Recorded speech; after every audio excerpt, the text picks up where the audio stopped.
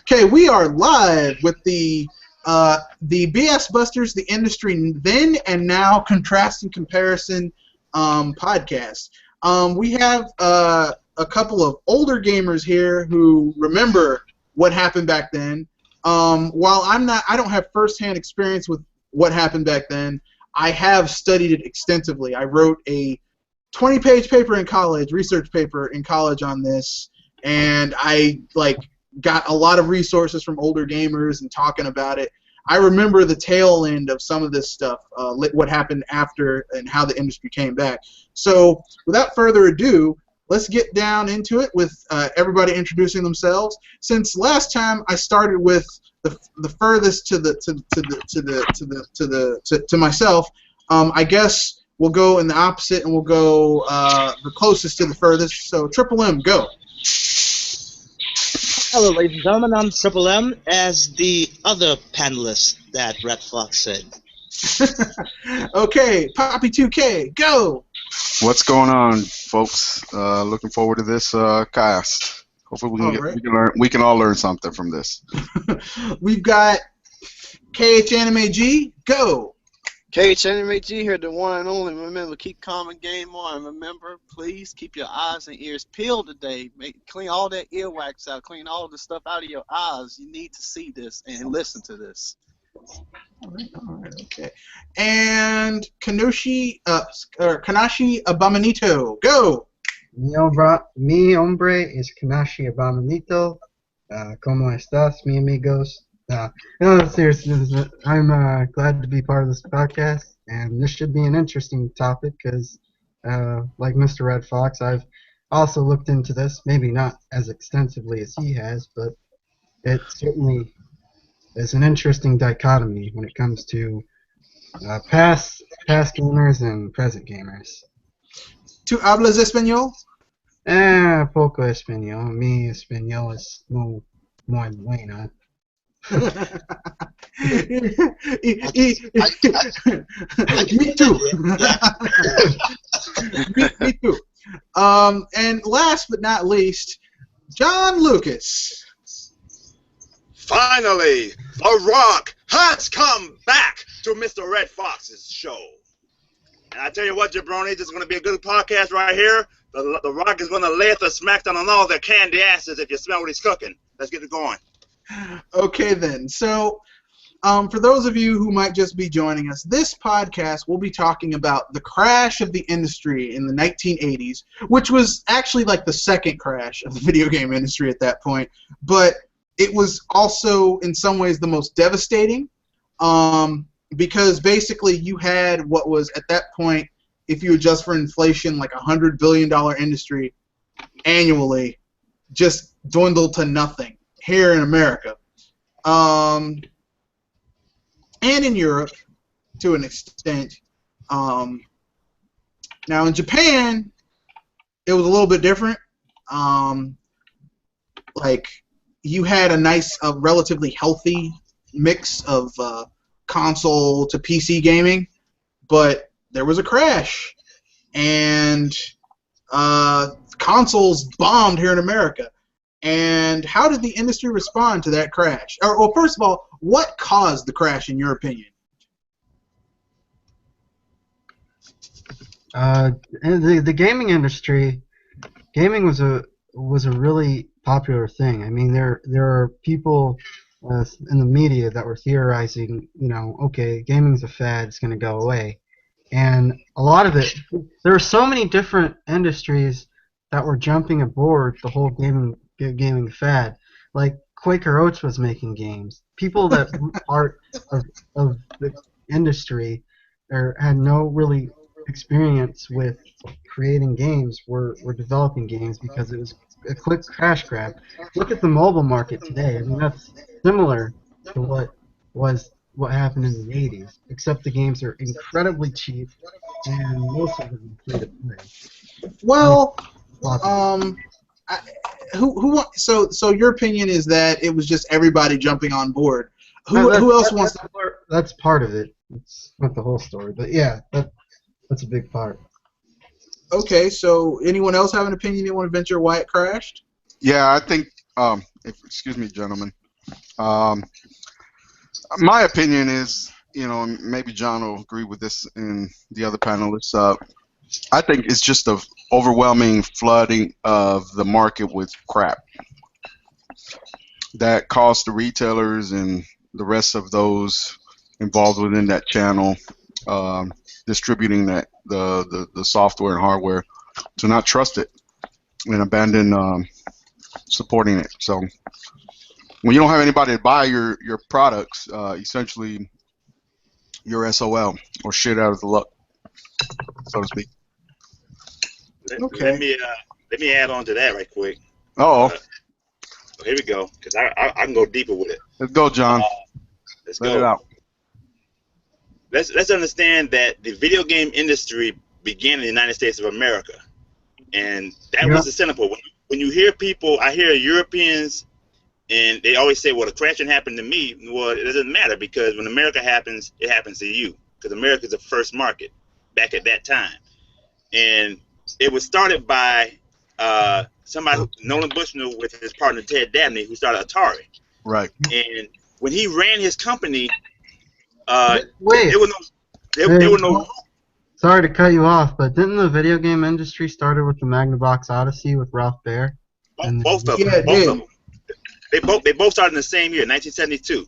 As a matter of fact, Atari stole their games from Fairchild. Yeah. Pong. They had the licensed Pong from Fairchild. It's complicated about that origin, because let's not get into that, because that's another subject. But let's just talk about because Odyssey was his first home console, but the industry was started by this Atari and the Odyssey, put it together. But Atari is the one that got it the 1970s. Yep. And at that time, there were no rules, because it was it's pioneering. It's a brand new industry. We're clearing brush. It's wild cowboys. But what do? We don't know that Steve Jobs worked for Atari, and if Apple knew, if Atari knew better, they might have had the home computer first. But so that's another subject. But when he went to when the second generation began, like I said, we said the second crash, because the first crash happened. Why? It was basically the same thing that's going on in the mobile market right now. It was the Pong crash. There's too much Pong.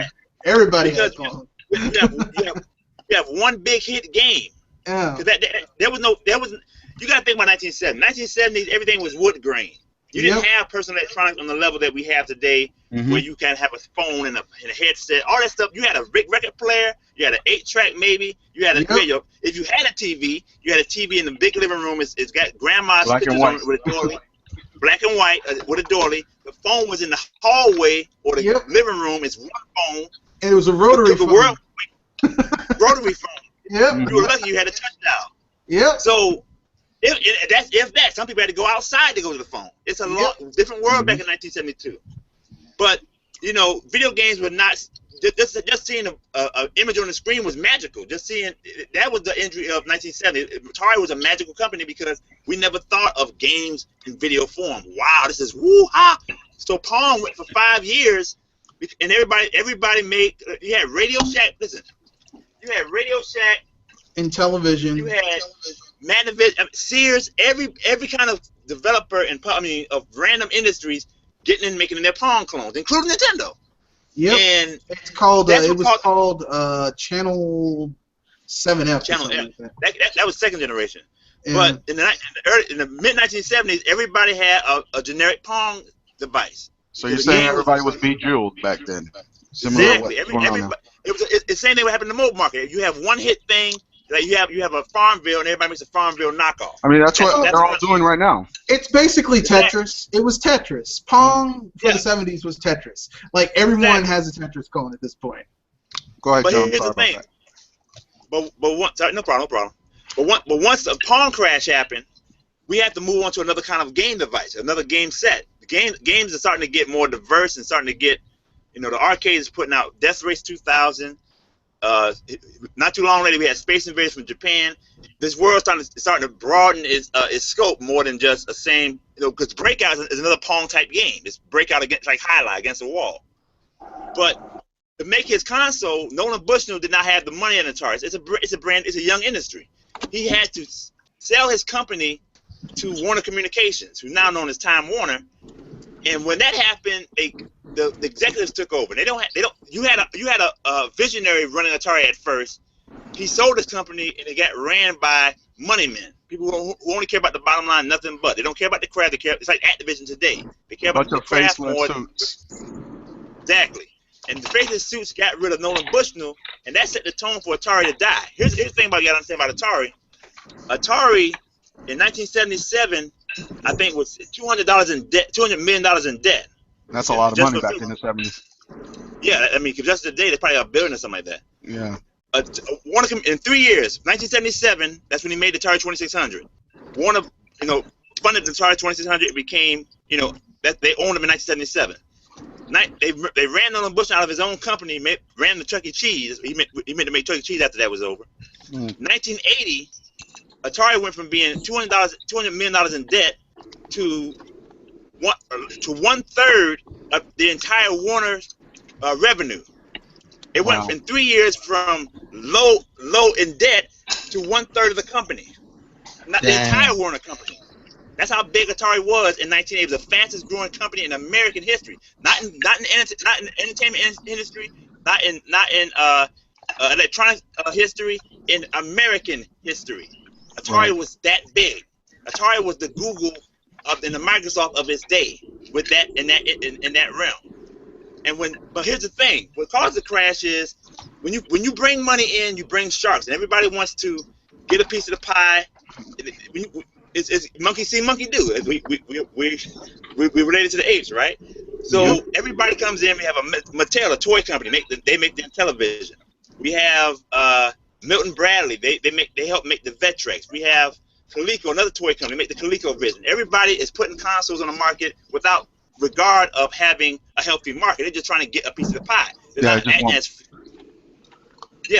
acting as responsible first parties. Nolan Bushnell was a first party, and he tried to keep some integrity with his business.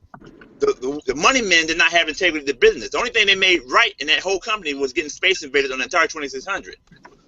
They're irresponsible first parties with everybody trying to put a console. Think about it, if you got 7 consoles in the shelf, what do you buy? Choice is good, but too much choice is suffocating. When you got 100,000 choices, you're like, you freeze up. You can't pick what's good and what's bad because there's too much out there. There's no standards on this industry. So what happened was, you have a lot of games and a lot of consoles, and everybody's just trying to get rich quick, just like the mobile market is right now. That's why I call the mobile market the Atari market. And what happened was, it finally hit a breaking point where everybody buy a game, you spend, because the games cost money. I mean, you had to spend money to get these games back then. These old Atari cartridges and all this stuff here, it was not throwaway money. You had to pay money for it. Yeah. So once they got it, they got home and said, "This game's not good. It's not fun. It's not like the arcade I remember." Pac-Man comes out and it's not quite right. It's Pac-Man, but it's not Pac-Man like an arcade. It doesn't even resemble it. They only gave about the guy who developed Pac-Man. They didn't even they paid him up front. They didn't set out the boundaries or the time frame. They paid him up front. And they basically took the money and ran. Yeah, and you had lack of standards and lack of discipline in the industry, and before you know it, everybody, like I said, Quaker Holt eventually got into the act. Everybody wanted to make games to sell their cereals and the dog food. It was amateur hour, and all that stuff. Like I say, crashes doesn't happen gradually. Crashes happen suddenly. That's why they call them crashes. It goes to a crash and just goes off the cliff. So in 1977, Atari, the leader of the industry, was in debt. 3 years later, 1980, it was 1/3 of the company. 3 years after that, 1983, it was losing $2 million a day. Wow. That's how bad it was. It's a website online that there's Atari in a historical fashion. I mean, line by line, every aspect of Atari. I've read it. So that's what caused Atari to crack in 2 pieces. And because they're the leader of the industry, everybody else got shaken out, except for a handful of people that was able to hang on, like Activision and other people like that, the first third-party developer. So what you had was no standards, no discipline, and a mentality of greed without balance. And that's what led to an implosion in the industry that somebody had to come and save, or you wouldn't have had an industry to sell if you would be selling things in a plastic bag like they do in MIT all the time anyway. That was the video game hobby. the video game business was dying. And when you say a Europe is not affected by your crash, you're wrong, because there's no European consoles. What Europe does is what Europe does. It follows what America does. What Japan did follows what exactly. What Japan was in Japan, they make their arcades first. America made the arcades first, but then Japan caught up to them. But Japan caught up to them, and go ahead. No, I was just gonna say I was gonna sound off on what I thought, but you really hit a lot of the same things that I was gonna say, so it doesn't need to be said. What I will say is that you're right. Is that Japan does what they did when they were growing economically. They imported something from America or someplace else from the West, brought it to where they were, and then from the East brought it to where they were and refined it and made it better than it was. From the West. So, like, the reason I said that, like, Japan wasn't as affected by the crash is because, like, by that point, they had their own people making their own arcade machines in some ways that were better than what was coming out of America. And that's where I came in. I was 1980. I was 4 years old. That's why I first joined video gaming. And that's when Japan and America were almost even killed. Space Invaders from Taito, 1978, was eating quarters. They couldn't even get that coin in Japan. The yen coin was not available because it was going into Space Invaders. It came over here and killed the world over there. Then you had Namco show up with Galaxian and Galaga, and Pac-Man, and then you had everybody. And then Nintendo shows with Donkey Kong. Japan was on a renaissance period. They didn't start the industry, but they took the industry in levels that Americans were not taking. Americans started getting greedy and short-sighted. I have a quick question. While we're on the discussion of crashes, why did the arcade industry crash in this country? Just a quick answer.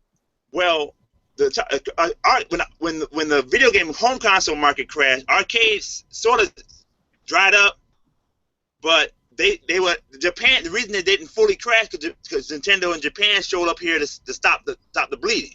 So when they stopped the bleeding, then the arcades were able to cope. Because basically, think about it. You think about the early 1980s kind of arcades. You had stuff like, in the American side, you had Defender. You had Millipede, Centipede, Robotron 2084, Qbert.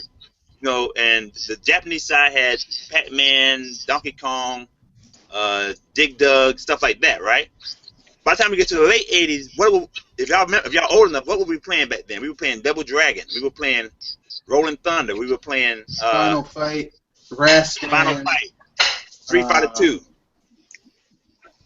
And even most of these games are Japan. Japan took over the industry. Yeah. Especially with the home console. The American, because what happened was that a lot of those companies during the 80s crash that lost lots of money were also the people who were making the arcade games. And when they lost their money, you've got arcade games. Why would you start making more arcade machines when you just lost millions on a home console? Because it takes millions to get an arcade machine built. You have to get it built. You got to put it away, and there's no chance. There's no guarantee that people are going to play that game. Yeah, and that's why Nintendo was smart to leave the arcade. Everybody forgets this. That Nintendo was doing arcade. They started getting arcade in 1975. It was amateur at first. They started getting on their stride to the late 70s, and by the time the early 80s came along, they were getting in their renaissance period. But as soon as they started making arcades, they almost left. Arm Wrestling was the last arcade they made in 1985. They went to the home market because the home market, you got the arcade experience for a bigger price. You basically pay one price and you get to play as much as you want. Arcades, and you get to play multiple games. Arcades are singular games in a cabinet in one space. It's a harder market to make money off of. That's why the Japanese third party had the grudge against Nintendo, because the home market was stronger than the arcade market. In arcade market, after a while, now the last crash was the 90s, because after a while, what sort of saved the arcade market was the Street Fighters. Everybody started making these fighting games for a while, and that kept it afloat for a little while longer. By the time we got to the late 90s, the home console caught in the power with the arcades, which made arcades obsolete except for special novelty occasions. That's why Japan still sort of has them. But the rest of the world, unless you find an out-of-the-way laundromat, you'll never see arcade again. Yeah. So that's what caused the arcade crash, because American companies, they lost their shirt in that original crash, and Japan took over and extended the business. not just that, also the Western market, the American market, was looking toward the home computer as the savior of the business.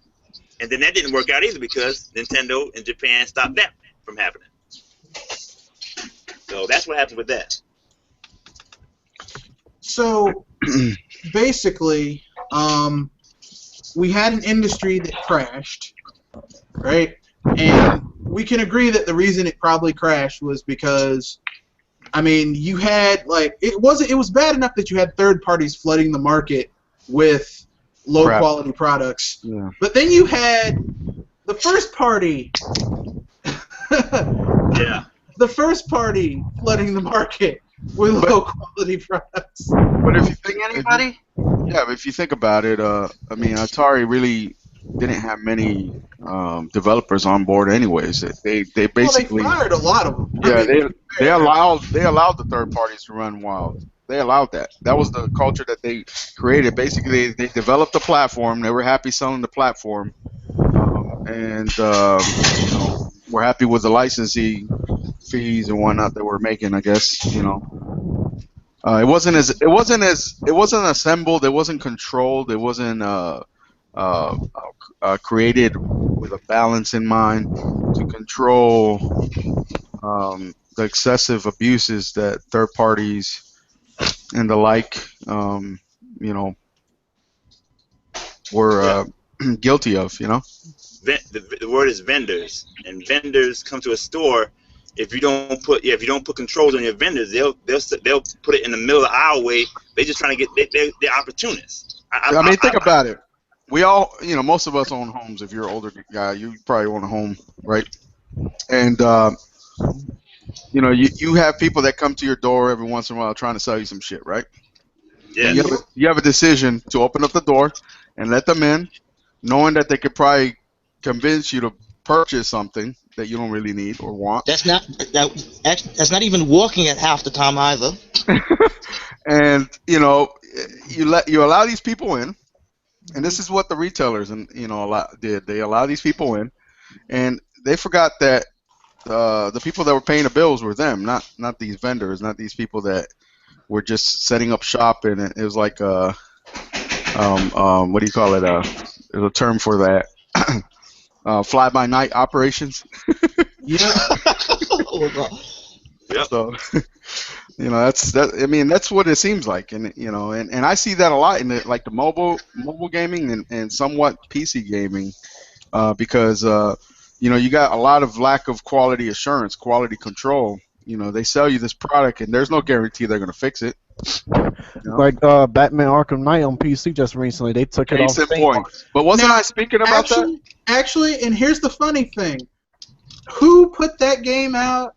That horrible, broken piece of garbage on PC? Warner Brothers.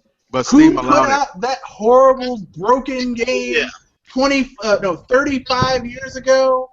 That they eventually Oh, how ironic. Yeah, it is. It is. Very ironic indeed. I see. And here's the thing: I didn't even look when I made this video. Arkham Knight had not released. I was not aware that Warner Brothers would be so nicely doing something 35 years that they did 35 years later after they did it 35 years ago. Except, thank God, this time it's not a first-party developer putting out a console. And a game. This industry is very young and very intimate. Everything. If you look at industry historically, you'll see the same suspects every time. Because you got to think about it. Warner Brothers came from the movie industry, and then they got into the music industry. They run entertainment. Yeah, then they run entertainment. So when the video game became entertainment, they said we're gonna get a part of this entertainment company. It's just like Sony does, as Sony did. Warner did it first. And that's why they owned Atari. Because Warner Communications is Warner Brothers, same thing. Thinking Warner Brothers as cartoon characters like Animaniacs and Looney Tunes. That's what they're like right now. A bunch of cartoon characters. No, I won't say that. The thing about Warner Brothers is that they're multimedia. They do movies. They own DC, so they do comics and animated features. I mean, and here's the thing: Warner Brothers, if they had properly diversified their stuff, it would be awesome. But they didn't. So. But see Warner is you know, you see these companies. MCA was one of them that was trying to get in the game business too. They was around LJN. You got outsiders trying to, you know, have influence on the entertainment business. It's no. If you could come here with a quality, no problem. We'll invite you in. But at the root, the Warner's not a game company. They understand entertainment. Yes, they do. They don't understand games. And this is a different business than most entertainment fields. So they're not gonna come in with the same kind of respect and the same kind of polish as somebody that comes and makes their bread and butter from a gaming aspect. And that's why Warner Atari went down, because they did not respect the gaming craft. They just saw this as another field to enhance their entertainment revenue. The way you start a business is the way you come out of business. The way we call it your corporation motto. The way you trying to find the best words for it. Yeah, the value. Your mission statement. Your mission statement. Mm-hmm. Your mission statement determines every move you make in that business. And you know, that low quality stuff is, you have vendors, like you said, fly by night operations. Warner was not acting as a proper homeowner, put it like that. I'll put another analogy for you, Poppy 2K and company. I'll make it like this. I say you have a grandmother. She runs a bakery, ran it for 50 years. Started the store from scratch, you know, built a client base. They're part of the community, right? Oh snap! I see where this is going. You see where this is going. That would be called a first party. She started the store. She sells the goods, right? Yep. The second party is her nieces, nephews, her daughters, sons, family friends that help out in the store. They don't know as much as grandma does, but they help out, sweeping the store out. They sell. They put out the flyers. You know, they put out the little, you know, the streamers with the colors, the flags, and all that stuff. They help her sell her goods, and they're committed to the health of the bakery. That's second party. They know their role. They're not in charge, but they are assistants. One family company. Yes. Family-owned company. Exact. Family owned. That's the perfect way to say it. But a vendor, the third party, he's not invested necessarily in the health of the business. A third party would be like a traveling lemonade stand vendor. He said, "I want to come to your store, Grant. I want to sell my lemonade in your parking lot. Would you let me?" All right, you can do that as long as you give me a cut of your proceeds. Okay, cool. And the lemonade stand vendor, as long as he remembers his role, as Rock said, as long as he knows his damn role, will be okay. But once the vendor starts trying to take over the store, all right, Grant, I tell you what you need to do. You need to move this bread off to the side because it's getting in the way of my I'm gonna put my lemonade packets over here. You need to move this this cake. I don't want this cake over here. I want to put my my advertisement flyer. Yeah. I want to aside from my lemonade. Who is the boss? Who started this store? He's in the parking lot selling lemonade. He's already moving in. Yeah, he's here on my invitation. He's here on my volition. On your dime, yeah. Yeah, I can kick him out. He's basically leeching off of my stuff. He's riding my success. I built this empire. Riding on your coattails, basically. Well, exactly. I'll give you a real world example. In my second location, I have a girl runs like a bubble tea stand outside of the front of my thing. And like some people run off vendors, but I'm like, yeah, but she brings people to the place. They're like, bubble tea. Oh wait, there's like a barcade here. But like I'm not gonna let her dictate how I run my business. Yeah. You know? Yeah. Like I'm not gonna do that. That's stupid. Yeah, what would you do, Mr. Red Fox? You give him the stare? No. I mean, I'd give them the same look that I see Iwata give when people come up to him and like, hey, you need to do this. It's like, motherfucker, I run a multi-billion-dollar company. Get out of my face. Like that's what he wants to say, but he can't. You know, he's so polite with that. Please understand. The iron fist and the velvet glove we talked about last week. But you can see in his eyes. He's like, man, if I could jump over this like I remember 2 years ago they had the investor meeting and this guy asked a really stupid question. I was like, man, like you can see the look on his face. I'm like, he looks like he wants to jump over that table and like just like beat the heck out of this person. Yeah, like, he wants to slap the shit out of him. He's like, please understand, my hands are strangling the life out of you. Please understand. You know how they always say that Pip hand. they always say that your body posture and your stance or your look or your expression shows everything. You don't even have to say one word. Yeah. That's what they say. Hey, listen, that's probably why I put that fight video at last E3 to show him his skills. Don't try me, son. show him what he can do, because you know he got it. And he probably looks at the guys in the board and the members of the board, and he looks at them. He's like, "Are you guys really going to vote me out? Come on now." Y'all don't want to vote me out. That thing's run like the mafia. You can't screw. First of all, who would want that job? I mean, exactly. the amount of people armchair quarterback in that guy. Oh my God. Who would want that position? But back to the point at hand. We were talking about the crash and how it didn't quite affect Japan as much as the rest of the world. In Europe, the crash it affected them, but it was kind of minor because I know in Europe they had like a lot of gaming PCs. Like even back then, gaming PCs for the time, like people would play with those games on the Spectrum where they were on a cassette tape. First of all, look, I'm an old school gamer. I ain't that old school. I can't imagine how anyone played a game off of a cassette tape. I have. I'm old school. I'm cartridge old school. I'm not cassette tape old school. I can imagine that. Remember back in the PlayStation 1 days that you had to wait for the loading screen? It's not as egregious as the tape, but it was right there. It was right there. Yeah. But I'll say, go ahead. I mean, like we've talked about this in the past. There's always a bubble in any industry you go to. The bigger the industry gets, the larger the bubble, and eventually, the profiteers, those that come in with, and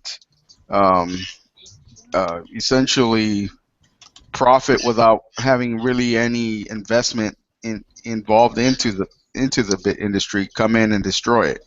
I call them the bloodsuckers.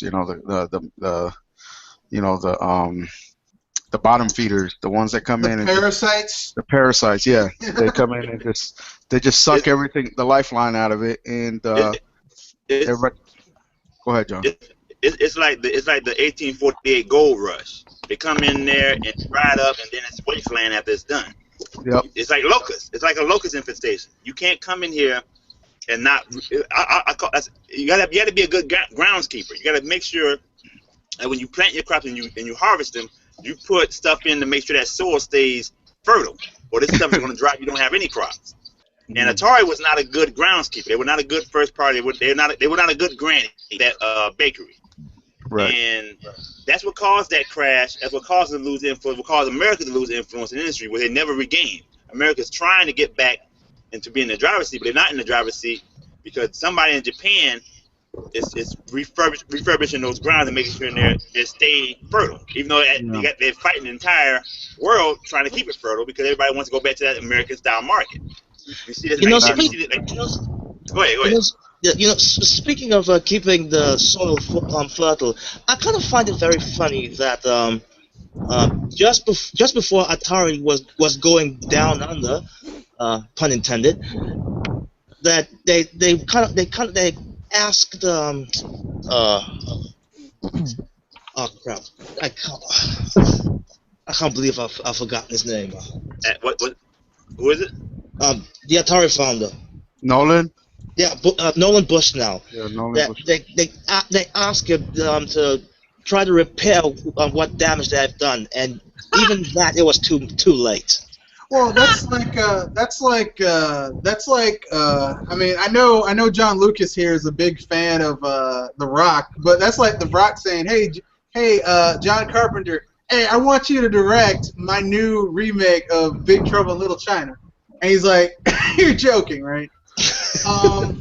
It's like there's some things that just don't like Nolan. First of all, Nolan Bushnell, when he ran the company, ran it horrifically. So I doubt he could turn that broken, battered, busted, thrown down a flight of steps company as it was back then around. The thing is, he even admits in some interviews that they didn't know what they were doing when they were running Atari. Well, Yeah. it was a new company. I mean, there's no way you're going to be able to know how to run a company like that. Yeah. It's pioneering a new industry. Of course, like I said, there was no rules. They was playing it by ear, by the seat of their pants. There was no rules. They were just doing what felt right and what made sense to them. But there was no rules. But Yamauchi, looking from the outside in, when you look from the outside in, sometimes you can see the deficiencies that those that are in can't see, and he was see it a able to little bit adjust better. it. Yeah, you always can see it better. That's why you get all these analysts and shit, trying to dictate to the world how things should be operated. Sometimes their perspective isn't correct, but in this case, Yamauchi looked at it with a business sense perspective, and realized that you can't just go in and allow anybody to just come in and set shop up without any types of controls or measures. Essentially, Yamauchi said, if you want to make money in my camp, I'm going to set up shop here. I'm going to start things over. I'm going to start tilling the ground. I'm going to start planting seeds. If you want to come in and you want to get a little piece of this, you're going to have to give me some bigger piece of the pie. A piece of the action. You wanted a piece of the action. Yeah. And I mean, like, here's the thing, okay? Or else I'd slap the shit out of you. a lot of people would say that Yamauchi Get the powder. that Nintendo had a monopoly, and they did.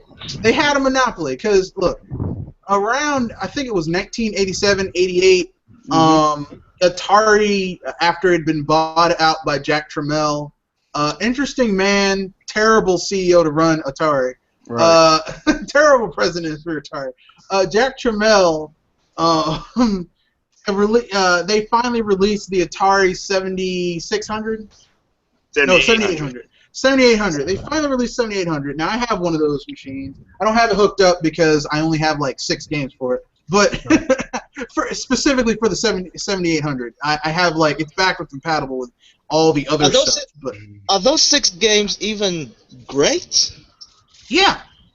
Oh. 3 of them are Activision games. Activision made really good games on Atari. Like Activision used to be a really good third-party company. Like they're old school. They used to be a really good third-party company. Recently, since Bobby Kotick took over, they make a lot of money, but they're kind of terrible. But they used to be really awesome. Oh yeah. I remember when Tony Hawk used to be somewhat interesting. I used to like those games as a kid. Yeah, see, the thing about Activision back then, Activision comes from Atari. Activision was the first third party because Atari didn't want to give their credit to their game makers. They separated from Atari and became Activision. And They were a protest. They were a protest against Atari. And the thing about it was back then, before 1986, Atari was run by game makers, and that's why Atari back then was good. It's now run by businessmen. And the spirit of Atari being the first game maker keeps them alive. They know how to find a property, but there's no spirit of a game craft with Atari. That division now is just they find a hit, they maximize it, they make money. They survive, but they don't have. You're not going to see them as a craftsman. You don't really look at Skyland as the ultimate in gaming. You don't see. They just find what's popular. They know how to market. They're great marketers. But the original Activision died in 1986 when the original founders had to drop the company, and Bobby Kotick took over in 1991. And Activision was going to the PC. That's another reason why they crumbled. They went to the PC, and then the PC dried up, and that's what caused it to lose power. But I remember. No, I when I researched this, I came across a couple articles talking about, because when Nintendo came into the console market, even like the media, even in those days, people weren't too sure about Nintendo resurrecting the market. They pretty much Nintendo was doomed then. Just like everyone says they're doomed now. Here's the thing. Every time 1985. No, every time Nintendo releases a console, you can go back and look at archived footage of analysts saying this is gonna fail. Yep. They're not gonna make money. Like even now with the Wii U, it's gonna fail. They're not gonna make money. The GameCube, it's gonna fail. It's not the only console that Nintendo ever released that failed utterly and completely was the Virtual Boy. That's it. And the thing is, like even then, even in the 90s, people are like saying, "Oh, PCs are going to take over the market. They're cheaper. They're going to override the console market." I was even reading articles about that. It's just like that didn't happen. And they're saying the same thing about smartphones and tablets today too. Yeah. Well, the thing is like consoles are designed to play games. People want all of these features, but they forget that the most important thing about a console is that it plays games. Like that. Like if it doesn't play games well, then your console sucks. I mean, look at the PS2 success. I mean, don't get me wrong, it's a good console, but the majority of people that had a PS2 was for the cheap DVD player. Yeah, I play DVDs. Now I got my PS2 for $99 used at GameStop, even though I hate buying things from GameStop. By the way, before we go further into the topic, the question and answer app is open. So if you guys have any questions or comments, you can leave them in the Q&A app, and we'll try to get to them. I unfortunately do not have this thing in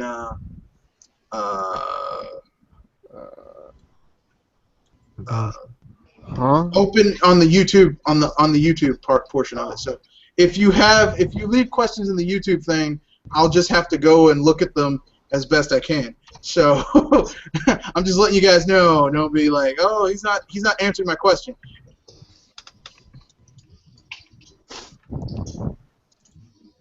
Okay. So just want to let you guys know that. Oh yeah, going also not just the PS2, not just PlayStation 2, but even the other Sony consoles, PS3 and 4. I mean, people bought those consoles for Blu-rays. That's because Sony sells formats. So people once you understand a company's business model, like how they make their money, it makes sense. Like Sony made the PS1 to push CDs. Yeah. Sony made the PS2 to push DVD. Yeah, Sony made the PS3 to push Blu-ray, but it backfired on them because expensive. Too expensive. No, well, it was too expensive, but you had a bunch of players in there too with that patent. Yeah, well, not only that, but the thing is that okay. The creation of that technology. There is no at that point. There still is no real need for Blu-ray at this point because people are still making HD DVDs. Yep. You know why there's no need for Blu-ray? Because it's too expensive. No, because when you buy a game, you got to download 80% of it. No. Not only that. There's no need for Blu-ray because. That's what I'm saying. You don't even need the disc anymore. It's all downloaded. They sell the format, so they want Blu-ray to be the standard for movies and television, all that type of stuff. The problem is that economically speaking, if I'm a broke college student. Okay, if I'm a broke college student, like me, and I get my tax return, right, and I'm like, okay, I'm gonna buy a console, right, and I have a console and I buy it, am I gonna buy a PS4 and buy and spend hundreds of dollars amassing a 30, 40, 50, 60 movie Blu-ray collection, or I could buy a PS4 and hook it to the internet and pay $7.49 or $8, $9, $10 and get Netflix. It's cheaper.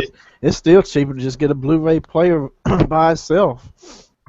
Here's the thing about all that, like Mr. Red Fox says, is that when you have outside, you have a conflict of interest, and like I said, Sony started in electronics and media, and that's why they will always sell electronics and media first and foremost. That's where they come from. The situation is. Back in the fifth generation, the late 1990s, we had a big argument over discs versus cartridges. Yep. The truth is, cartridges is actually superior to discs and always was. It is. The situation was, It was too more expensive. expensive. Yeah. It was expensive at the time.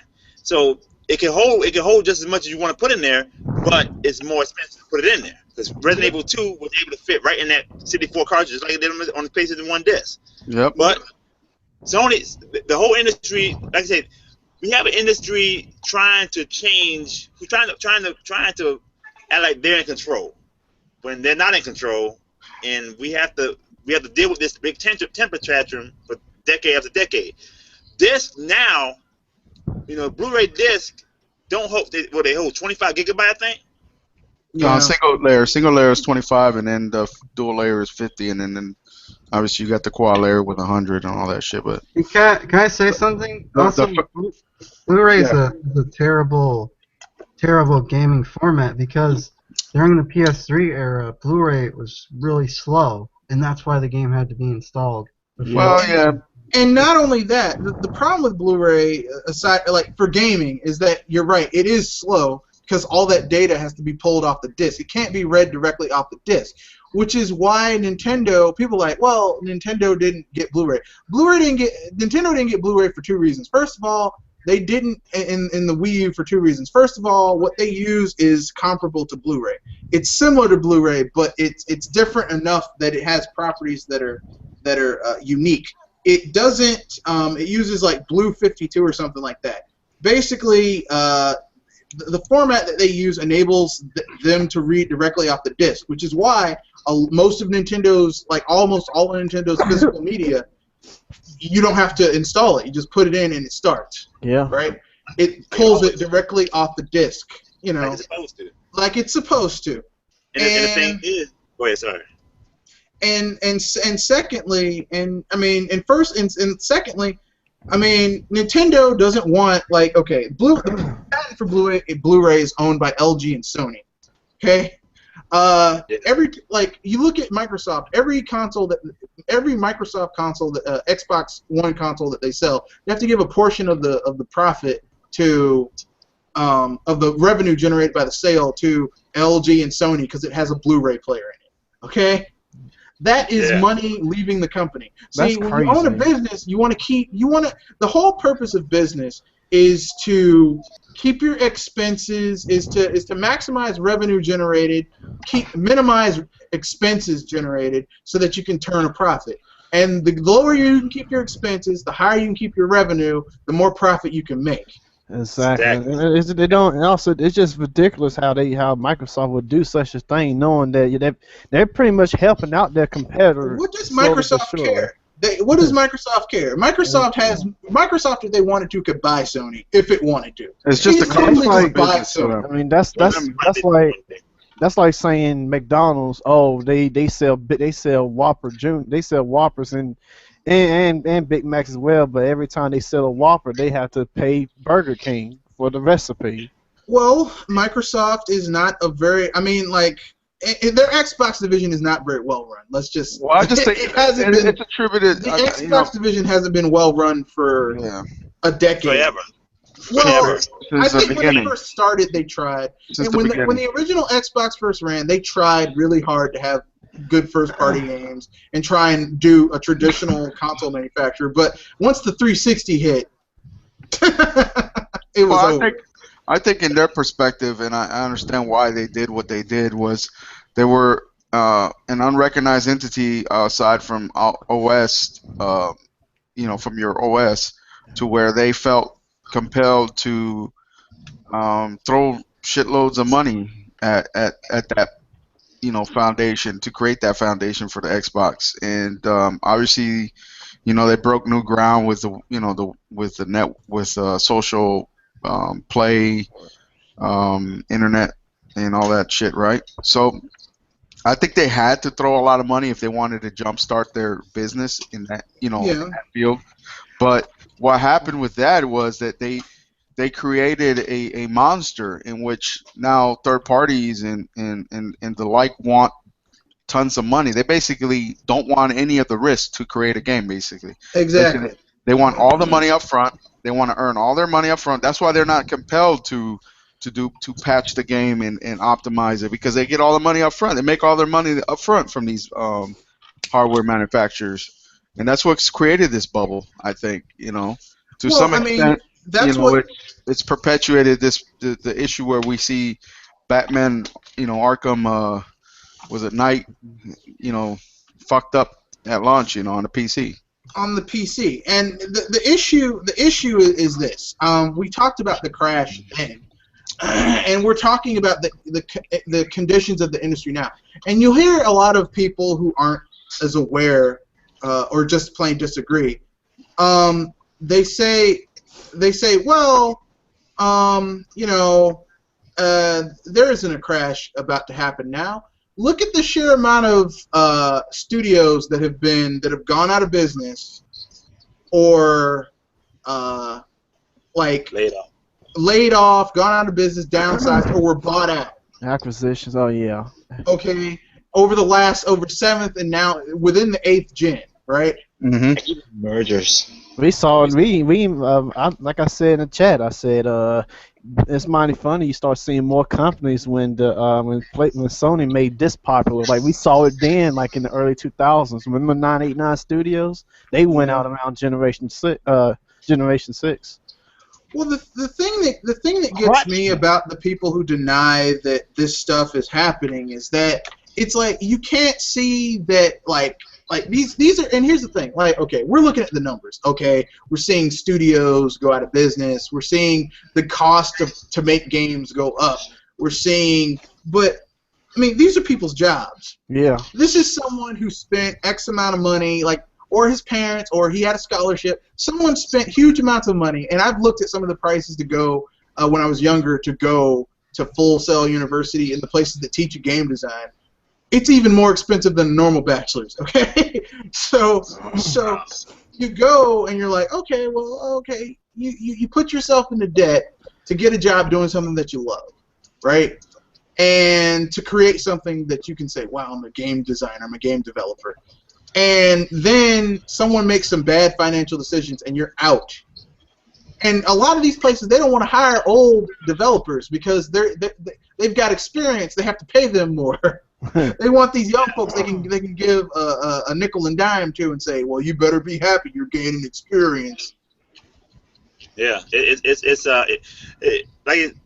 gonna go back to that thing I said earlier about the disc versus the card, and the disc was inferior to the card all along. Today, the reason why the disc is pathetic because all that 100 gigabyte,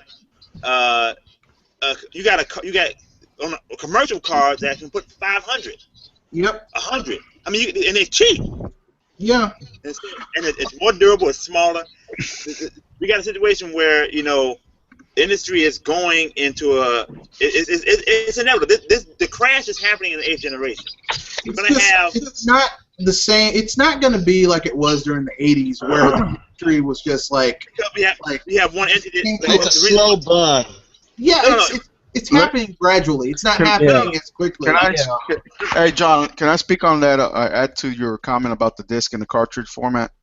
Go ahead. Okay, the cartridge format essentially is a superior medium because you have the ability to read almost instantaneously data to where a disc you're relying on the laser. Okay, you're relying on the laser to scan the disc as it's spinning. Depending on how fast it's spinning, it's taking chunks of data as it's spinning to gather, and then it sends it off to, into the memory, and from then on it does whatever it needs to do. So from a cartridge, from a cartridge, you're getting that data immediately from whatever you need it, from wherever you need it, and transferring it over to process almost instantaneously. Yeah, and simple process versus Rube Goldbergian process. A bunch of around the way stuff to get the same result. Well, here's the funny thing about cartridges is that they were created by Jerry Lawson for Fairchild, right? That's your hero, right? Well, he's not my hero, but he's one of those people that if you call yourself like you gotta know there's certain people you gotta know if you want to know about the video game industry. Nolan Bushnell, the guy Ralph Baer. You got to know these people. You got to know Jerry Lawson. If you don't know who he is, basically at Fairchild that made the chipset that they used to make the cartridges, he basically, like they said, we need a stable form to hold data. Yeah, he was the pioneer. He was one of the pioneers of gaming. Okay, but here's the thing: the team that he spearheaded that made cartridge technology, we're still using cartridge technology. If you look at a SD card, that's a cartridge.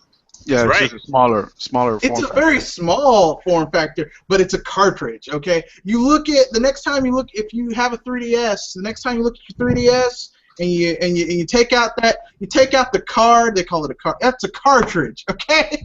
Exactly. And Nintendo never left. You look at the shape of it, it reminds you of the NES. It's a cartridge. Situation They're is- just, Yeah. you know. The word cartridge, people, I know etymology, that's word history. And cartridge, if you know Spanish, carta means card. You know, the word is right there, cartridge. When Nintendo starts with playing cards, it's no surprise that they understand card more than anything else. Cartridge is superior, it's stable, and it's solid, and it's durable. You can throw it around, it can get bumped, and it's still going to work. I think if they do go back to the cartridge, let's just say hypothetically speaking, if they do go back to the home console and use like a form factor such as an SD shaped one or like similar to the 3DS cards, that they wouldn't need a hard drive. Yeah. The only reason Nintendo They wouldn't need a large hard drive. the only reason Nintendo put these discs in the system in the first place is a compromise. They don't like Yeah, cartridges. and They don't people- like discs either. And here's the thing. And people are so silly, man. They think well, that makes their system better. It doesn't. Well, the thing is that we're Lazy ass developers. we're becoming more of a we want it now society. So Yeah. people can't go to the store and buy the game. I mean, it's awesome that I can download it at midnight and just play it. That is awesome. Well, for my time, it's 3 o'clock in the morning, but midnight for the Pacific for the West Coast. West Coast. That's really cool. But I mean, you know, there are a lot of people that download things, get digital. Like for example, I would say that I have like 80 games on my 3DS, and like I would say about 70 of them are digital. Right. Right?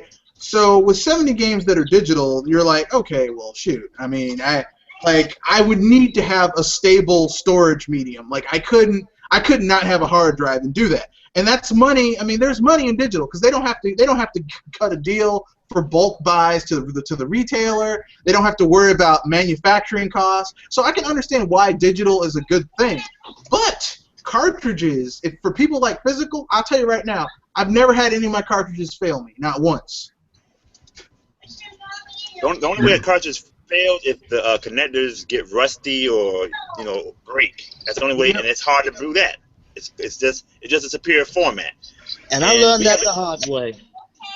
Yeah, we got an industry full of fads, full of short-term thinking, full of quick crash grab profiteers. Mm-hmm. We got people with conflicts of interest in the industry, cause the industry to go. The only reason it's not fully fallen off the cliff yet, because you got one. It's not going to be the crash of '83 because there's going to be one guy already here to make sure it don't crash. It's going to. That's my whole synopsis of the whole generation, which I talked about 2 years ago, called the Unity generation. The generation unified because all of the chaff is coming off the corn husk right now. That's wrong. That's the wrong analogy. There's chaff on the corn husk. But I think we can all agree. I think we can all agree Nintendo's not going to crash because I mean they just proved it. Look at Splatoon. You just had a million seller right there in less than a month. I mean, I'm not even going to say less than a month. They sold 1 million copies of that game in 2 weeks and some days. Oh yeah, it's like they know they have their finger on the pulse on what exactly consumers want. So when we bitch about Metroid not being on the home console, maybe it's not ready. Maybe the market isn't ready to deal with another Metroid. Well, think about I'm not going to say it's not ready. Maybe they're working on it and they didn't want to tell us about it. Well, that too, but they would have released it already if they wanted to, The thing is, Nintendo, they take that very they don't release a game unless it's ready. Yeah, exactly. So if it's not ready, they're not gonna they're not gonna pull a Microsoft or Sony throw out a How game. about Oh, we'll patch it later to fix it. Destiny?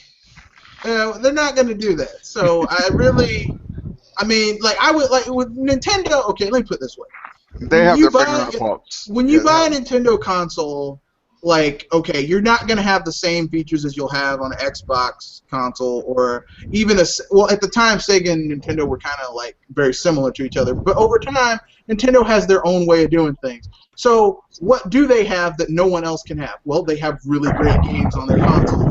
They can't have that reputation and that title if they just threw something out and it wasn't ready. So they got to wait until it's ready.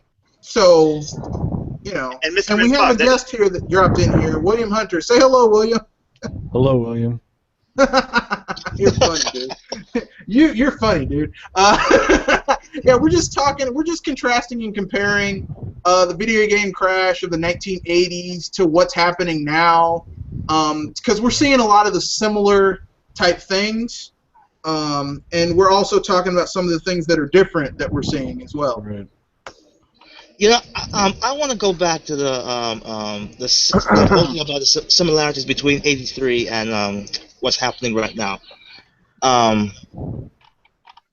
I think it was either Konishi or John Lucas said that there was even a cereal company was making games back in the Atari days. Yeah, Quaker Quaker Oats. Oats. Oh, But so was McDonald's. I mean, the McD kids. Come on, man. Everyone remembers the McD kids.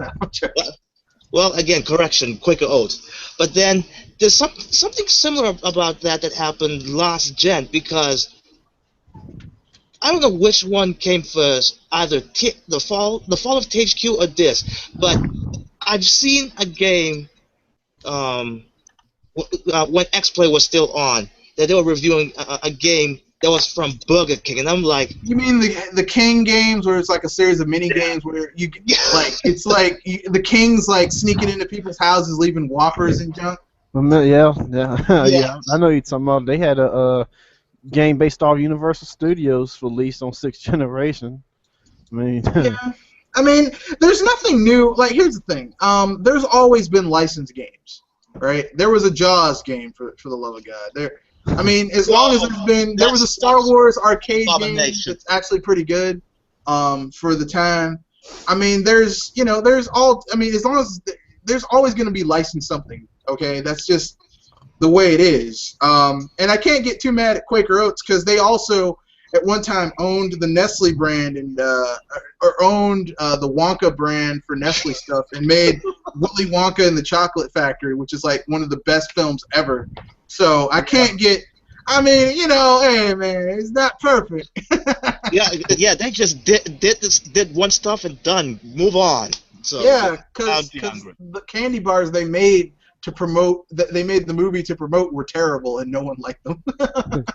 But the movie's pretty good, so I guess that was a good thing.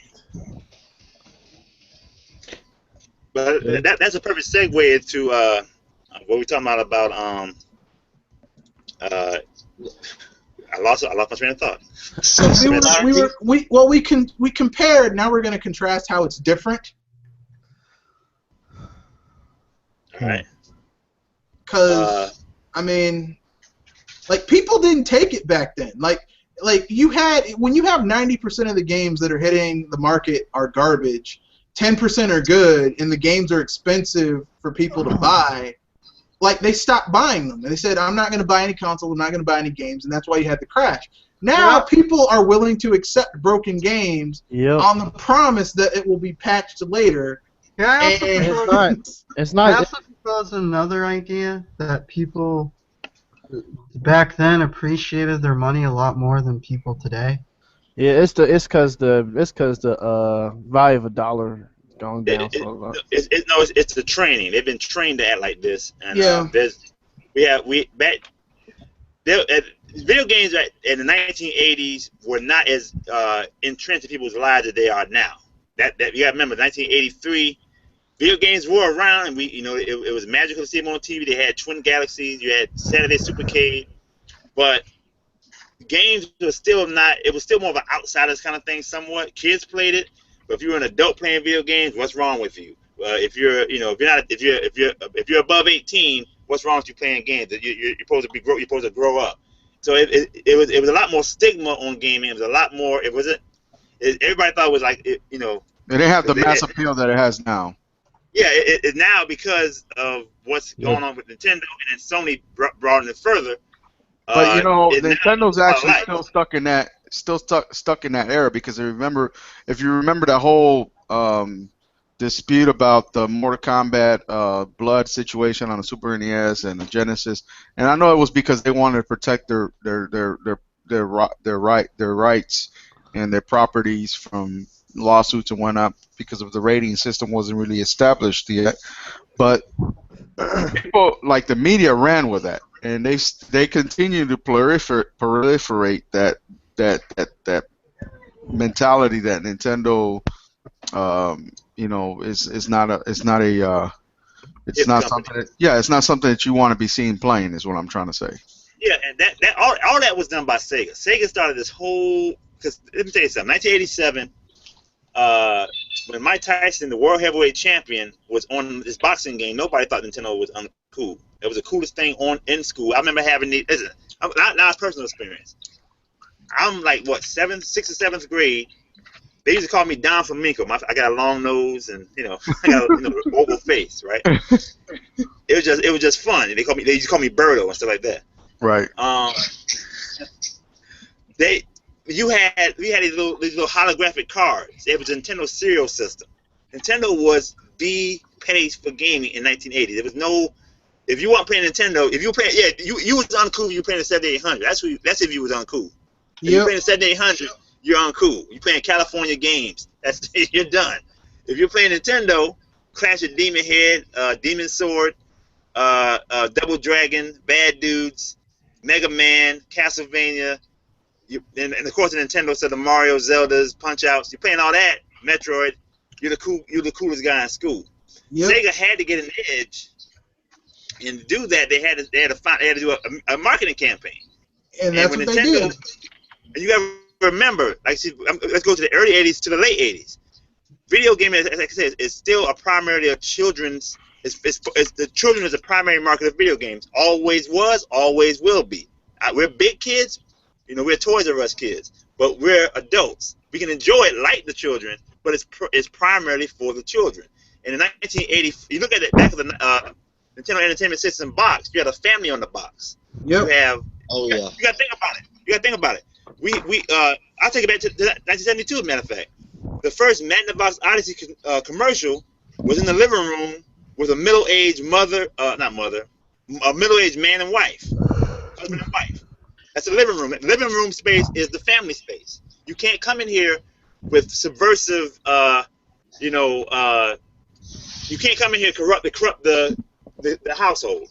Exactly. And you can also remember that was everybody. Every game in the Atari era, you didn't see that they might have talked about that Custer's Revenge game. I think that was on the computer. I don't think that was out on the Atari. I could be wrong.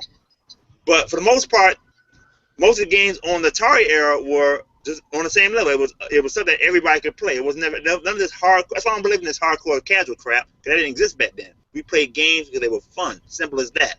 I don't care if it was Qbert. I don't care if it was Robotron. I don't care what it was. You played it because it was interesting. It was fun. It was diverse. Nintendo, you got to remember also, is a Japanese company, and back then you had a situation where there was a fear of Japanese products taking over the market. Sony was already taking over electronics already. Everybody was scared that Japan's taking over America. We just had a world war 40 years before this point. We still had, you think about King of the Hill, Cotton Hill, he doesn't like the Japanese. It's still a fear of these irrational fears back then that was entrenched in most people's minds. If you're going to sell to my children in the living room, you cannot come in here and be subversive. You can't come in here and be controversial. Nintendo's going to respect community standards. That's why they censored the game. That's why we never got Devil World over here in this country, and still haven't got Devil World over here in how many years? It's nothing but Pac-Man with Christian crosses. But it's not even a good Pac-Man knockoff either. That's the thing. It's not. But like I say, that's what they had to do to make sure they would be accepted in the living room and accepted by the families. So you don't see Japanese Nintendo as an invader coming to take over your children. That's why they did things the way they did. So when Mortal Kombat came along, Nintendo's still doing things the way they did in the NES era, protecting the household. While Sega doesn't have responsibility like that, they can put the blood code in because they're just trying to find any way to get popular. They don't care what they have to do to get popular. So they're gonna become like Shock Jock Radio and become the edgy company. And Nintendo becomes the staid old man, which has never left them to this day. We still have people playing the same. And Nintendo embraced that idea. Because that's what you do. When someone's bent and bound to turn something into a negative, you embrace it and turn it into a positive. And that's what they did. And that's why we, to this day, I heard your conversation with Francis a while ago on Player Essence. He's worried about voice chat. Voice chat is nice. But then when you have 12-year-olds cussing at you, you have women not wanting to go online because the guys are being saying inappropriate things. Yeah, you know what gets me, guys, with that whole voice chat dilemma is that these same people that complain that Nintendo's not getting with the times, they're not copying what the other systems are doing.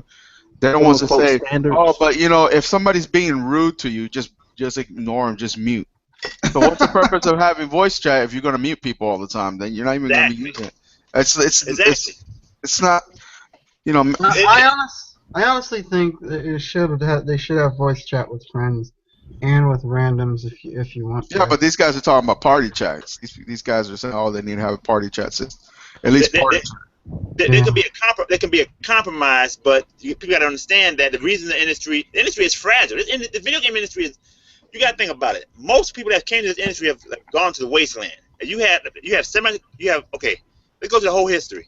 You've had TV companies, Magnavox. You've had Tandy Corporation, that's Radio Shack.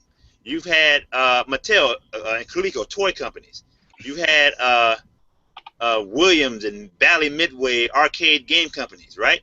You've had NEC, another semiconductor electronics company. There's multiple people that have been in this industry of so many different walks of life, and they've all failed. Every single one of them. Every single one of them is washed out in this industry because it's entirely almost impossible to make money in this business. It's hard. It's very hard. You have to put stuff out, get the hype up, and as soon as you get the hype up, you got to prepare for your next console, put it out, make sure the new console does not cannibalize the old console. It's all over every 5.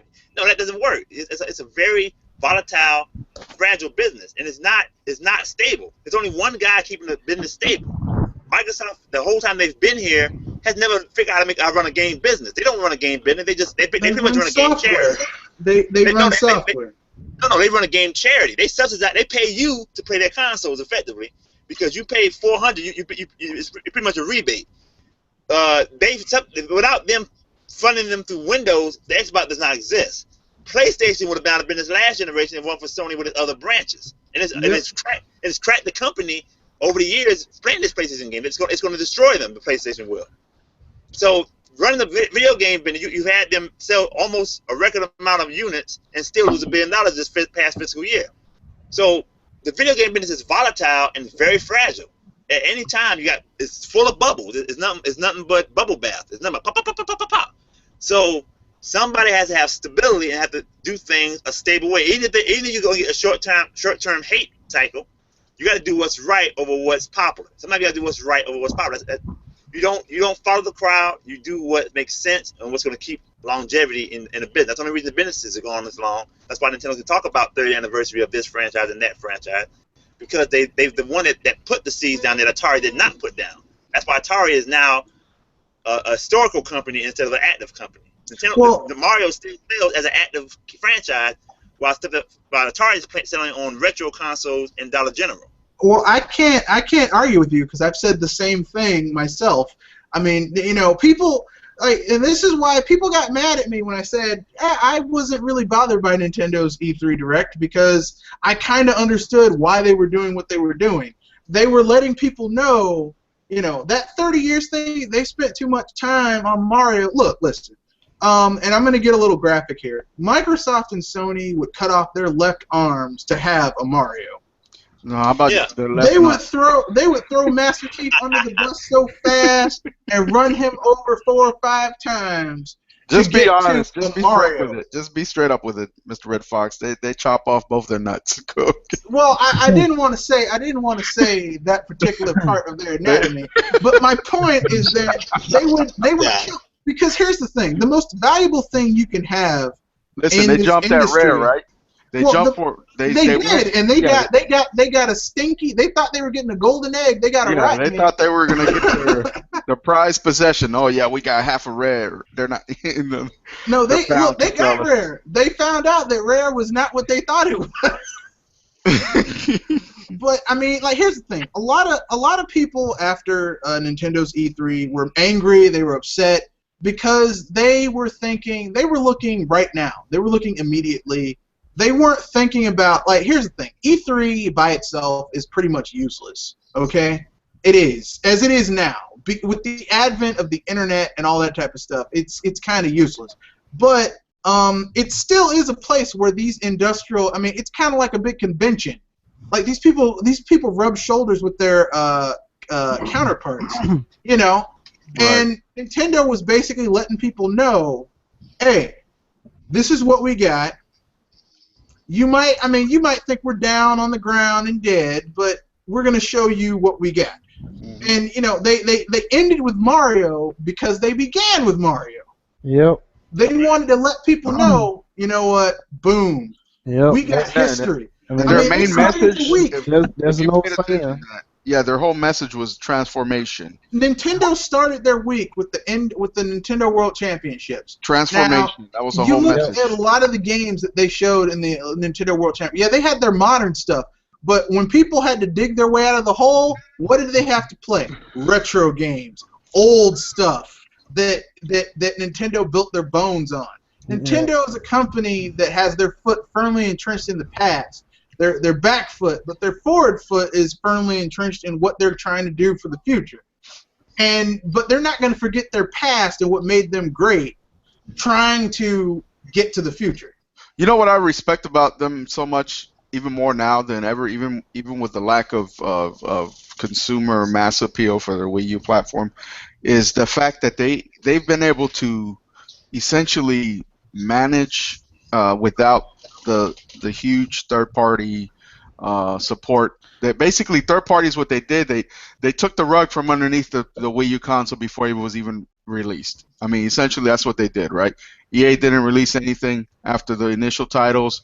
Activision cut them off.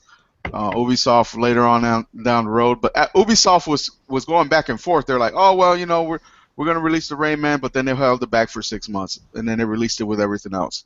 And then they kept on saying, oh well, we're not making a lot of money, so this and that. So they're sending out all these messages, all these signals to everybody in the entire gamer sphere, right?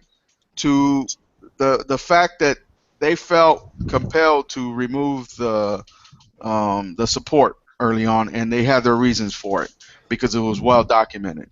So then, yeah, so then you create this stigma, right, with the console, to where big third parties don't want to spend 20-30 million dollars of their money to do the research and development to create games, and then then you got the gamers, the so-called gamers, they have YouTube channels and Twitch channels, and they just keep propagating this message that the media paid for and bought for by the big, large third-party corporations, the faceless suits, that to basically isolate Nintendo from the rest. And Nintendo's been able to overcome this. They made over $500 million in profit, man. I mean, they turned that whole fucking ship around. They really. Go ahead.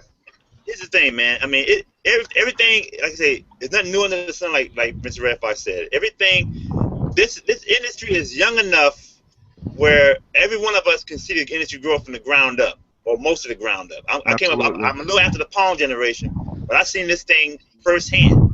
And I've seen the old ways before Nintendo came to this business, and I've seen the after effect. And see, it's been a war. It's a war. It's a giant war. This war has never stopped. There was in a grudge since 1985 when they came in and they saw the Atari market crash, and when they saw this whole thing, the Americans threw away what they created. They said, "Okay, one man's trash, another man's treasure. I'm going to take this thing, refurbish it. It's mine now." They don't want it. They don't want this couch. They threw it out there for the garbage man. I'll take it off his hand. I'll refurbish it. I'll patch it up. It's my couch now. I'm gonna put the plastic on it just like old grandmas do. It's mine now. So They basically once they rebuilt the industry from the ground up.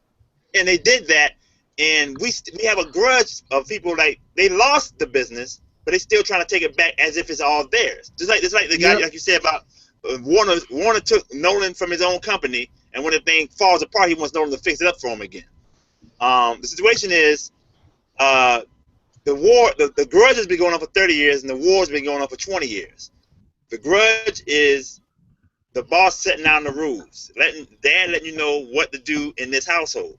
The war comes from the outsiders getting a way in and taking it. It's a big rebellion. It's an open rebellion. Everything on the PlayStation platform, everything on the Xbox platforms are the rebellion of the natural order. And when you got, like I say, in the early 2000s, when the internet first started up, we had before we had game magazines in paper form. It was company magazine like Nintendo Power, which you know is going to be a Nintendo focused platform. Nice shot at that old 1886, right? $20, guys. $20. You guys see that? Yeah. No, I didn't see it. $20 for the Order 1886 already. Look, that game isn't even worth $5. That thing came out in what, February? Already marked down. See what I'm saying? Yeah, but that game has 5 hours of gameplay, so I think it being worth $5 is about fair for $5 worth of game. I know See, SNES. guys, I know SNES games that's longer than Order 1886. That says a Yes. lot. No, I mean, even if you speed run Donkey Kong Country, like if you're trying to get everything, that's going to take longer than 5 hours. And we got an industry run by vendors. But look at that, John. Doesn't that basically go back to the point that we were talking about how they devalue their own franchises, how they devalue their own properties? Because listen, Best Buy is not going to drop that game down to $20 and lose money. Okay, essentially that publisher, developer, whatever, say go ahead and sell it for $20 and we'll give you a refund or whatever we lost on it. You know? And this is what they're trying to bring back. They lost their original way. The Atari era, they had a bunch of junk. It was clogging up the shelf. They had to fire sell the stuff to sell it because nobody wanted it, and it was just that's why they put it in the landfill, guys. It's not when you devalue stuff, you put it in trash. That's what you do. Exactly. You sell yourself for 5 cents, you're gonna be treated like 5 cents. When Nintendo came here, they said, "Okay, I'm sorry. This is plastic. We're gonna make this plastic seem like gold. We're gonna put a golden seal on ourselves. So this is high quality, or at least decent quality at the very least. Bad Street product notwithstanding. So we're gonna make sure when you buy this stuff, it at least functions for the first part. That's the first. Even if the game is not the best subject matter, at least it functions. That's the first thing. Half the stuff didn't even function. Then we're gonna make sure that the game you play, you're gonna feel like you got your money worth out of it, and that's the natural order. And we got an industry since PlayStation showed up. It only exists because of the third parties coalescing. PlayStation is not a power. PlayStation is a puppet. So is Xbox. They are puppets. Yeah. The third party is power behind these platforms, and the third party have gotten away from the natural order. And they've turned the industry back into the Atari-style industry with a bunch of expenditure, a bunch of hype, a bunch of marketing, and you get it, and it's crap. It's like Pac-Man was 1981. Pac-Man was the biggest thing. Pac-Man is the biggest arcade of all time. Street Fighter 2 cannot beat it. Nobody can beat the original Pac-Man. It's the best-selling arcade game of all time. And when the home console version was supposed to come out, everybody was like on the pin. I got to play Pac-Man at home. I got to get good at the ghosts and the side doors and the power pellets. They were ready for this game. They put it out, and it was rushed out the door for the Christmas season. Not because it was ready. They wanted to get this out for the fiscal quarter. They didn't think about the craft. They wanted that money. They knew the money. Wait a second. You're saying, but they do that now. I thought they would have exactly what they do learned. now, man. That's exactly what they do now. I thought they would have learned. Maybe, I mean, that's why you have the yearly turnaround of Call of Duty. That's why you have these yearly releases of Assassin's Creed. Yeah, but you would think, and here's the thing, like with scheduling when games drop, normally we get very few games during the summer. You have this huge open block of time where you can because that's when people are opening their wallets. That's when people open up their wallets to spend money. So they take advantage of that block of time. It starts from like October to the end of but I mean, like November, and early December. If you're a kid during the summer, right? If someone had told me when I was a kid, hey, this game's gonna drop in June, right? And I was like, okay, I can go mow some gardens, do some housework, get enough money Tell me to buy about it. I this remember game. those days. That Yeah. would have been awesome. Yeah. But even now, you don't. I mean, you do not see a lot of big games dropping during the summer. You know, the games that drop during the summer, second and third tier games. Yeah, of course, the UFO titles. And that's sad. That is sad because it's an open space. It is open. Those Like UFO published titles. That's the low, only, Poppy. That's the only low. people who have the gall to put a high quality title and drop it like during the summer is Nintendo at this point. Mario Kart. Like they're like, hey, Mario Kart, hey, Splatoon. Splatoon, boom. Here's the Yoshi's thing, Island. Yeah. Nintendo has a time tested. They understand them. They understand the cycles of where people buy games. Summertime, you're going on a road trip, you're traveling. You know what sells most in the summer? Handhelds. Why? Because the kids get out of school, you're on a road trip, you put something in your hand, you travel with it. That's why they put on a handheld game before the summer. They might put or they get it right around graduation, like late May, early June. You'll get a game because people are graduating. They get a graduation present. Yep. July, they don't put it in July. Why? Because the mothers get ready for back to school. They're not going to spend their money on games. They're going to spend their money on clothes and school supplies. That's why they don't put it in July. And in August, after you do back to school, you go back to school, you get, the early fall sales. That's what everything is. This is well past for decades and decades. They've studied the market and figured out when is the best time to sell, when is the best time to drop. That's why things come in February, not January. Why? Because January people wait for that on their tax return. And by February, the tax return is in. Here come the February games. It's tried. Well, wait, let me finish that thing from earlier. Sorry. The whole thing about the value of the games is, they had to fire sell stuff because they devalued the stuff. Nintendo put such value in the game that the old games accrue in value. It's just plastic. It's plastic. It's not gold and silver, but they make it feel like gold and silver because of what's on that data. And right now we have a situation where if without GameStop, PlayStation and Xbox can't sell their games. They can't. You sell on the trade-in. You sell on discounts and deals because and like you say, the Order 1886 is all over GameStop and used games right now because the game got played, got thrown away. It's disposable. But how many times do you see Nintendo games do that? That's what I was going to say. The Nintendo games, most people keep them. People sell Nintendo games to pay the rent. They don't sell Nintendo games because they basically, or they sell the games to pass on to the next generation. They sell it to make sure that everybody gets a chance to play it. Nintendo games are not. You can't. That's why GameStop does not have a strong Nintendo system because they can't make money off Nintendo that way. They sell new stuff, but they can't really sell used stuff on Nintendo because it's not enough to sell. And here's the thing with the mobile market. We say the whole thing. That's why we call this thing the industry's been in now because everything's going back to an earlier point in time. The mobile market. I knew. Here's the thing about everybody wants to say there's a PC market, a mobile market, which is another PC market by the way. It's a tablet PC. The situation is smartphone is nothing but a small tablet. Let's get it straight. But these markets, you got people on Steam, and Steam treats the PC market like a first party. It's actually creating like a little safe haven for games to sell. They did that right. I give them credit for that. But they can't sell their games on the shelf. And when they sell their games, they sell them games in humble bundles and cheap bundle deals. $5, $10 is better than mobile. Yes, it is. But they sell their games cheap because they don't really have confidence that these games can sell at a price that's worth its production costs. These people spend their blood, sweat, and tears and their life hours making these products for you, making your entertainment. And the situation is, you get the best price for the customer is free. Obviously, who don't like free stuff? Everybody loves free samples. And the best price for the producer is infinity. There's no such thing as the highest number. But we have to have a compromise because the situation is, the greed of mankind creates more poor than rich. The pyramid at the base is poor. Most people, even if you call yourself middle class, which is an illusion, there's no such thing as middle class. It's called poor first class. If you got to work for your money, you're poor. If your money works for you, you're rich. Middle class just have a few more luxuries than the other poor. If they got to deal with the biggest market. If you want mass market stuff, you sell to the zero side more than the infinity side. The compromise, we can quibble on the compromise whether we call it 40, 50, or 60, but we have to have a price low enough where people can afford it and high enough where the producer can get his money's worth for spending his blood, sweat, and tears.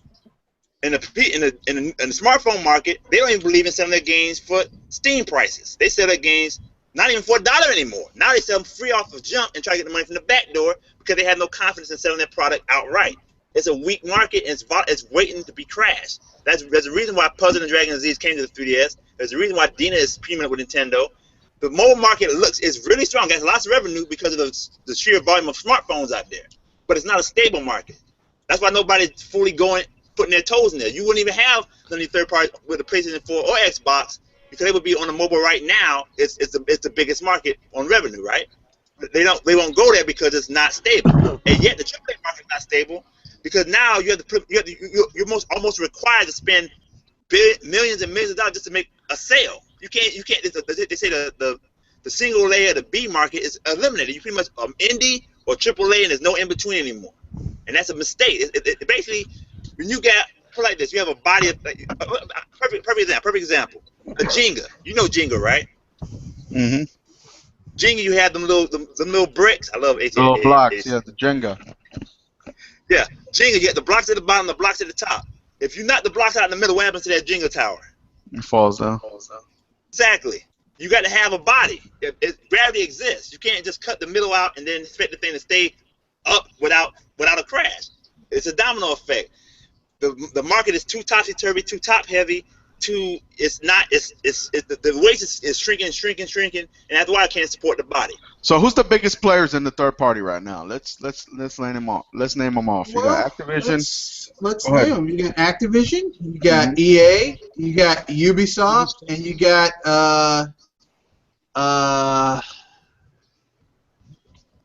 Square. Well, no. No, when we say the biggest, you got to talk from the worldwide. Oh, not well, kind of. No, I'm using worldwide. I'm gonna say EA, Activision, Ubisoft. I think Activision's bigger than EA, don't you think? It is. Well, I would throw Activision in- is better run than EA, I would and I hate throw to in, say that. But. I would throw It in is. Bethesda because of how big they've gotten as of Yeah. recent No, years. they have a 100-man studio. They are not big enough to be one of the big boy third parties. I'll say Take Two, you got Take Two. it makes it out to be though. Well, It's people not- like their games, but they don't have the size for it. Yeah, you're right. It's solid, but not the very well. Rockstar Take Two. Take Two's Take one. Two, yeah. Yeah, Activision. Take Two. Because Take Two right now they're trying to go toe to toe with Take Two is really going after EA. They are. They're really going after EA, and So, I'm glad they are. So we What put about Warner Nord- Brothers in that thing? Nordic Games, guys. What about those guys? They're like middle tier actually. But don't you think that they're kind of making a move, Power Play? They're making these Power Play moves because they're getting all the Kickstarters? Well, no, Nordic But if you gotta Games. get a Kickstarter, you're not top tier. Yeah, Nordic, No. I know. But what I'm saying is that right they're getting. now, They got the Castlevania game, right? They got that Bloodstain. They got that game. They got the Mighty Number 9. What else did they get? Yeah, but they're publishing those games. They aren't funding those games. They're I just know. publishing them. But what I'm saying is that they're publishing them, right? Yeah. So if let's say that it's a successful, if it's a successful game, then they end up securing a long-term deal and getting the. Over time, they might become bigger. Yeah. That's what I'm thinking. So what Over I'm time. thinking is that let's say EA goes out. Let's say EA because they're a couple of failures from bottoming out. That's why they held back the hardline game because it wasn't ready, and you know they don't. I don't think they have the access to capital like they once did. The mobile market for them has been very fickle. They thought when they bought out PopCap Games back a decade ago now, a little bit over that. They were gonna make all this money. Yeah, they thought they were going to be the ahead of the curve on that, but they found really quickly how, like Miyamoto stated that casual gamers are fickle, and everybody was outraged about that. It's true. They don't have any Well, loyalty. I mean, look at the Wii. Look at the Wii. Now look at the Wii U. Yeah, they are fickle. Yeah, Yeah. he's So damn right on that one. It's He's true, damn you know. stupid. And so what I'm saying is that I think, like we were just discussing, some of these mid-tier guys, they just showed up because Nordic Games purchased the Darkstalkers IP, right? At that flash sale. Darksiders, yeah. When they had Darksiders, the yeah. when they had their bankruptcy um, sell out.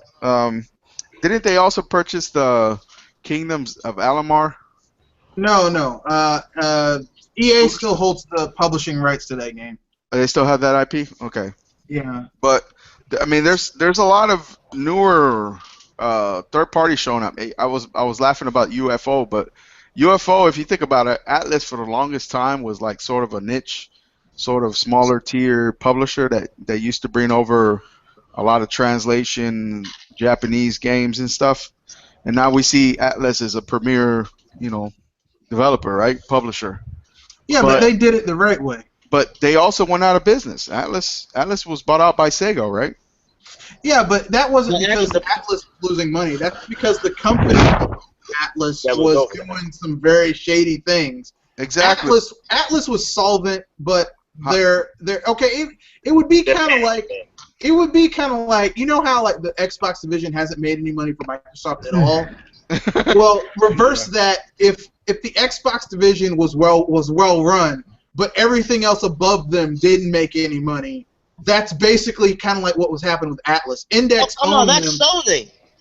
Well, actually, that's not Sony because the PlayStation division owes the rest of the company billions of dollars. So, I mean, but right now, Sony's actually making them money, right? The PlayStation brand is making money for Sony. It's the other divisions that aren't making any money. Not enough. Not enough money, but. Yeah, the only way they'd end up making that company solvents to split the company up, but. Well, you got to think about this on Sony because they basically abandoned the Vita. It's only selling in Japan only. They tried PlayStation TV, and they're not buying it here. They're not buying it in Japan. They're gonna Why try would you this. get PlayStation TV when you can get a Samsung? It does the same shit. I don't know. I'm talking about. No, I'm talking about that. No, that little micro console I'm talking about. Yeah, because you can play the PSN Now games, right? Yeah. That's what they're saying. Why would you buy it when you can buy a PS4? Or a PS4, exactly. They got their. But the thing is, every expansion, the only thing they got that in that PlayStation division that's solid is a PlayStation 4. PS3 it's too fragmented, I think. If you ask me, it's too fragmented. It's not very well marketed as far as what exactly benefit. What is the benefit to the consumer? That's the end. That's the end question. What is the benefit to you? Shinier graphics. That's what everybody got. No, dude, it's got features. No, I'm waiting for greatness. It's got 8 gigabytes of RAM. You can watch porn. Whoopie do, No, you can watch that on my computer. I do that on my computer. I mean, yeah. I'm only being real. So PlayStation TV is nothing but a way to save the Vita. That's what it was. That's what it's really for. They just repackaged the Vita in a new body, but it can't sell either way. So PlayStation only has the PlayStation 4, and that's it. They have not. They're gonna try to sell their own virtual board with the helmet, and that's not going anywhere. They got to figure out how to make their games sell. Most of their games are coming out next year. Microsoft's got them for this year. So that division record sales not gonna go on forever. You got to start having substance after a while. People get tired of waiting for your games. So that's not solid. Microsoft is not solid, and you have a bunch of. Mr. Red Fox was alluding to the other day. He was mentioning that the reason the Sony Vita isn't viable is because they treat it like a stepchild. They don't even treat it like a stepchild. They treat the Vita. Sony treated the Vita like it was a mini console. And the thing about a handheld is that a handheld is not a console. No, but they're two completely different things. Like you can't just port down games from a console onto a handheld. What was the midway point between the PS3 and the PS4? Because they wanted to hold off. Yeah, but you can't do that. Like, okay, let me put it this way: there are no exclusive games that are on the Vita right now that aren't like half of the games. Everyone's like, man, you got to get a Vita for this game. Are either being ported over to the PS3, ported over to the PS4, or are coming to PC, or all three. So it's like, why do I have this handheld? Hey, you know what that reminds me of? It reminds me of Atari in the 1980s.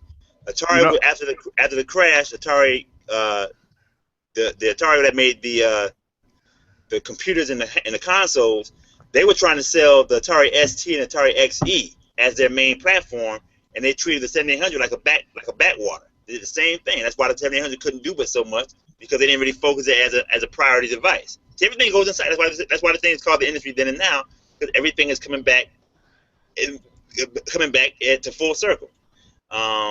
Yeah, I And mean, think about, you guys remember the Game Gear, right? When it released, Yeah. you know, I Oh, don't remember it took about what? It took it. what? 6 batteries, 6 AA's or something like that. I have a Game Gear. It took And 8. okay, 8 batteries. That's what it was. They Yep. would just suck And the Battery power life out that, of was and those. the about 5 batteries would last for a few hours or whatever. But I Yeah, mean, you 2 drive hours. fast. they would 2 tell hours they of would sell gameplay. it as, oh, you can take your Genesis on the go, basically, because I I mean mean, it was almost identically the same, the graphics wise and whatnot. But uh, it was a system that I see it as the Vita. It had all these nice features. You could get these console graphics on it, but there wasn't really a differentiating factor about it. You know what I'm saying? Why would I take a thing around that could only, the batteries would die in a few hours? So I'd have to carry like 100 batteries with me if I wanted to have a decent experience. And then, two, the games weren't, what I mean. You could play the same games essentially on the Genesis. So it's the same thing with like the Vita. It's got all these processors and power, and they made fun about the 3DS lack of of processing power. But look at it now. It's dead in the water. The You weathered know, technology method too. You gotta also remember that. That's why the Game Boy and the 3DS and the DS is thriving, because of weathered technology. It's technology that it's people are mature using. technology, is what they Yep. say. that's that that's No, that's no, they did that's not. Gunpei No, I'm Yokoi. going to quote exactly what Gunpei Yokoi said. Withered technology.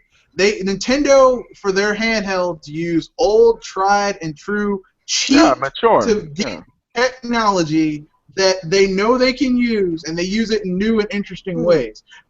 And that's smart. That is smart business. I'm sorry. I know some people might get mad, but that's smart No, business. no. Here's the thing about the whole situation.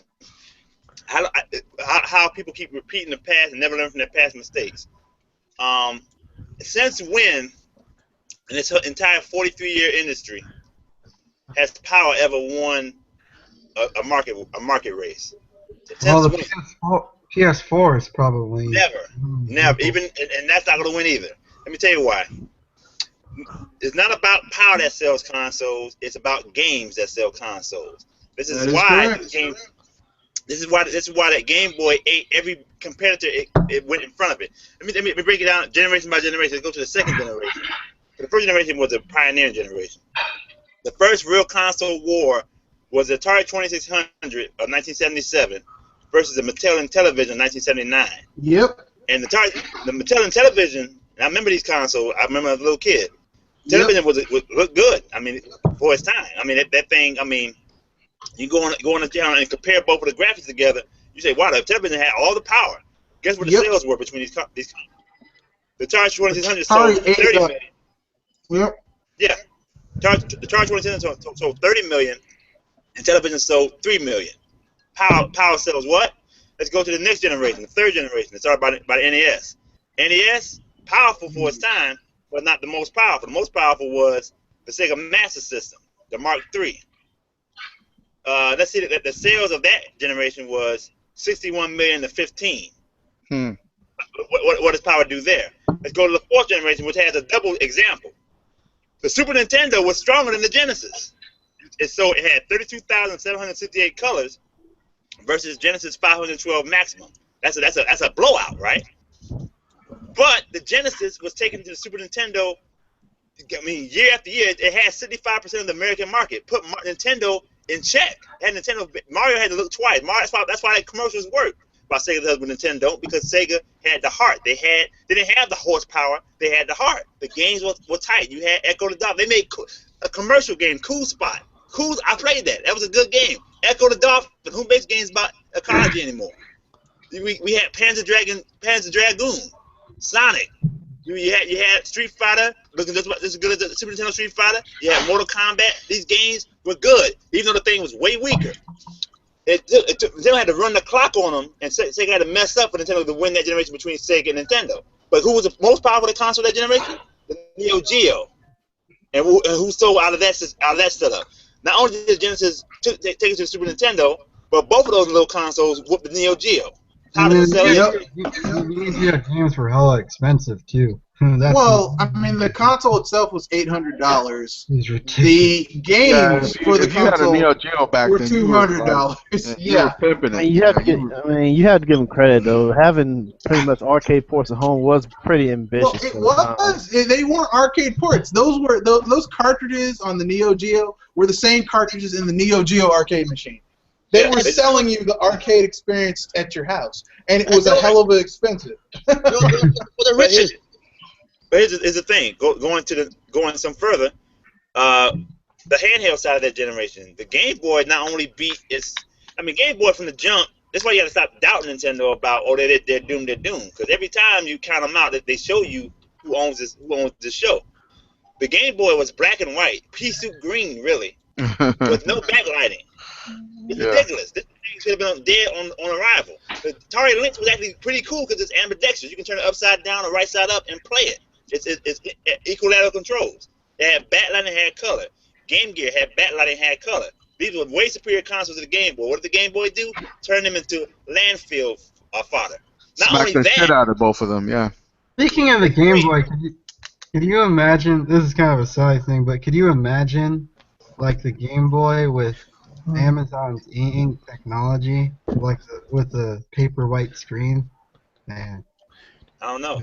Yeah, but I mean, they did that because it saved on battery and all that too. You know, it was less stressful on the system itself with all the resources they had. And then also if you think about it, back then the Game Boy cartridges, I mean, they're huge for when you compare them to games now. I mean, they're like. Yeah. But here's the thing: not only did they beat those guys, they came back again. You had Sega come out with something called the Sega Nomad, which is pretty much the Sega Genesis in your hand, 16-bit console, backlit in color. Then you had NEC, the American name of it was called the Turbo Express, a TurboGrafx 16 in your hand, full color, backlit. I remember that. And you know what's crazy? Nintendo has a good reputation with. I mean, good relationship with NEC. They've always maintained a good relationship with that. Yeah. So. But here's the thing. Those two big 16-bit consoles still whipped by a black and white Game Boy. Black and white went for 9 years before they even thought about putting color in the console. They were going to put the Game Boy Advance in '98. They said, "All right, we'll do a half step without the color." And they still didn't have the backlit. They still don't have the backlit because I remember having to get the little magnifying light adapter that you could put over it. Yeah, me too. They didn't stop this console until 12 years. And they say, okay, we have no real competitors, but they just go to the Game Boy Advance. They want to go to the Game Boy Advance. Yep. We go to the next generation, the fifth. The fifth generation, you had the PlayStation 1, the Sega Saturn, and the Nintendo 64. 64 is bigger than 32, straight up. The dual-core Saturn has dual-core ahead of its time. But who won that generation? The PS1, even with its long loading times, won that generation because it's not about power. Same with the sixth generation. You got the PS2. Now the Dreamcast might have, if they had the money, they might have hung in there and might have surprised somebody. They fell out early. And say what you want about Sony. Like, I think even though the PlayStation was weaker, I think there were a decent amount of games that did a good job with what they had. Yeah, because the third party still had Nintendo's imprint of game making, and they had the entire support of the third party that it couldn't help but win. And Sony is a great marketer. 2D shine on that console. Yeah, and the PS2 was the weakest of the GameCube and the Xbox. And all of a sudden, everybody keeps forgetting that the most dominant consoles were never the most powerful. We keep forgetting this every generation. Well, that's fact. It's but always Nintendo been the knows weakest this. console. They know this. That's why they re-released the GameCube in the Wii form factor. Yeah, and then Nintendo learned the hard way that power is not the answer. They wasn't doing power for power's sake. They were doing power to change the game experience. But power still was not getting the job done. Once they got to a certain level of power, the GameCube almost saw the graphical race. You had Rogue Squadron. The GameCube was the ultimate SD console. Yes. Like it was It was the ahead, GameCube was power-wise, the it had, ultimate best console. It was, I mean, like if you don't care about high def, and if you're a real gamer, you don't. It was great. It was the GameCube was one of the greatest 6th-gen consoles. Yeah. Maybe the Dreamcast is the GameCube and the Dreamcast, two of the best 6th-gen consoles. And the funny Hands thing about the I liked all 4 of the consoles. And the funny But- thing about the GameCube is that it gets a lot more respect than it did then. Like people.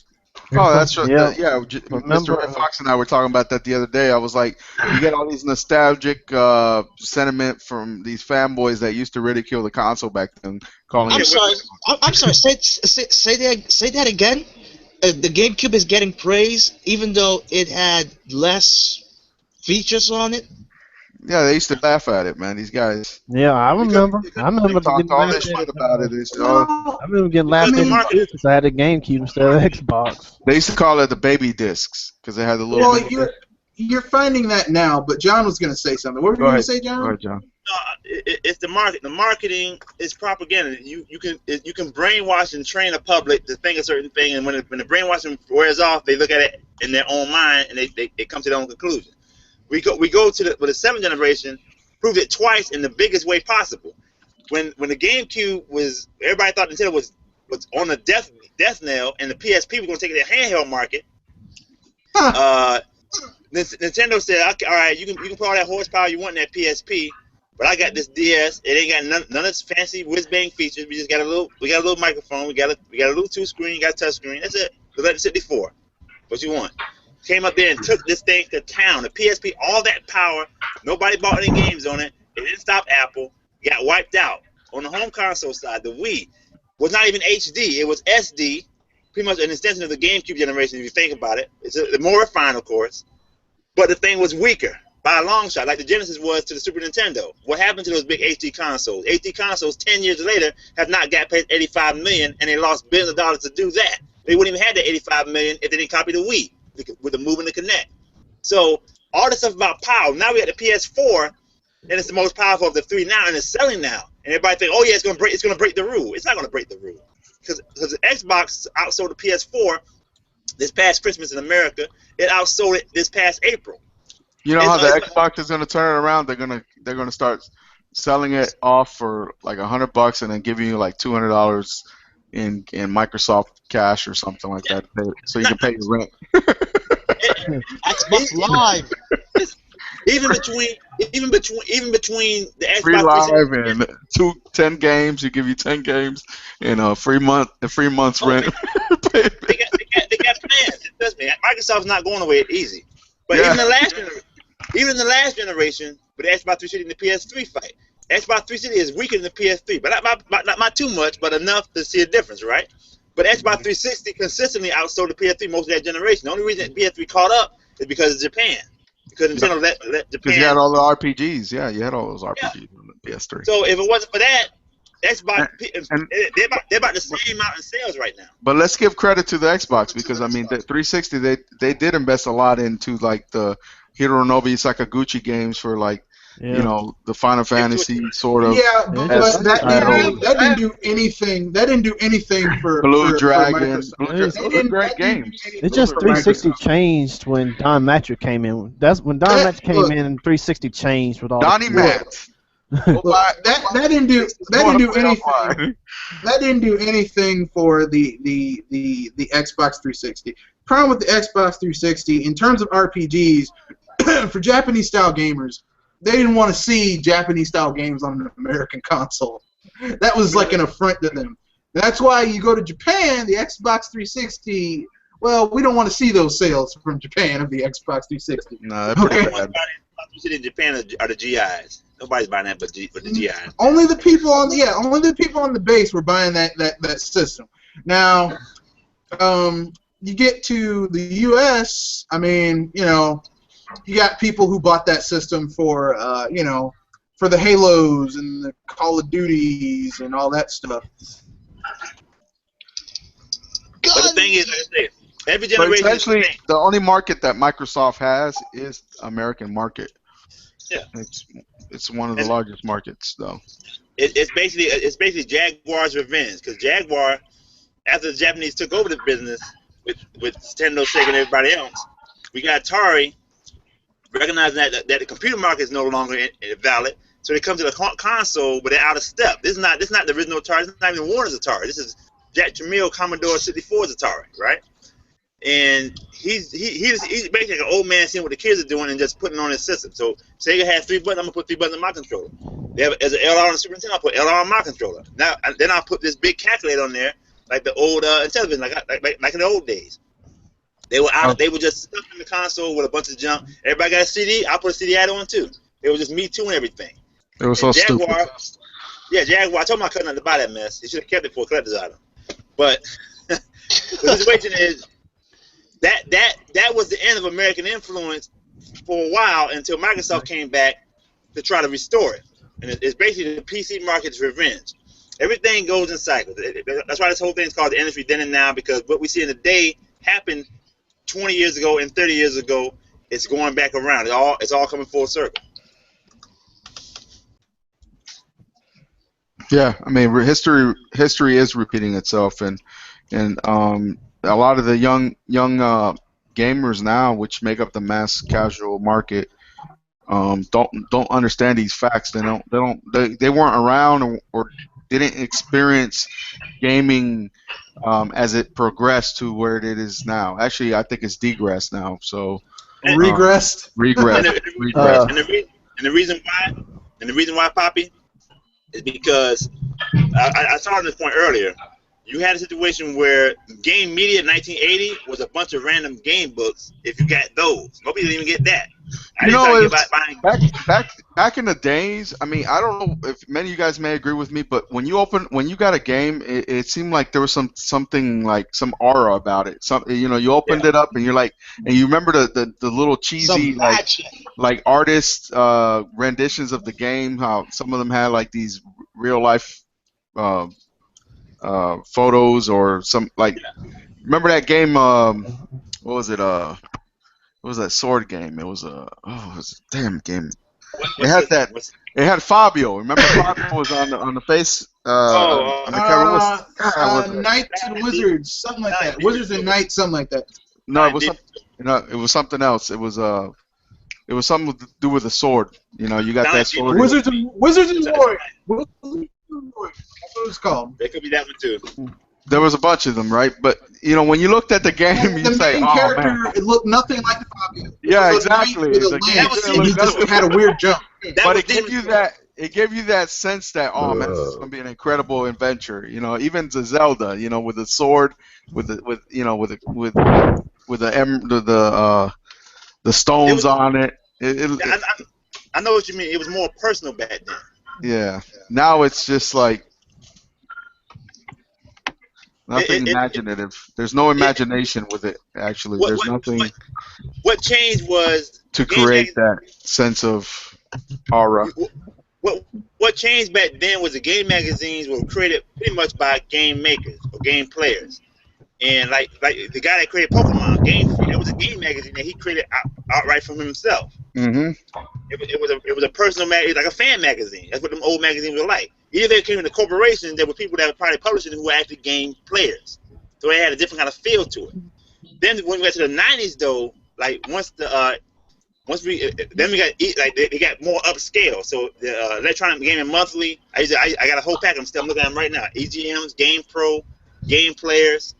Oh, Game Pro. Remember GNR? It was like before Game Informer came in. I don't remember that one too much. Okay, GNR was when EB Games was still alive and well before they changed to completely GameStop. Yeah, I remember when it's called Electronics Boutique. That's where I bought Shadowruns for the Super Nintendo. Yeah, that's it right there. Yeah, I remember at the mall. It was like that till around 2000. Now you see that picture right there. You see that cover of that game. I was just going off of memories. I'm glad I remember that. But you see Fabio. We all know he was like the stud back in the days. Everybody. Yeah. Oh yes, that one. You guys remember that? Yes. Fabio. The big male model. when Yes. you see that image, right? Even though the game didn't look like it, you always looked at it. You're like, "Wow, man, this is gonna be awesome." And the game was fun. It was a good experience. But I mean, a lot of Nintendo games were like this. They had these images like this, like the covers of them on them, because I guess they didn't have all these, CGI images Yeah, that they can do now. because But Yeah, it was graphics, that, and also the back graphics were then. abstract. Yeah, I used to do a bunch of Americanized art too back then. but that was so cool, They, man. I they mean, it was moved like Yeah, it amazing. is. That's what I'm because it was saying. before That, anime became popular over here. but see, the thing is, like, the game magazines as the game industry grew, they became more corporatized. And by the time we get to like the mid and late '90s, it became more of a. It's like the industry. It's like the businessmen are talking now, not the game players as much. And when the internet showed up, you got a lot more of this, like the IGNs and the GameSpots. I'm always mixing them two up. The IGNs are owned by like CBS. It's corporate talk. This is basically more of a propaganda piece more There than it is. actually from the game players. Even though there might be game players writing in the magazines, they're promoting the corporate line. And that's when the view of gaming changed. Because before we would try anything and everything. We would be experimenting. We would not say this is for kiddie. This is not for. Yeah, yeah. This is not kiddie. This is not for. There it is. This is kid. This is not kiddie. This is not for the hardcore. I don't remember hearing that stuff back then. I could Well, that play. started around the game. That started around the GameCube era because that's when I first Yeah. started using it. Yeah, And it got progressively worse too. Like I mean, it was kind of like kid and SNES Genesis, but it seemed like as time progressed, it gotten worse and worse, and especially doesn't help that this whole Sony and Microsoft was doing the whole shooter this shooter that. I mean, it's gotten worse over time. But see, Generic no, FPS. but that's where it came from because the businessman was talking now. Now we have these because the industry got bigger as Sony came in because Sony had all this media power, right? So it's payola going. You had jokers promoting their view of what they think this business should be like, and the ones who are the authentic people are being marginalized. You got fan sites, but when it comes to the mainstream media image of video gaming is being run by these corporate people. I say corporate people. I should say the mindless business execs. So The faceless suits. faceless. I like it. I'm saying it from You now on. like that, Faceless. huh? I like that. Thank you. So by the time we get to the 2000s, the industry, the people, the internet is young, and the people they don't know any better. They see a game site. They got talking about games. Let's go and let's read about it. And the big corporation sites to determine what the people think. And a lot of people don't think for themselves. It's a sad fact of life. So they're influenced by that. If they're not influenced, their friend is, and their friend influences them. Before you know it, you have a set of people who are going to thinking that this is the wrong way, and a few people that remember the right way. Like by that time, 2000 come around, I'm in my 20s. I'm working a job. I didn't. Honest truth, I had the internet since 2001. It's not until 2005 that I even thought about going online to read about games. I didn't even think about it. Even though it should have been the first thing I thought about, I didn't. I was still buying EGMs until about 2003. I mean, physical magazines. And by that time, even I didn't care about that most of the time. I'm like, I'm just going to play my games. I don't care about all this industry crap.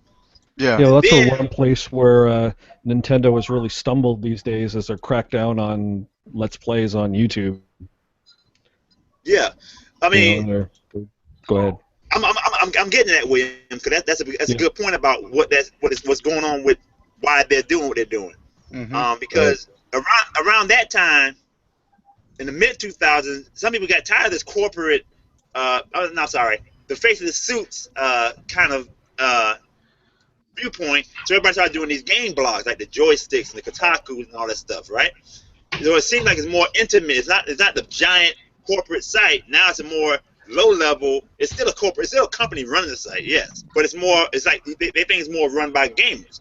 But at this point, now we have people. It's like ivory tower at a certain point. You got people who write about games, and then they can change how the game industry run by their little write-ups. And they need traffic because the internet is free. You can't make money off the internet.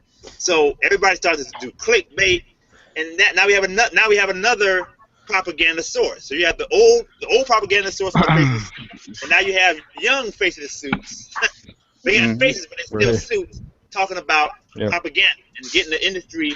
And I think you got a point there, John. And I find it very dangerous to to be hold on, to be going on and perpetuating that type of mentality, because if you keep on creating this stigma about a company that creates fun experiences and gaming history because they continue to create wonderful products, right? Software and whatnot Yeah. and hardware. But we ridicule someone that's actually trying to move the industry forward, and then we praise efforts by companies such as Activision, and now even to a larger extent Ubisoft, that it's okay to make fun of a company that wants to improve the industry, but it's not. Yeah, It's not something that is I cool to don't do anymore to I don't play those type of understand. games. I don't understand why we get so heated over video games. Yeah, no, It's not like this with any other company. Like, say you have two but people. One person likes Hershey's, another person likes Mars candy. They're not gonna fight over it. They're not gonna fight over No. the fact that Hershey's is so much better. Oh, Mars is so much better. I'm, To hell actually with you. no, the To hell with you, Marvel. Kenoshi. It To hell reminds with me of you, like the Kanashi. Marvel I comics love and DC Butterfinger, comics. Being, Snickers. no. I I'm mean, gonna tell you. Go ahead. I'm sorry. oh no, I was about to say, it's just like the whole, they should put their games on my favorite piece of yeah, plastic, I know they're Sony quick to say Microsoft, that. Yeah, they're quick to and jump on that. Yeah, exactly, it's not, that's like saying, my Sony TV is far superior than Insignia. I wish they would put their television parts on Sony No, TVs. no, It's craziness like that. there's a reason why it's like that in the video game business, though, because a TV is more it's impersonal. It's generic. It's commoditized. While Yeah. consoles are customized and they're unique. And but so when you buy a console, you're pretty much buying a philosophy of the manufacturer. People Yeah, that the buy big Nintendo flagship games, IPs are very personal, right? Like someone connects to Sonic, someone connects to Mario. There's a Yeah. yeah, connection there. yeah, you're you're right. right. And Yep. the games are just a product of the philosophy of the platform. That's why But everybody wonder why we don't have a single platform style.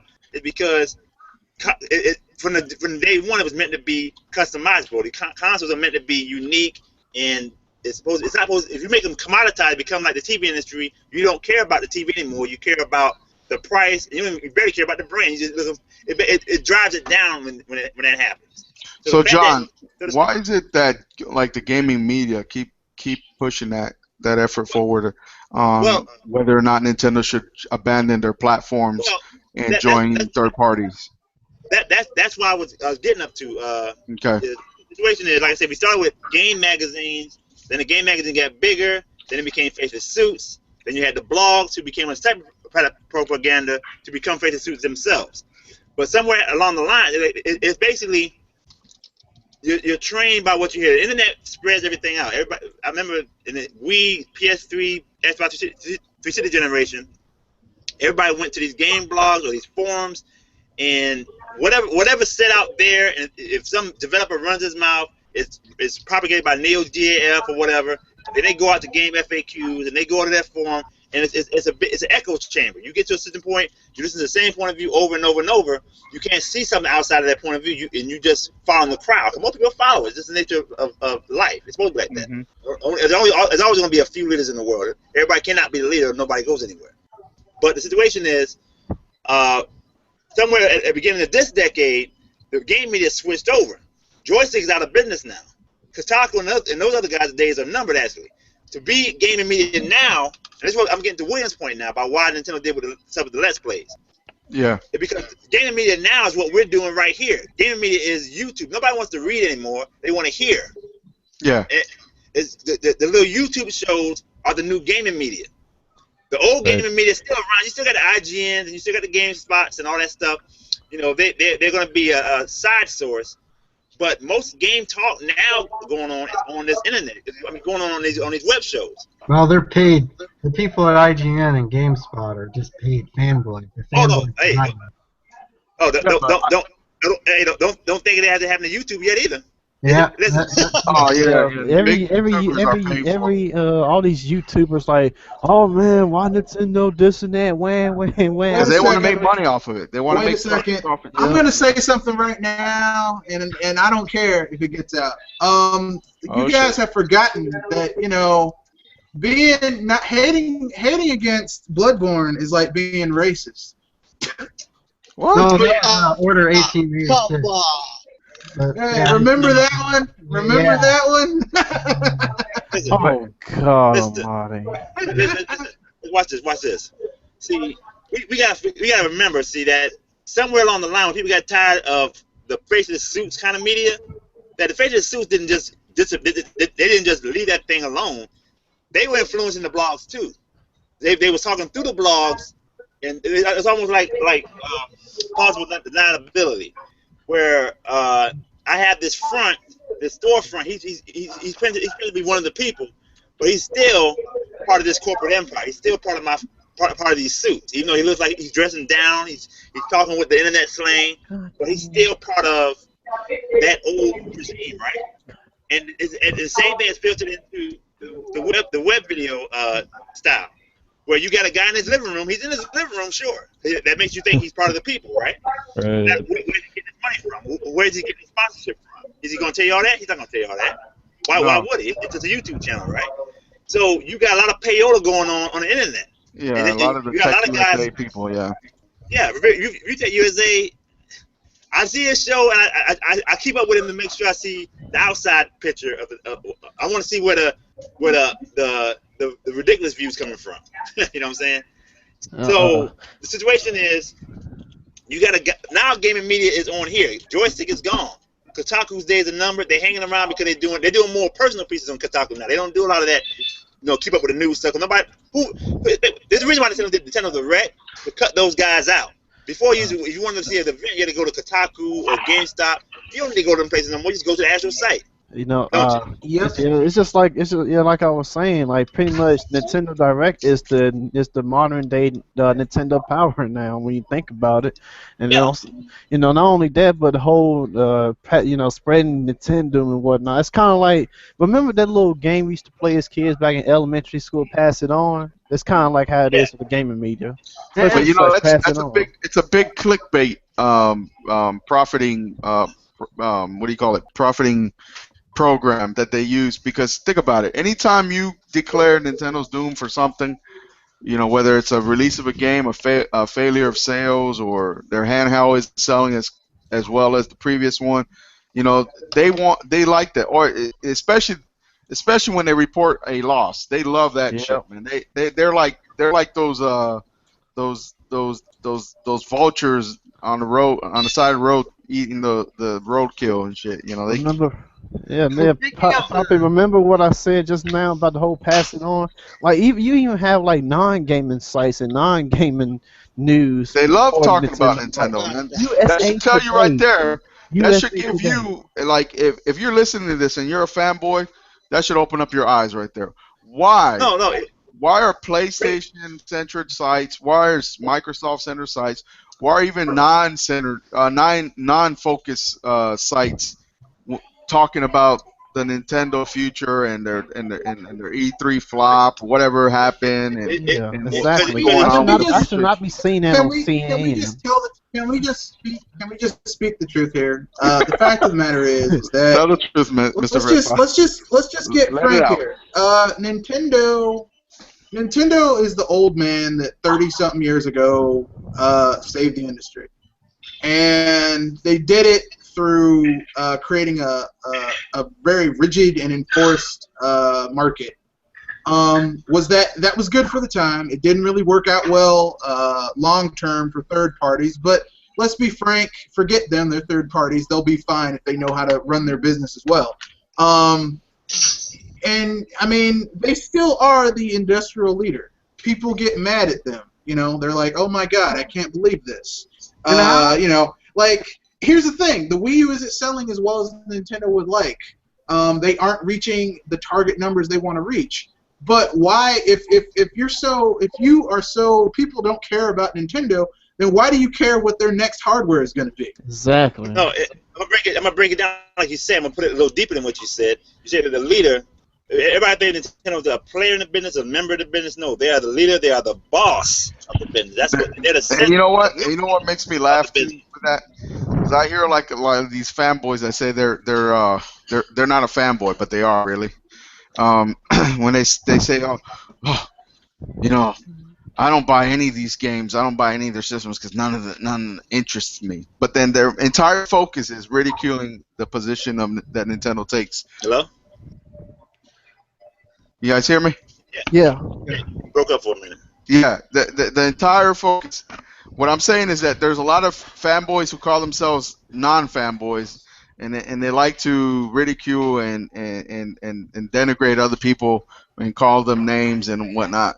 But their entire channel is focused back to bashing Nintendo. So what does that imply?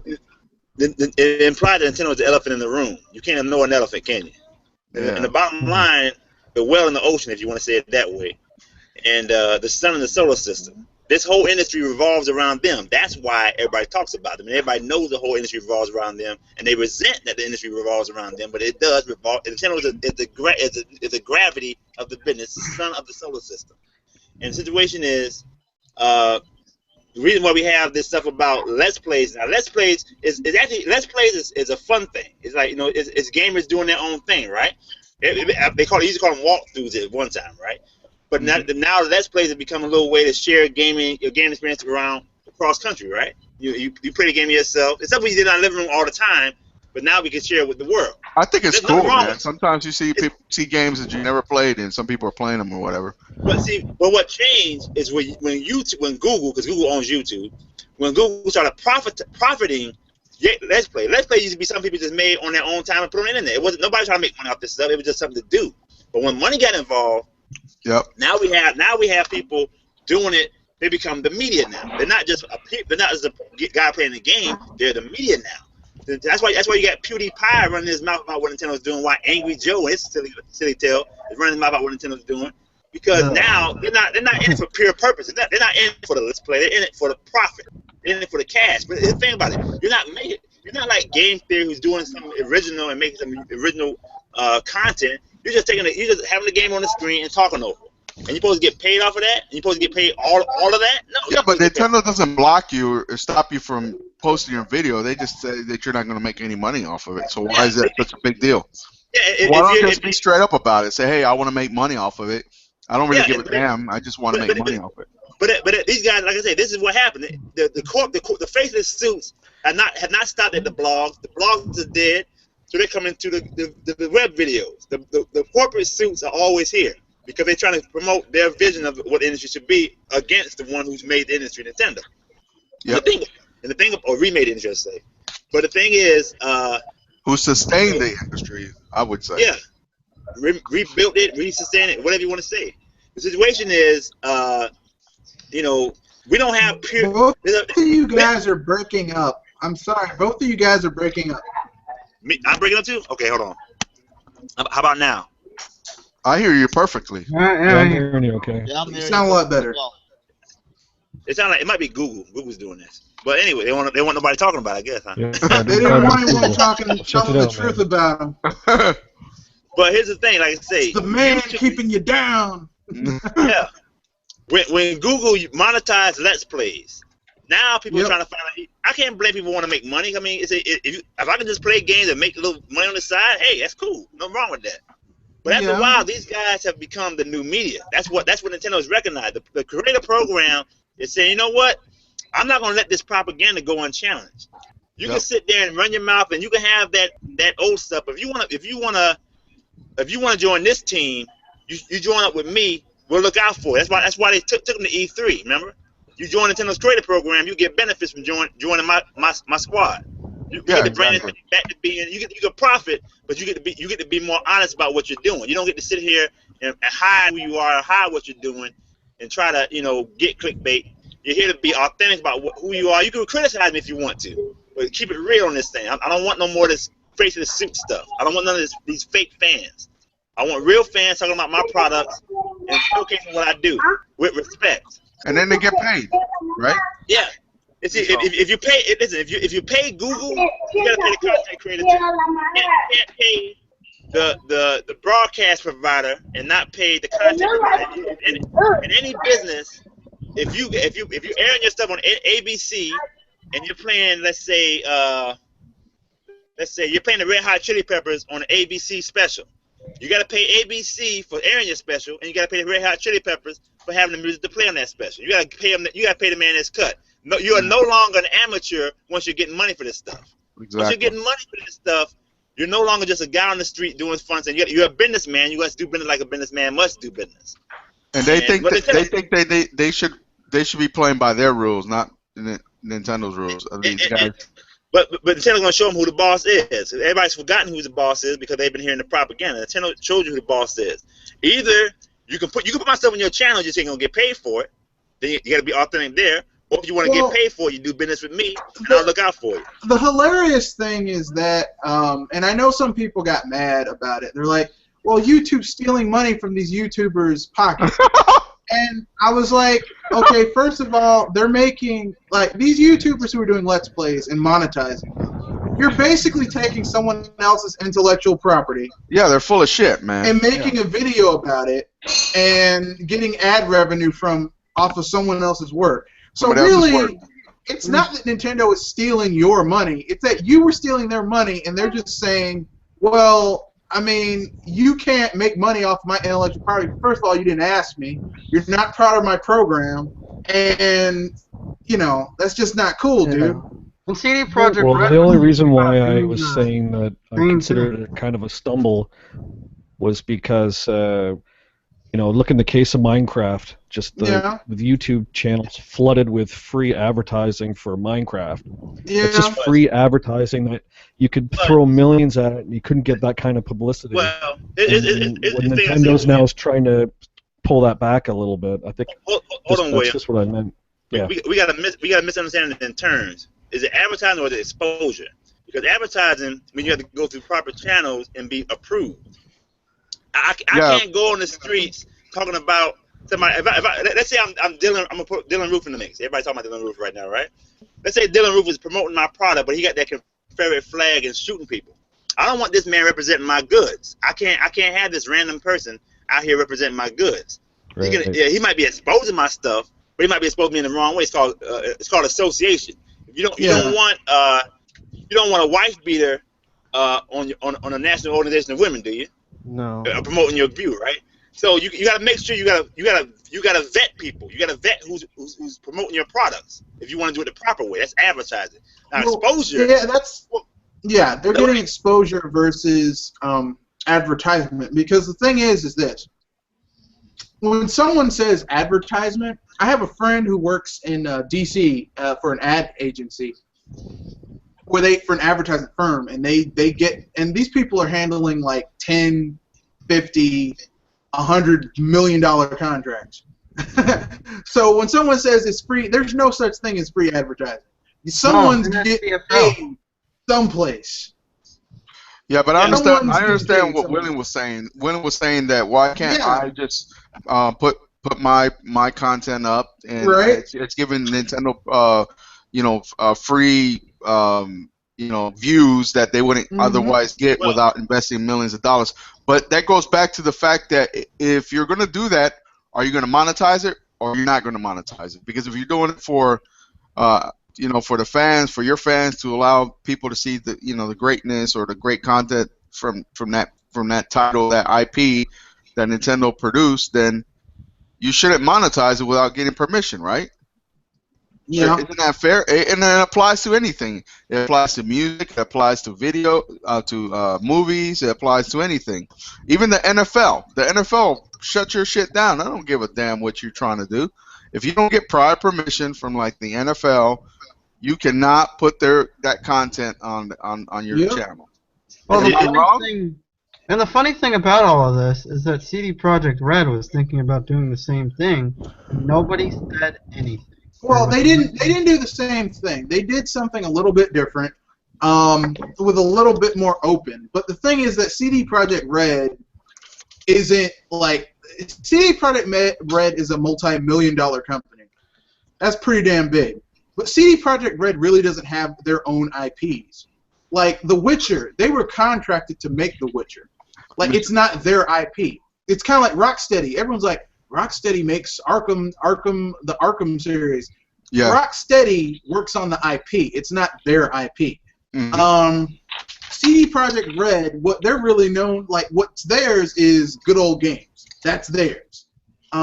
They actually own and run that site, and they're the ones who broker those deals to make that stuff run. So, I mean, you know, it's like CD Projekt Red doesn't have to protect their IPs. Like, I mean, I know everyone's loving The Witcher right now, but I'm going to tell you right now, The Witcher is not more valuable than a Mario or a Legend of Zelda or a Metroid. And let me get on Williams' thing right here. You know, exposure for a small developer, yeah, because he's desperate. He has no way to get his thing seen. He has to get out of the millions and millions of people that's just like him. He get lost in the crowd. So for indies, yeah, but you know, once the indie becomes big, he's gonna put more standards on this stuff because now he's got something to protect. When you're coming from nowhere, you take what you can get. Once you got something established, then you need to put controls on it. Nintendo is not taking people's videos down. If they was doing that, that would be I could see that that way. They're not taking people's videos down; they're taking the monetization away. Yeah, exactly. Monetization away. So the situation is, and honestly, when you work with their pro, they don't even take all the monetization. They don't take 100%. They take a cut of the monetization. No, exactly. As a matter of fact, the vast majority of the revenue of the ad revenue goes to the person who created it. Yeah, like, it's a little disingenuous of these big YouTubers to complain about that. Here's a great example. I want to give you an example, and then you can go off of it, John. Okay? Right. Angry Joe. He made a video about, and he had his, it was a good video. This is not a bashing video, but he made a comment about him not being able to monetize the content from the Super Mario, was it Party 10 or whatever? Mario Party 10. Okay. Now, what if I, for example, I'm a small YouTuber. I don't really put a lot of effort into it. But let's just say I wanted to start doing some, compare and contrast, right? Views that he has on his channel, and I utilize his videos, right, to do compare and contrast. And let's say I utilize his videos for like 10 out of 15 videos that I did. Do you think his content would be content ID, and I wouldn't be able to monetize that? Okay. I think he would throw down on you harder. But I mean, I'm not going to get into it. But Angry Joe has done some stuff that. But I'm saying is that these YouTubers, the ones that are the biggest crybabies, the biggest loud mouths about it, a lot of them complain about this stuff, but then they themselves would block some smaller YouTuber or someone else trying to profit off of their content. Yeah, but the reason the bigger YouTubers are complaining about it is because a lot of the industry takes their lead from Nintendo. Like, Nintendo does something, they try and steal it. I mean, the D-pad, like, so many things. But if Nintendo made a partnership where, like, okay, you have to go through XYZ, then what would stop Microsoft from doing it, or Sony from doing it from their first-party games? What would start the third parties from doing it in order to, like, have, like, their own branded people making, like videos for them? I mean, that would really curtail a lot of these big YouTubers, and they don't like that. They aren't afraid, because most of the big YouTubers who were complaining, they don't even cover Nintendo stuff. They're afraid that if Nintendo does it, other companies will do it, and then they have to change how they do business. And they don't want to do that. So they don't want to do it the legitimate way. Yeah. No, I have nothing against people saying I made this video because this video is sponsored by Sony or Microsoft, or if a certain R&B gamer would pop up and go, hey, this was sponsored by Sony. No one was advertised, but you're doing an advert for Sony. Okay. But, I mean, you can't say I'm a legitimate gamer, I'm cool, but I'm also taking money from Nintendo under the table to sell their product, to hype up their products. And see, what gets me about the YouTubers about how they complain about this creators program, I don't know what the initialization is supposed to be, like a MCN. What's the initialization? I forgot, but it's multiple. I don't know what they call it, but it's some kind of middleman. It's a middleman of some sort. They have no problem paying the middleman his cut to help promote their channel, but they have a problem paying Nintendo when they operate as the same as the same sort. I think they call it MCN. Am I right? Am I right? Do you mean like a affiliated network that you would join and they would help promote your YouTube videos? Yeah, that kind of thing. I've got the initial. It's like a 3-level. I can't remember it. An affiliate program. An affiliate. Yeah, exactly. Yeah. They don't mind paying the affiliate for some reason, and all he is a middleman helping you to move. You're already on the internet. All you got to do is he just help you get your views higher, get you higher up on the ranking, I guess, whatever. I mean, so you don't have no problem paying him, and you got no problem paying Google to host your video on YouTube, but you got a problem paying the one that actually supplies the content for your show. I can't understand that. I don't mind fair use. Fair use means you like I've seen the show. I'm a subscriber to it. Game Theory. Game Theory takes like snippets of the footage, takes stills, and they transform it. It's a whole new show that uses it in referential form. That's fair use. That's the right way to do it. Nintendo should not take that down. It should not penalize that, because that is the right way to do it. When you transform and use a video, you're taking samples of the video. You're not just taking the whole game and playing it and talking over it, which is not really transformative, and trying to get money on top of that. Nintendo says you can do. Nintendo says you can make money off it. The reason why Nintendo does this program like this, they recognize, like we said, it started from the fan mags, and now it's fan vids. And the situation is, Nintendo knows this is the new media. They know that's why they started Nintendo Direct. They was ahead of they're behind the time. They was doing it before Sony and Microsoft was doing it. Sony and Microsoft still doesn't call it Nintendo Direct. My biggest problem.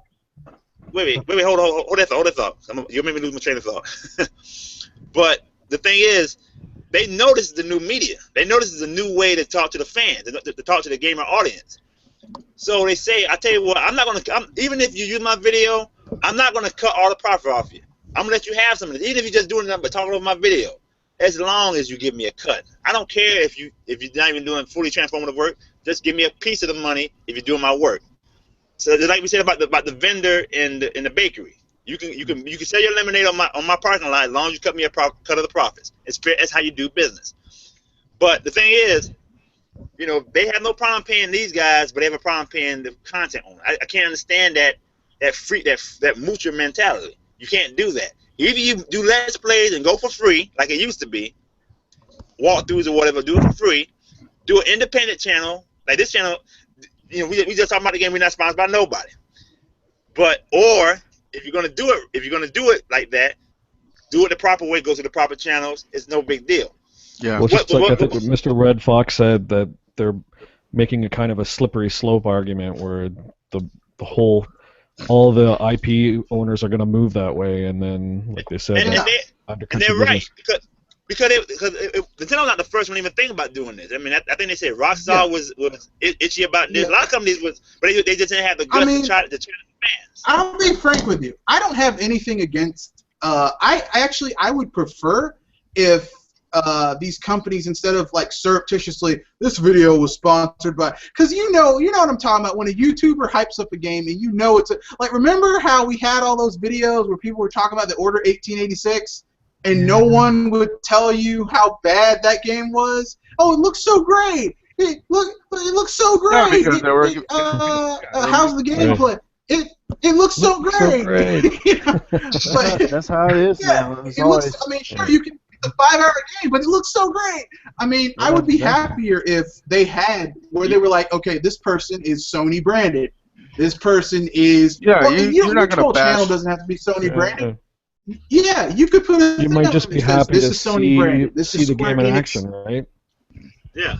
You might be happy to just see it, just want to see the even game if it in is action. sponsored. Yeah. Yeah, and I would know if this person is BSing me or not. Because if it's not Sony branded and the person still gives a good review, then I'm like, hey, that might be a good game. But I mean, so then who's the fakers and who are the liars and who's for real. I would like that. Right. It doesn't really bother me. As far as people who are like, well, it's my livelihood. Get a job.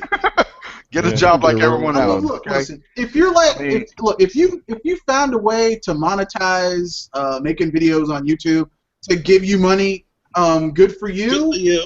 But I think for most of us who work a 9 to 5 or go to school or whatever, we're not going to have those types of opportunities. We have to go actually, I'm lucky enough I own my own business, but if I didn't, I'd have to have a job where I had to answer to someone else's tune.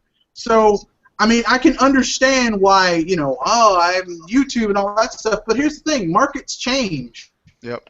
Markets are constantly changing. You have to get used to it. My biggest problem is with the whole Nintendo versus YouTube was it was a lot of the big YouTubers that had hardly any Nintendo content on their channels. It's just it was a way for them to get exposure, a way for them to get more attention. That's all. You got to recognize once a guy gets that big, you got to sort of question where his motivations are coming from. If it's not just about the game anymore. Yeah, he's turned into a career. That man's a millionaire, PewDiePie. He makes silly faces and silly jokes and makes millions. Yeah, he's profited off the fact that he can make people laugh. He's like I said, that's the whole thing about, like I say, between the gaming media becoming authentic and becoming faceless suits. It always turns out that way because eventually that's what goes on all these sites. When you see him talk about Nintendo, because you know what, either way, you get Nintendo fans coming here to argue against you. You get Nintendo haters coming to argue with you. And either way, you're getting attention. You're getting clicks. It's all about getting attention. It's not about having an authentic point of view. It's about shock value. It's shock jock stuff. Right. Speaking of, Batman Arkham Knight's already $40, guys. Really? That fast? Yeah. Come on. A week? And then, this is how it starts off. Wait a minute. You mean the console versions, the ones that are stable? I don't know why you're saying that, because in the next 4 to 5 months, it's going to go down to like $20, and then Warner Brothers is going to release the Game of the Year edition, and it's going to be like $29.99, and you get everything. So, I mean, even if I was interested in that game, you get it for $20. Even if I was interested in that game, I wouldn't buy it right now. I'd wait until that Game of the Year. What site's that, Poppy? It's Deal News. It lets you dealnews.com, guys. If you don't know, it's a good site because what it does, it basically compiles statistical information from every single site in the world that has all the latest pricing for products that you're looking for. So it just so happens that Batman's $40 already, guys. That shows the value. That just shows how much Warner Brothers values their products, and they're not the only ones. That's just. It's just like you guys were talking when I came in here. You're talking about the devaluation of the market and how that reflects on what happened in '83, '84. I don't know how they expect to make money when they're cutting their prices like that. I don't, and I know that's just for like a special deal, but I mean that hurts your bottom line. That's how it starts. That's how it starts, Mr. Red Fox. Because what's going to happen is Amazon's going to match that price. Then Best Buy's going to match that price. Then Walmart's going to match that price because it's people are going to expect that price. That's what the price is. That's what they said it. It's training the customer to expect a cheaper game. I used to see this at my job. I used to work. Well, I'm not gonna tell you where I work, but I worked around a retail area, and it was a game section in that store, and one of the clerks in that store, he's a gamer too, like I am. We would go in and just observe the shelf to see what was moving around. It's nice to see how things are going. And he would talk about, I like to get this game, but I'm waiting to the price drop. I'm waiting to the Game of the Year edition. And I'm like, what? I mean, this becomes a rule after a certain point where, the gamers don't see the value. Like we talked about, like you said, you get them trained to see, that's the real slippery slope. You want to keep going down to 39, 49, 29, 10, 18, 9, 9. You'll kill yourself because you're spending how much money in marketing and production to make these overgloss games? Yeah, exactly. But then they get pissed off because they can't find Legend of Zelda, the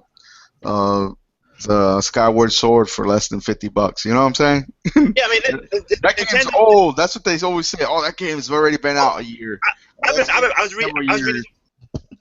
reading over the past few days about. I typed in Nintendo games do not drop in price or do not devalue or whatever, and I listened to the forums and the conversation, and you be see how many people are salty Nintendo does not cheap themselves out like that. They No, start at a fair price. Yeah, the they console is value always their the product. cheapest. Yeah. The console is always the cheapest. The accessories are always the cheapest. The games come at a fair price, and then they stick to it because they say, you know what, this is what we put our blood, sweat, and tears in. This is how you trade value. You know, you want this fun that we're gonna give you. I mean, Smash. Honest truth, I'm gonna tell you something. Smash Brothers, if you want to get real with it, is worth $100. They give you so many characters already. Yeah, like my that game boy, got so much content. I mean, it got so much content and so well polished and so well done that this game is worth more than what they're selling it for, but we're getting it for the price we're getting it for. When you buy Smash Brothers, yeah, I see them making $1 billion off of that game already. And the game's not going to stop selling in a year. It's going to no, it's not because they got new characters coming out. I heard. They got. I still got to get my Ryu down. My Ryu sucks. I'm totally getting my behind with. But anyway, Haruken. But anyway. Yeah, this is how you make. Listen, there's a store in my area called Planet Fun, and he sells a bunch of old video games. It's one of them fan-owned video game shops. I mean, not these GameStop type of stores. They sell old stuff all the way back to the Atari era, right? Yeah. Like most of that stuff in this. Even not only that he sells, it's like your whole childhood coming back to life because he has Ninja Turtles in there, He-Man dolls, G.I. Joes. I mean, Thundercats. He got it all. He got old. Did you say Teenage Mutant Ninja Turtles? Huh? Did you say Teenage Mutant Ninja Turtles? I did. He has that. My inner child is having apoplexy. Power Rangers, all that stuff we grew up with. Yeah. Oh, but the majority of his store is a Nintendo product, and every time I go to the store and buy something, I see him like he waves his hand like rubbing his hand together like a man with money like. Yeah, you talking about Nintendo value? Look what I put up. I found on my computer still. It was a couple months back, but look at the comparison in prices compared to a major third-party. Destiny is $25. Mario Kart is $46. Nintendo games hold their value. Look at the GameStop credit. Like if you're a Nintendo gamer and you have a large Nintendo library, you are sitting on a lot of, especially first-party games. Oh my God! Yeah, because if you go and sell these games, you're gonna pay the price. They're gonna pay what it's worth. No, you don't sell Nintendo games right now. You sell Nintendo games 30 years from now and get thousands for them. The situation is, the thing is, Nintendo holds the value, and the stuff is so well made and so.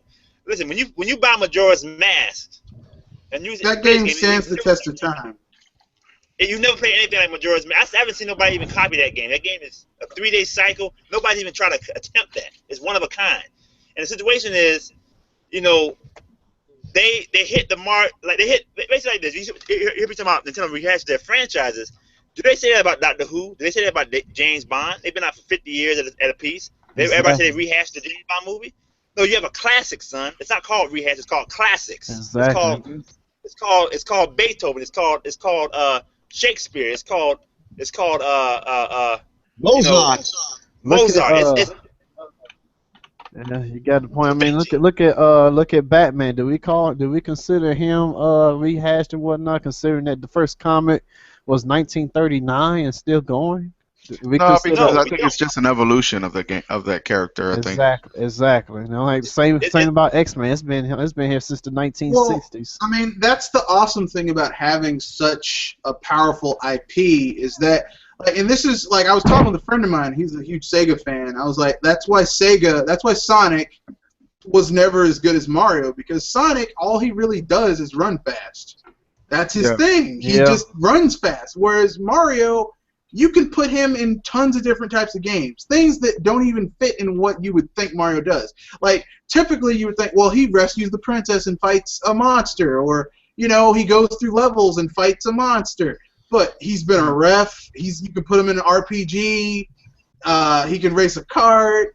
Yeah. He can beat people up in Smash Brothers. I mean, it's a versatile IP. And every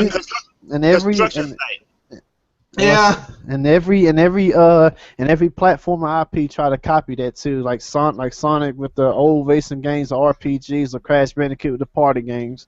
They were Li- li- always they were always inferior to the Mario spinoffs. They tried. They li- li- tried. wait, Little Big Planet Carton. Yeah. They I'm, can't I'm, do it because the character of Mario, first of all, the perfect character. I mean, it was just a natural extension of what the character was designed for. He's a working man. He's wearing overalls and boots. He puts his boots on every day. He's not Mr. Zach Brannigan, Mr. Captain America. He's a rough, middle-aged man, chubby, mustache. He's rugged. He works. He gets out, puts his 2 pants on every morning, punches that time clock, and goes to work. That's Mario. That's why you can put him in Mario. Listen, blue collar man that anyone can, relate to. Not sympathize. Yeah. Yes, relate. That's a perfect word. And the thing is, Mario, where you put him overalls, and he can work on a construction site.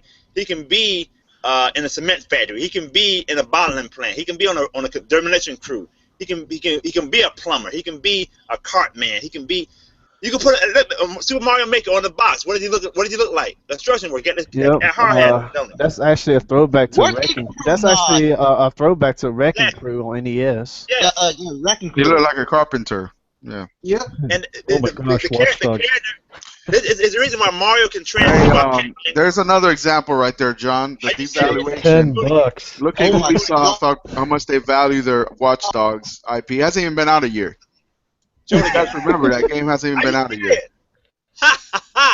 It hasn't even been out a year, and they're giving this shit away. I mean, I feel ripped off, Mr. Red Fox. Watch I told you I paid $12 If I for bought Best that Buy. game, I would feel ripped off if I spent full price on it when it came out. Yeah, no, it's not even a year. It's not even a whole year. That's what's sad. I just You should go to G2A. Oh I my just found The goodness. Witcher 3 for $30. That game hasn't even been out for 6 months yet.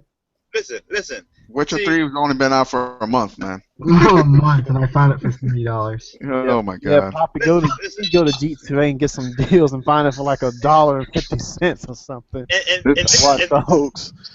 hold on, guys. And this is who they want Nintendo to follow. Yeah, they This is want what they everybody. Yeah, exactly. They want everybody. They want Nintendo to go and follow the same trend of evaluation, man. It's fucking ridiculous. Because I'm gonna tell you something. I feel cheated when I pay full price for something and then I see it for like not even 6 months later for like $10-15. I do. I feel cheated. Yeah, you should. That's why I'm so.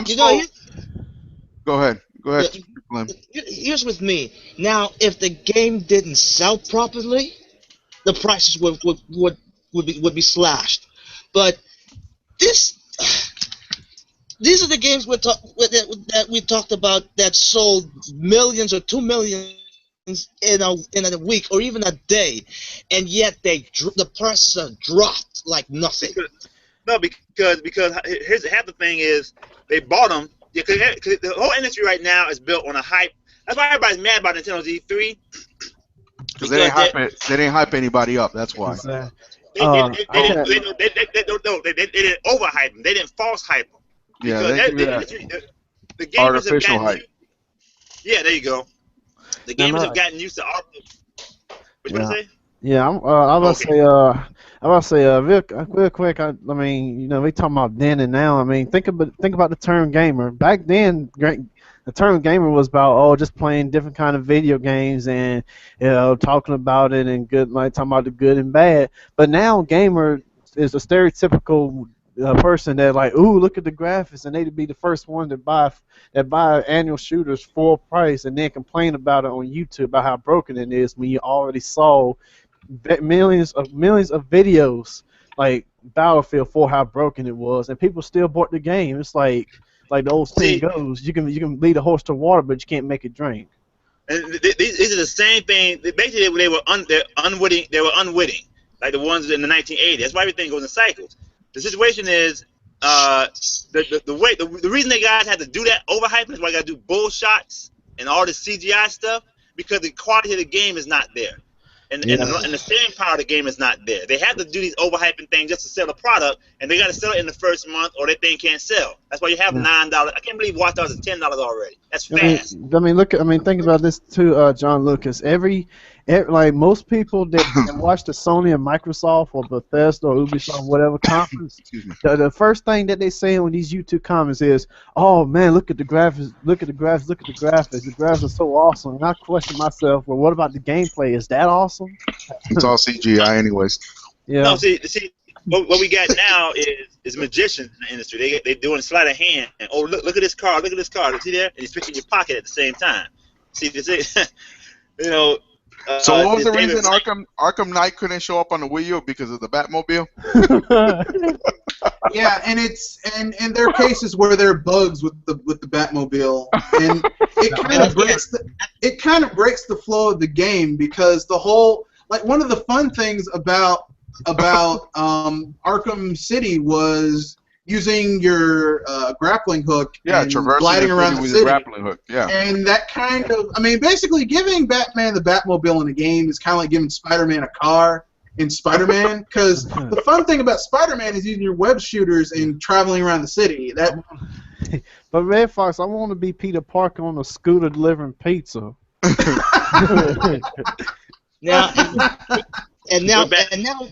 mind you, that comment about the whole Batmobile thing, that it can't be done on the Wii U, which was, yeah, that was BS. Let's just. But here's the thing. Who did it first? Because it was not the developers. It was the media. It was well, the media said it, but I mean, it was like, here's the truth of why Batman Arkham Knight isn't on the Wii U. Okay, two things. First, the Wii U doesn't have an install base where they think they're going to make their money back. Yeah. And second, that's the first one. The second one is that, okay, Warner Brothers cheaped out on putting the game on PC. Of course. They got a very cheap. They lowballed the estimate to get it put on PC, and we saw the nightmare that was. No, but PC, they only had like a couple weeks to do it or something. They had a month. What the fuck? You cannot port a game You cannot port a 40 gigabyte game. That's from you know what, I'm telling you guys PC something. I think you onto a normal PC. That's the Batman will be on the NES Batman game. It's like that was no problem back then. It works perfectly. No, here's the thing.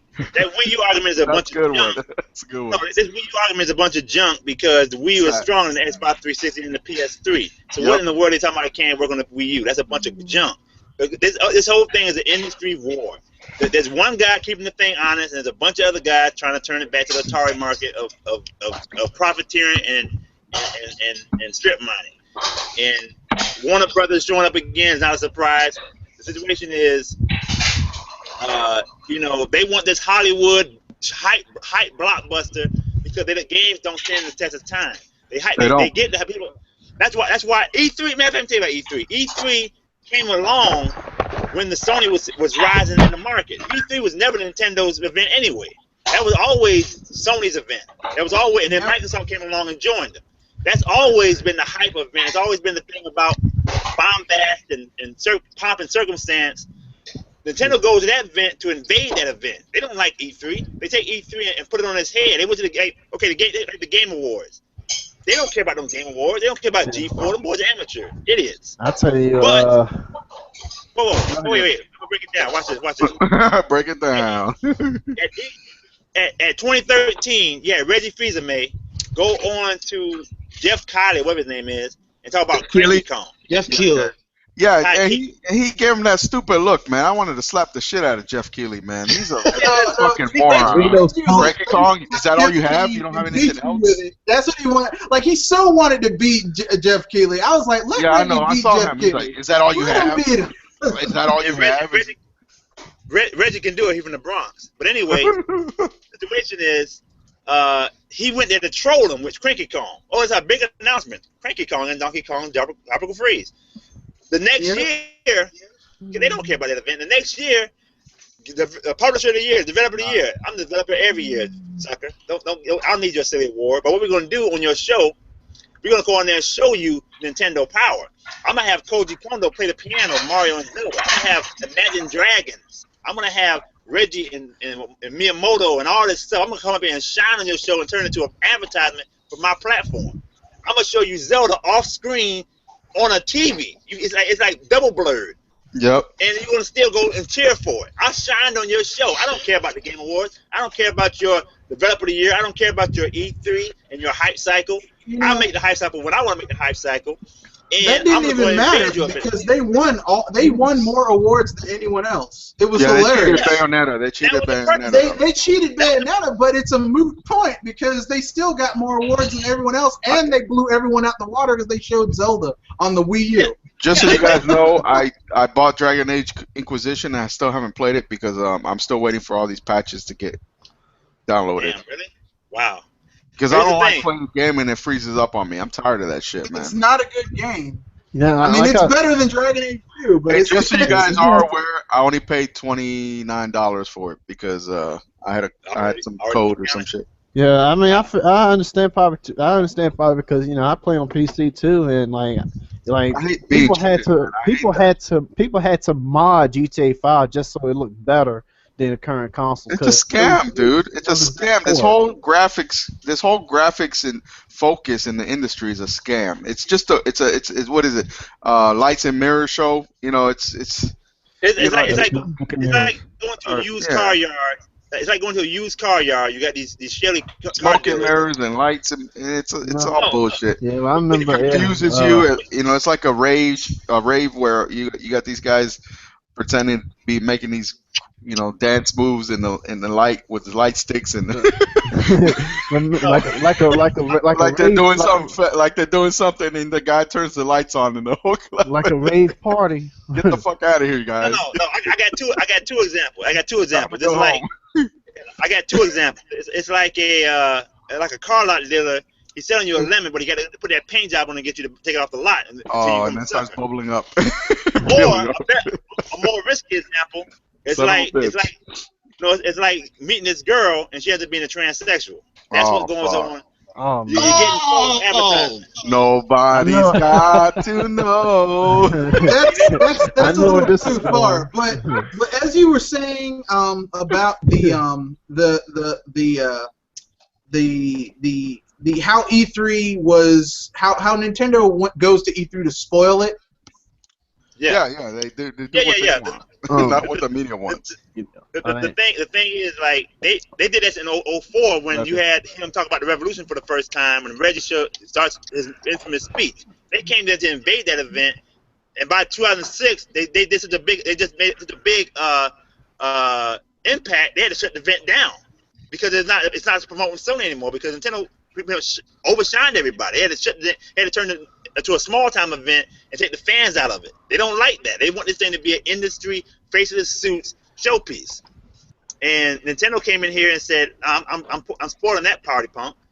And so when you go to E3, after a while they say, well, why aren't you making your stage show? I don't need that stage show. I got my own stage show. It's called the Nintendo Digital Event.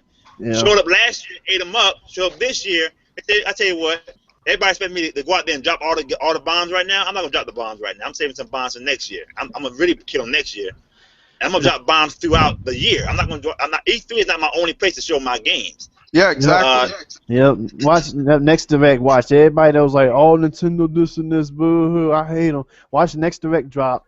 Everybody will start loving them all over again. Yeah, like the whole divided community is now. My goodness. Yeah. Watch the community. I follow Polygon. That's an outpouring of Kotaku. I know that Brian Casente. He'll be on Nintendo's nuts one day, and the next day he'll be criticizing them and talking swaka. Mm-hmm. It's about getting hits. Because the honest truth, they don't have a job if one for Nintendo making the industry what it is. They don't have a job. That's straight up. It's that simple. Well, so Nintendo drama brings hits. I remember when the SNES launched. I remember watching TV and seeing these local news. Can they manage to turn things around? Can they? Will they be able to make it? And every time Nintendo drops a new console, everyone doubts. New handheld, it's outdated. This old technology. Yeah, but let it be Sony and Microsoft. It's the return of Jesus Christ. Look, he's sitting at my kitchen table eating a ham sandwich. Jesus has returned. Those media pieces are the third party's mouthpieces. Those are the PlayStation Xbox. Oh yeah, because they give them all the advertisement. They give them the revenue from they earn revenue from the advertisements. I mean, think about it. How many websites had that Batman Arkham Knight backdrop, the little flash thing that they got? Everywhere. Even the piece. Yeah, even was they it? They're bought and paid for, man. Now it's sad, man. That's not just Batman either. Every big third party Western title. Watch Dogs. Remember Watch Dogs? $9.99. Yep. No, it was on every fucking thing. You couldn't avoid it. It was on TV. Every time you put a YouTube video on, it showed up. Every time you clicked on a website, it showed up. I got something better than that. I remember seeing a Destiny advertisement at a Major League Baseball game. Oh yeah, of course they hit it. And that's ridiculous. I mean, basically, the industry making games has gotten expensive, but the amount of money that these people are spending to advertise these games is getting. So when a game bombs, it's worse now than it was 10 years ago. It can kill an entire company. And when you kill company, you kill brain power, because those are guys who know the code, how they work together well. It's human resources. You can't throw your people away, or you're gonna eventually throw yourself away. You can't see. The thing is, like, this is what leads to crashes. This is why the industry is ready for big. I've never been fooled. Last generation showed me the crash is ready. They're doubling down and doing the same thing they did last generation, getting away with it in the short term. You can get away with it in the short term. You can buy Pac-Man 1981 on at 2600 and be happy and sell 7 million copies, but the aftertaste is going to be in your mouth and it's going to taste bad. Remember this quote: "Those who fail to learn from history are doomed to repeat it." Yeah, doomed to repeat it.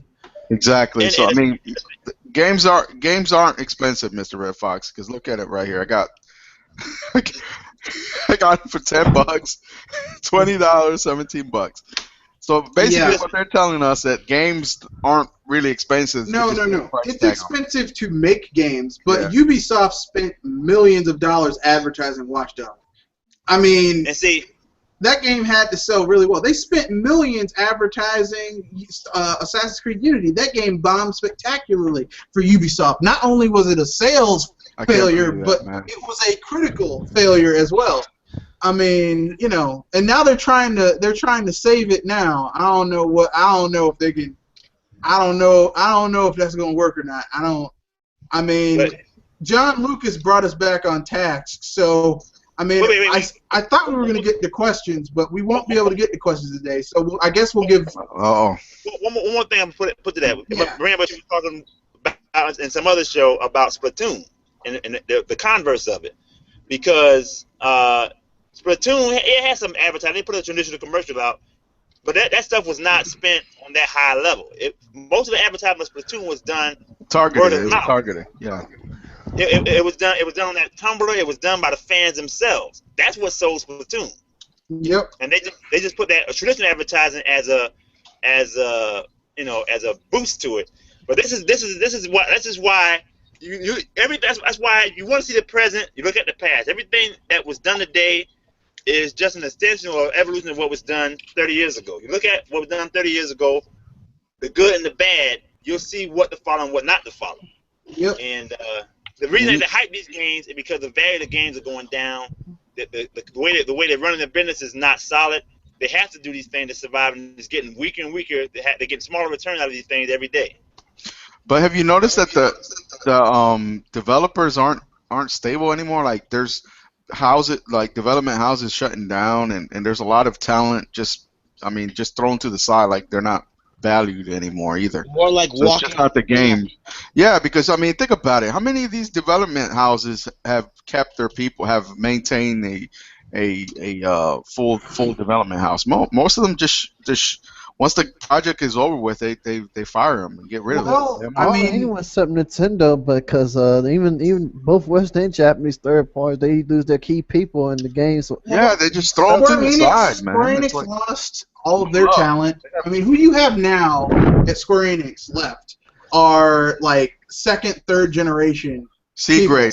Yeah, C grade. Yeah, they're the second, third generation people who Capcom. didn't even work underneath your Hironobu Sakaguchi. Yeah, they don't develop They their work teams, under man. the They just let person, them. under the person who works Yeah. for it. You know, those people are gone. So I mean, the talent is gone. It's and like that's sad. Naughty Dog let their big writer go, right? For the Yeah, so I don't have much hope for Uncharted 4. So I'm how? sorry. Yeah, I mean, don't. how are they going to continue that franchise without having the foundation for that entire? Like, I see some people who are kind of hyped up about Rare making not Connect game. The 30 for 30. All I'm going to say is they're actual. But here's all I'm going to say about that title. Would you trust a crackhead who had been on drugs for 10 years, and every time you're like, okay, they said they got themselves together, you let them in your house, they stole your stuff and did you wrong. Sell off all your shit. would you trust them if they said, I really got myself straight this time? I'm not doing drugs anymore. In this analogy, the crackhead is Rare. Wow. Because they've been messed up for a decade. Like, I'll give them Perfect Dark Zero. I'll give them Conquer Live and Reloaded. I'll give them Banjo Kazooie Nuts and Bolts. Even though, in my opinion, those games were terrible. I'll give them those games. Okay, and Grab by the Ghoulies and Cameo. Okay, I'll give you those games. But everything they've had for the last 10 years has been horrific. Holy shit, man! So I can't trust those people with a new game. I can't trust those people to save my life. You guys remember, like, in the gaming magazines back in the days, there used to be like a little spread out that you could open up. It had like all the games for every platform there was at the time in the 90s. Mm-hmm. It was called, was it Funko Land or something like that? Yeah. Where you could actually ship off your game and get credit for it. Like, it was like, I mean, games were highly valued back then, and they maintained their price, and now, like we were just seeing, Watch Dogs and Destiny and even Batman just showed up. They already dropped it $20, and all these suckers that pay pre-order. I mean, that kills me too, seeing that shit go up like rampant. You guys understand that if these games are digital games, that you don't need to pre-order them. I mean, think about it. Why are you pre-ordering something that either way you're gonna have to download? Because most of these games have these 20, 15, 20 gigabyte patches that you have to download on your system, so that you can play it. I mean, which is a damn shame, by the way. Yeah. But I guess we can start to get to our ending topics, because I just saw something that just occurred to me. I got something too, but this is gonna be real quick, because I'm not even gonna say anything really long. Remember how we said that Don Matrick was just a horrible CEO, and he should have never been in this industry in the first place? Oh, no, he's an awesome entertainer, though. When he left, if he was a stand-up comedian, he would be the best stand-up comedian ever. Because watching him talk and say stuff makes me want to laugh. Laugh till I cry. But as you know, when he left Microsoft, he went to Zynga. And I'm looking at GameJobWatch.com, and I'm seeing all 4 Zynga sites: Zynga Dallas, Zynga Germany, Zynga LA, Zynga San Francisco. That's a lot of jobs. Zynga San Francisco, 360 people fired. But Zynga LA, 2013. 55 people fired. That's in 20. That's 13. That was under Don Matrick. He was going to turn Zynga around. He was going to turn Zynga around. Zynga Germany 10, Zynga Dallas 62. Let me tell you something. Don Matrick is like one of the worst CEOs ever. He's a comedian. Thank God he's gone, because that dude was a D-bag. Yeah, I find him to be a comedian. Remember that cheese smile at E3 2012? Listen, guys, that guy never played a fucking game in his life. If he ever I don't played think he one. made any games either. He's a fucking idiot. See, But he's a poser. He's a poser. I didn't But even I respect- digress. If you doubt that this industry isn't teetering on having a major crash, But look and at all it's all in 2013 though. all it's gonna That's the take. beginning. That's the beginning right there. All it's gonna take is like maybe 2 or 3 major flops. Call of Duty flopping. Look, if Assassin's Creed Syndicate has even a whiff of the same issues as Assassin's Creed Unity, oh boy. Gentlemen, don't you see that there's like a tsunami forming because of this? Because recently, with the failure of the Arkham Knight game to load up on the PC and run correctly, it was pulled by Warner Brothers. But then also last year, the Ubisoft had that issue with the Assassin's Creed Unity, right? And then they had to send out a 40 gigabyte patch and also give people free games or something. It cost them millions of dollars. So then, if you like you're saying, Mr. Red Fox, if they do come out with the same crap this year, I think people are just gonna be fed up and says, you know what, fuck it, I'm not pre-ordering anything anymore. And that's gonna hurt GameStop. That's gonna hurt the GameStops. That's gonna hurt. Go ahead. That's why I say crap. I didn't mean to cut you off. I get so excited. I'm sorry. I know I get you excited, Mr. John. No, see, that's why I call it crash, because crashes. We say crash happen gradual. No, the calm before the storm is gradual, but the crash is sudden. It happens like blow, like that. When you're walking on some weak floorboards in your house and you hear the that's the gradual. When you go, that's sudden. Yeah. Wow. It's gonna happen overnight. Pow! People like, I don't know what happened. When I put that game jobwatch.com on the chat line here, and I think they stopped updating it because I guess it got too depressing. Because these are the people that put this site together was 3 game developers who've been laid off themselves, and they saw so many of their friends in the industry. These people play video games, and when all of us wanted to be a game maker when we saw these games. I said my little game I did. Everybody did that as a kid, right? Yeah. But these guys, everybody did that.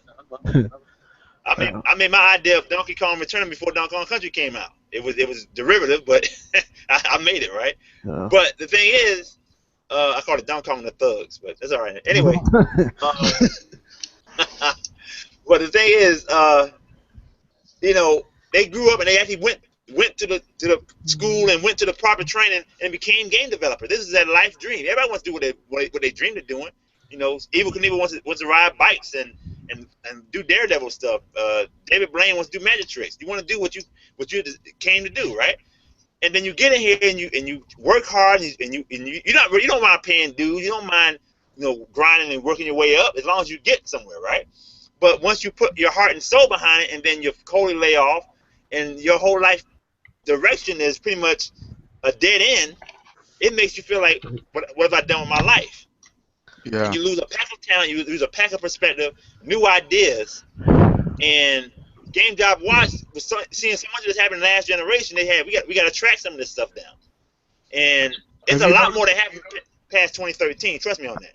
Have you noticed all these studios here, all these game studios here, didn't really support any really Nintendo platforms? You notice that? Yeah. Yeah. And this is who they say they want to follow. They want Nintendo to follow this line of trajectory. We got next level games saying we want to work with Nintendo exclusively because we got a good work environment. Except I don't see retro in here. I don't see retro. I don't see left field. I don't see Monster games. Well, the reason you don't see them is because Nintendo runs their company like a well-run company should be run in terms of how they treat their employees and how they treat like the future. Like they take a very long-term view of things. Like these are like Shigeru Miyamoto 10, 15 years ago, they put him with some younger developers and they said they're going to be under you. Eventually, one of those developers became, is Eiji Aonuma, and these guys who are at Tokyo EAD 1 right now. right? And so when those guys get a certain age, they'll have people under them, right? That they're going to train how to that's how you perpetuate your company. They multiply, and your product. They multiply the talent, yeah. But I mean, third parties, they're like, well, we're just trying to get the money and run. So. But wow, Crystal Dynamics, man, I can't believe they lost that. What about the former Rare Free Radical Design? Yeah. Who got absorbed by Crytek, who's going down the toilet. Oh, okay. I got something else about how this industry is crumbling.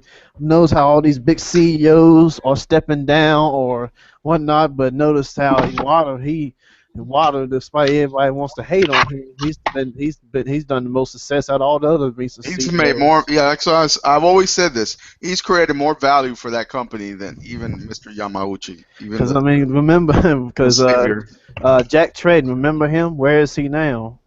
Where's Phil Harrison? Phil Harrison just lost his. Yeah. But you know who keeps surviving? You know who keeps surviving? Peter Moore. Peter Moore, yeah. That son of a bitch, man. He's rising from the dead. That guy jumped ship and still survives, man. He stays dry. That man is the devil. Phil Harrison ruined the PS3 and he also ruined the Xbox One. Whatever he touches just turns to trash. Yeah. Who is the CEO for the Sony of America now? Because he's not Jack Trent. Who is it now? It's that guy Andy something. Andy Samberg. Andy House. Is that the one that always talk about the best graphics? And he always promotes graphics. He looks cheesy, man. He looks like he's full of shit. Let's be frank. All of these CEOs look kind of cheesy. They're all full of shit. I used to think Phil Spencer was kind of cool. I mean, actually, I didn't. I always thought he was a tool, but I didn't think he'd get up on stage and lie to everybody to their face. But when I saw his E3 presentation, the backwards compatibility. I was like, no, sorry, Phil. Man, poor guys, man. They're gonna feel like they just been like abused while they were sleeping and shit. You know what I'm saying?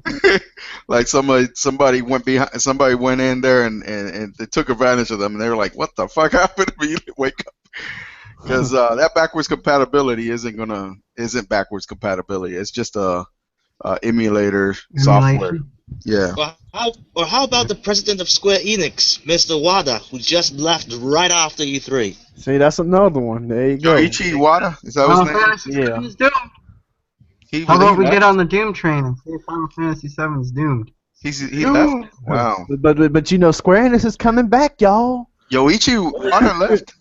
No, Yoichi Wada was just a terrible CEO anyway. I mean, let's be frank, okay? He was at the helm during he's been there for a while, hasn't he? He was at the helm when they made that movie, okay? He was at the helm when they started losing all that money because, see, here's the thing. Yoichi Wada is the one who got them to get in bed with Sony in the first damn place. Yeah. And that was, look, let me put this. If you're a third-party company and you get in bed with Sony, yeah, you might get paid today, but tomorrow the devil's going to come for his due. And when he does, I've noticed that pretty much most if not all Japanese companies that got in bed with Sony have lost their way, except maybe Natsume. I guess they're like the only ones that still. Because Natsume always put quality games out. Guys, the Harvest Moon makers, Yeah, them. Yeah, they always made quality games though. Yeah, I'm looking up his history. This dude has nothing to do with gaming. He came from the banking world. Wada-san? Yeah, Yoichi Wada. I always see his name, so it's always stuck to my.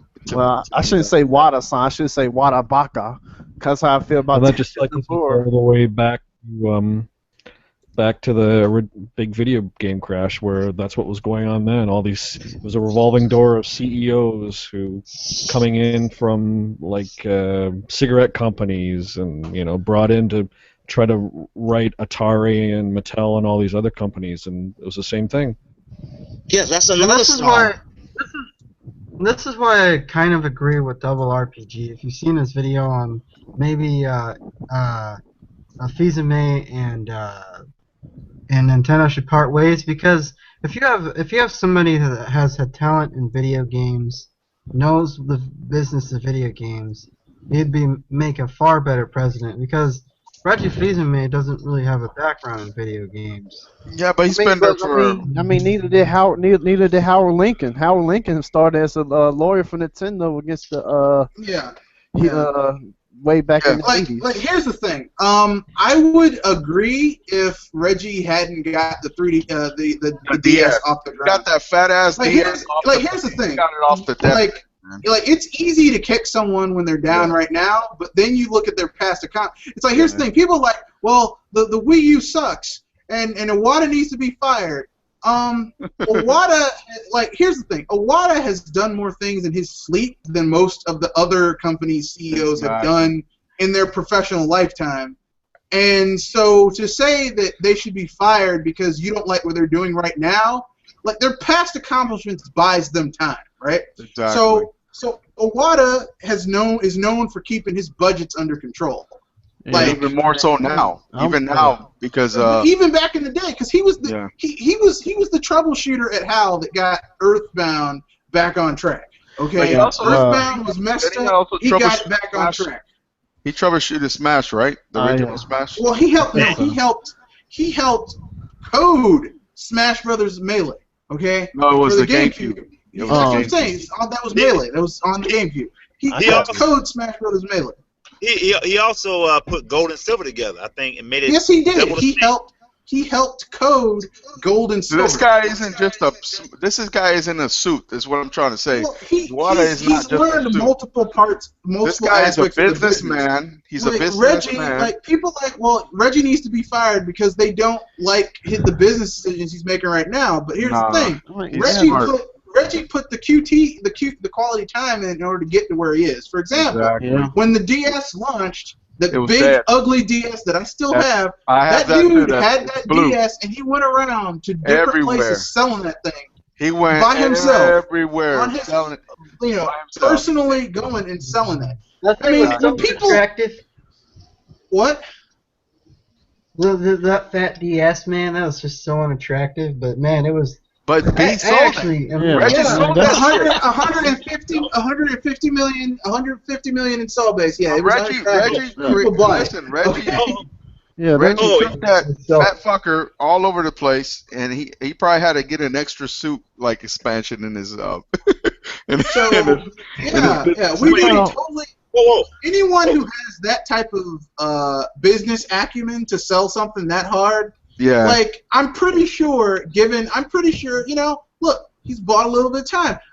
People like fire Iwata. Fire the man who basically tricked people into buying a GameCube. Twice. Twice. Seriously, you're gonna just. Here's the thing about the whole background comes with video games. Going back to what Howard Lincoln. I mean, first he was originally a lieutenant for the U.S. Navy, and then that's when he was a lawyer for when Universal took sued Nintendo for thinking that Donkey Kong infringed King Kong, but Nintendo won. That's when he joined Nintendo in the '80s and was pretty much CEO until I think the early 2000s. He didn't have no past video game history, but look, I mean, him and Yamauchi was like a match made in heaven. Yeah, there was like Batman and Robin, man. If you want to talk about non-bet, go ahead. So, I bet Howard Lincoln actually respect the whole video games. Yeah. Oh yeah, he did. Look, he go ahead. If you want to talk about non-video game background, let's talk about Hiroshi Yamauchi himself. Yep. Because Hiroshi Yamauchi, he's not. Nintendo is a mix of the artists, the engineers, and the businessmen. That's what you can have the art, but you can't sell it. You go nowhere. You can have the business, but you have no art. You're selling junk. If you have the balance, then you can sell it both. They have the balance. That's why he can survive better than Sega and the rest of them. They got both sides of it. Yamauchi played board games. He played the game of Go. But he did not play video games. He just knew he had an instinct. That's why he was successful. Sometimes you have to step away from the fire. You can't be too close to it. You have to be. the outside of you, because you got to sell to the people who not gamers. That's if you want to spread outside the gaming world, you got to sell to people and make them gamers. And Yamauchi was a guy who can step outside the engineer's world, in the artist world, and can see the game as a customer, as an unbiased customer. And when Donkey Kong Arcade came out, and everybody thought that this was going to be a failure, Yamauchi was the only one that said, "Put it out. It's a good game." Everybody thought that game was a failure. Said, "It's over. We're done."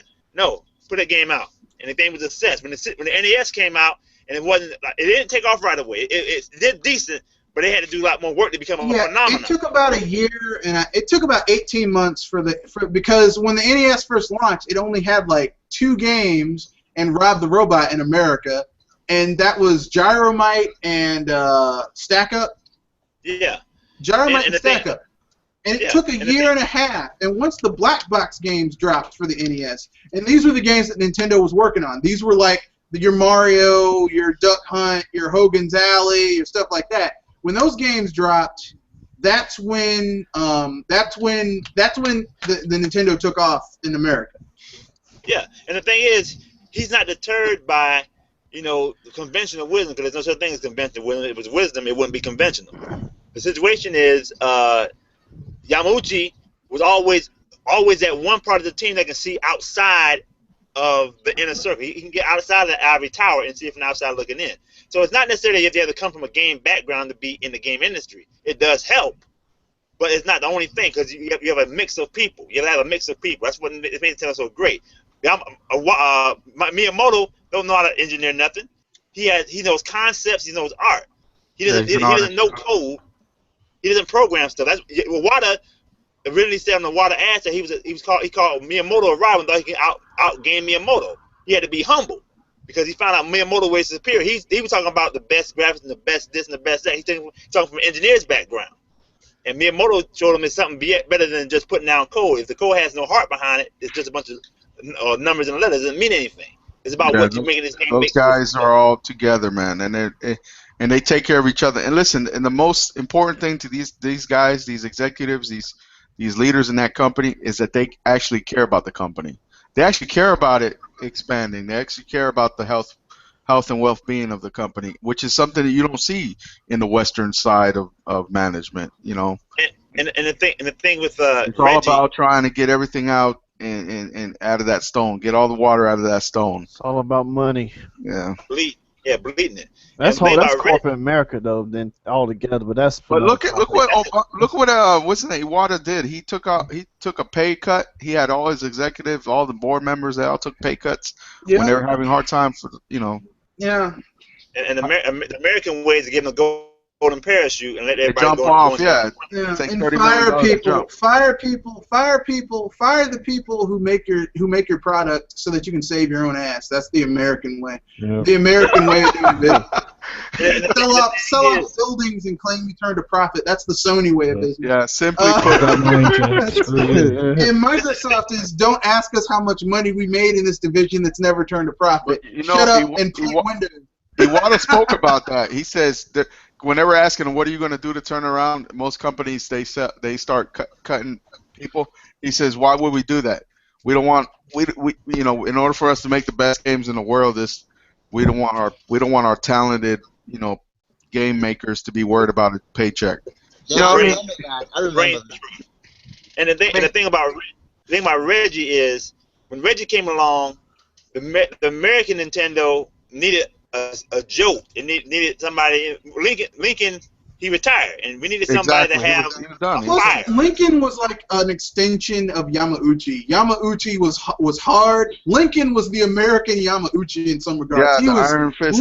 Lincoln would get in your. I mean, pardon my French. He'd get in your ass. Okay, Lincoln. How Lincoln get? Like I was reading some of the stuff that he said about Trip Hawkins.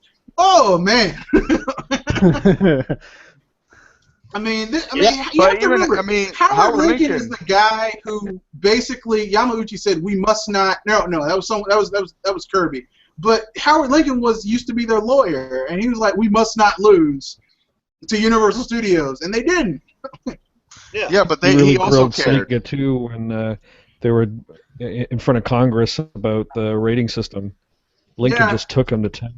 He threw him under the bus. And, look, listen. Absolutely. I know people get mad. Oh, that's terrible. I'm like, look, man, it's business.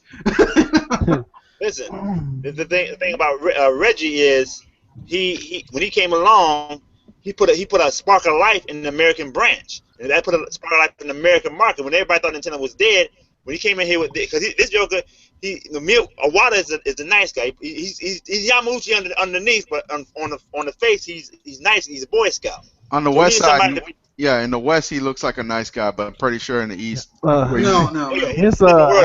He takes names. Yeah, but the thing over here, we needed somebody with a little bit of spunk to him. And Reggie came in there from day one. Mr. Nintendo, family friendly, Mario happy go lucky. The trees got out and they smile. And he said, "I'm kicking ass." That's the first thing he said. You know what I like about Reggie is that Reggie tells it like it is, and people get mad at him. He's like, look. Our competitors worry about some people worry about specs and how many CDs they can sell you. He's like, and some people say they can't make money based on like some turnover. He's like, that's not my problem. I love how even now I'm like, you know what? Look. Let me put it this way, okay? You look at the Wii U, you look at what Nintendo can do with it, and arguably they are the best first party developers in the industry, but. I mean, it's not like they're using some magical alchemy. It's hard work, okay? And dedication. So if they can put quality games on that system, there is nothing holding anyone else back except they're lazy.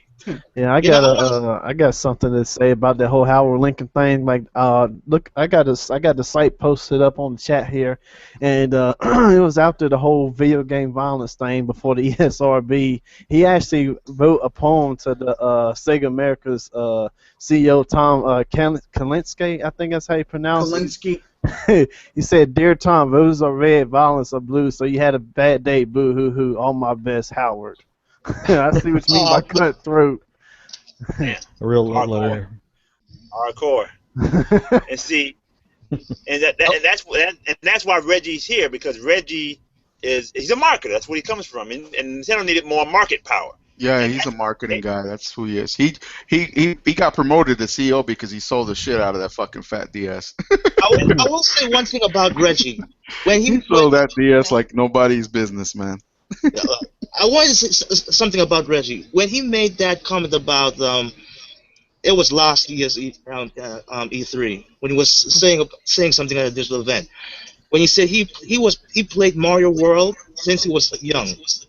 He was beating that game till he had 99 lives, and I'm like, that kind of clicked me in a sense, because before then, any speaker of other company, they were just like, we just play this game, we play that game, let's do that.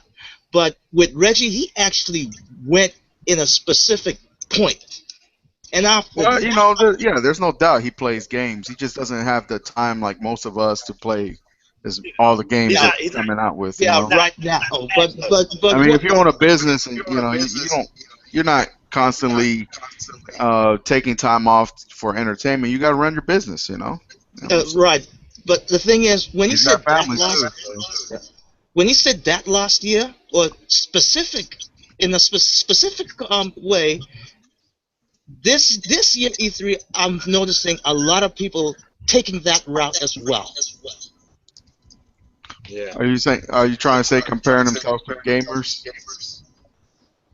Yeah. But see, and I can tell at the Nintendo World Championships, he did do some practice. I can tell he was practicing the grabs. He did. If you look at him carefully, he was trying to play. He's just not good at it. But he was trying to. He practiced a few routines, trying to get a grab, trying to get the little knees. He just wasn't good. He doesn't know smash that good. But this guy has played the game. He's not an expert in playing the games, but he has played the game. But his job is not just to play the game. His job is to sell the games. And his job is to defend Nintendo and stand up for the company. His job is to create opportunities for them to grow. And in order to do that, you got to sell. And the thing is, that could have all just been a stage show too. Yeah, I mean, it's for fun. Everybody know that. You never know. It did add excitement. I'm not gonna lie. honest truth, who knows that this whole thing wasn't his idea to begin with? This whole Nintendo World Championship might be his idea. So the situation is, and the thing is that was a this: stroke of advertising. everything. Like, okay, here's what people need to understand when you look at a company. Generally speaking, everything they do has been vetted, thought about, deliberated, gone through at least 4 or 5 people before they decided to do it. Nothing you see a company do in a public forum like E3 or something like that is like a spur of the moment type thing. It's planned, it's calculated. There was thought put into it. So, you know, when you look at like what Nintendo did during this E3, not just the Direct, but like how they dropped, you know, the mini Direct earlier this month, and then they dropped the Direct before E3, and then had the World Championship, and then they had the little thing in the middle of Sony and Microsoft's thing showing off something else. I mean, there's like all of these companies has a plan, like a target, something they're trying to do. So that's what that's what they're trying to do. They're trying to, that you know, platform. There's a plan. There's a plan with all they're doing. And with that, because we don't want to make this into a 6-hour podcast like we did last week, it's time to give our final thoughts. I guess I want to give the quieter members of this podcast a chance to go first on this one. So, William, what do you think about the state of the industry now versus then? And do you think a crash is imminent? And do you think that it would be particularly? Do you think it would be as severe as it was 35 years ago? Well, I think you guys have made a lot of great points about the cyclical nature of the industry, and all the examples of what has happened then is happening now. But I think it's a different world. You know, the industry's in a different place. Like it was mentioned earlier, even in 83, 84, the industry had been around 10 years, but it was still fairly tenuous, especially in the minds of, especially for demographics where, like, back then it was just strictly kids.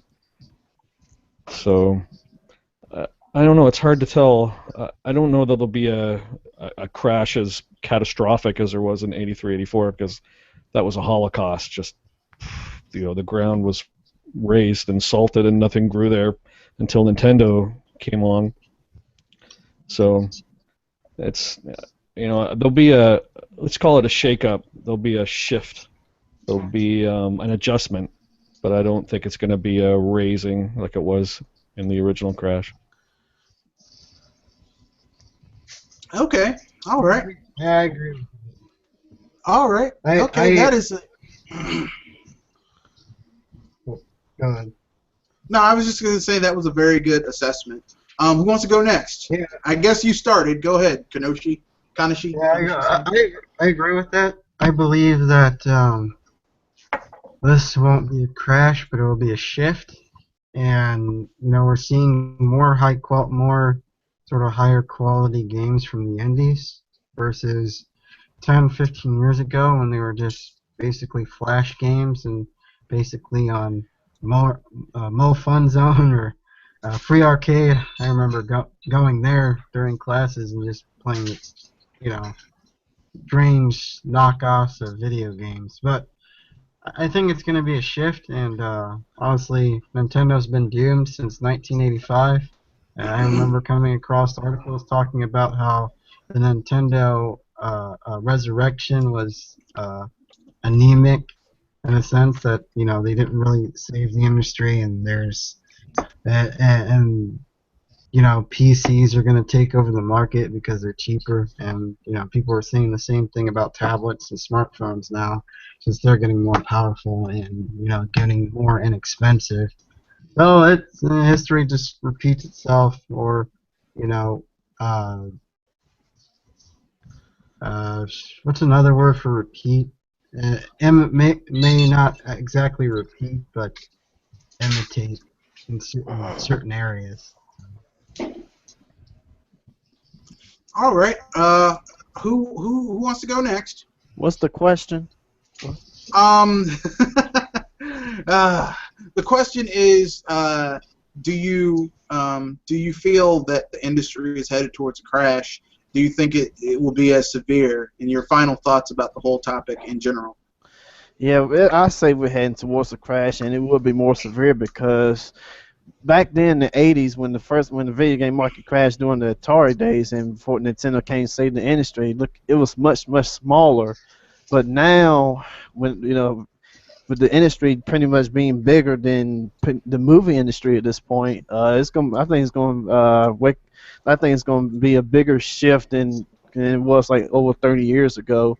We won't see it now, but it's a slow process in terms of like the whole industry crashing, the developers closing left and right, broken games. I mean the signs are everywhere, but I mean we won't see it today, we won't see it tomorrow, but by the end of this generation, we're gonna start noticing a huge change, and we're going and it's like Kanochi was saying, history does repeat itself, and like I said earlier in the quote, those who fail to learn from history are doomed to repeat it. I mean, the signs are everywhere in terms of what Sony and Microsoft has been doing since for over the past few years now. And so I mean, Nintendo they for the longest time, they've done what they could. They doing what they can do now, and they're just waiting for the pieces to the puzzle to be completed so they can start the whole resurrection, so to speak, once again. All right. Who wants to go next? Let me go next. This might not be specifically toward the question. It's more of an offshoot, and I'm going to piggyback on the discussion between Red Fox and Francis earlier. Now, I'm going to point out in specific about when they were arguing about, well, specifically the features for a console and one that has next to none. I get what Francis is saying, but now I'm seeing this in another light, and it's very, very concerning to me, because I'm seeing people, they ask more about the features of a console instead of the games. Mind you, everyone has their own preference, and the people that Francis was talking with, or advising which console to go with, yes, they're more like athletes. They're into sports. Have at it. That's your preference. But in my point of view, I see this concern because if we ask more about the features than the game itself, which in this industry is actually has the word game in it. So at one point I'm seeing, if the word game is not important anymore, then you could practically say that this could also be a detriment, that would be a crash coming. Now, I wouldn't be so of a Debbie Downer or bad forecast to say that the crash is imminent, unless if it wasn't for all these broken games that keeps coming and nothing's being done about it. I would say at this point there still is a chance to salvage what is left of this gaming industry before we would lose it all.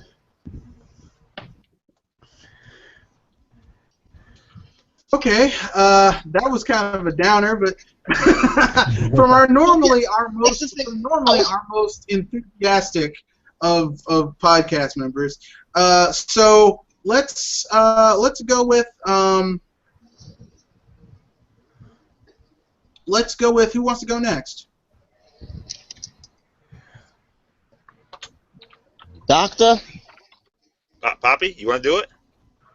William? Yeah, I mean, you guys, speaking of myself, I spoke a lot throughout this podcast.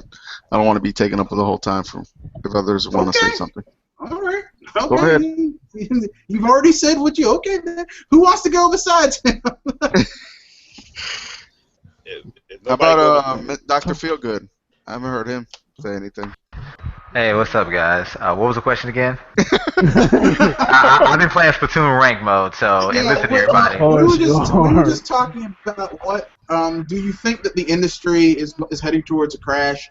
What do you think the severity is going to be, and what are your overall thoughts about the state of the industry as it is right now? Well, I'm pretty sure you, Red Fox, you know my thoughts. I already done like 2 podcasts, Yeah. 3. But me personally, the crash is already here. My personal belief, and the reason why I say this is because you look at everything that's going around, people are actually paying for broken games.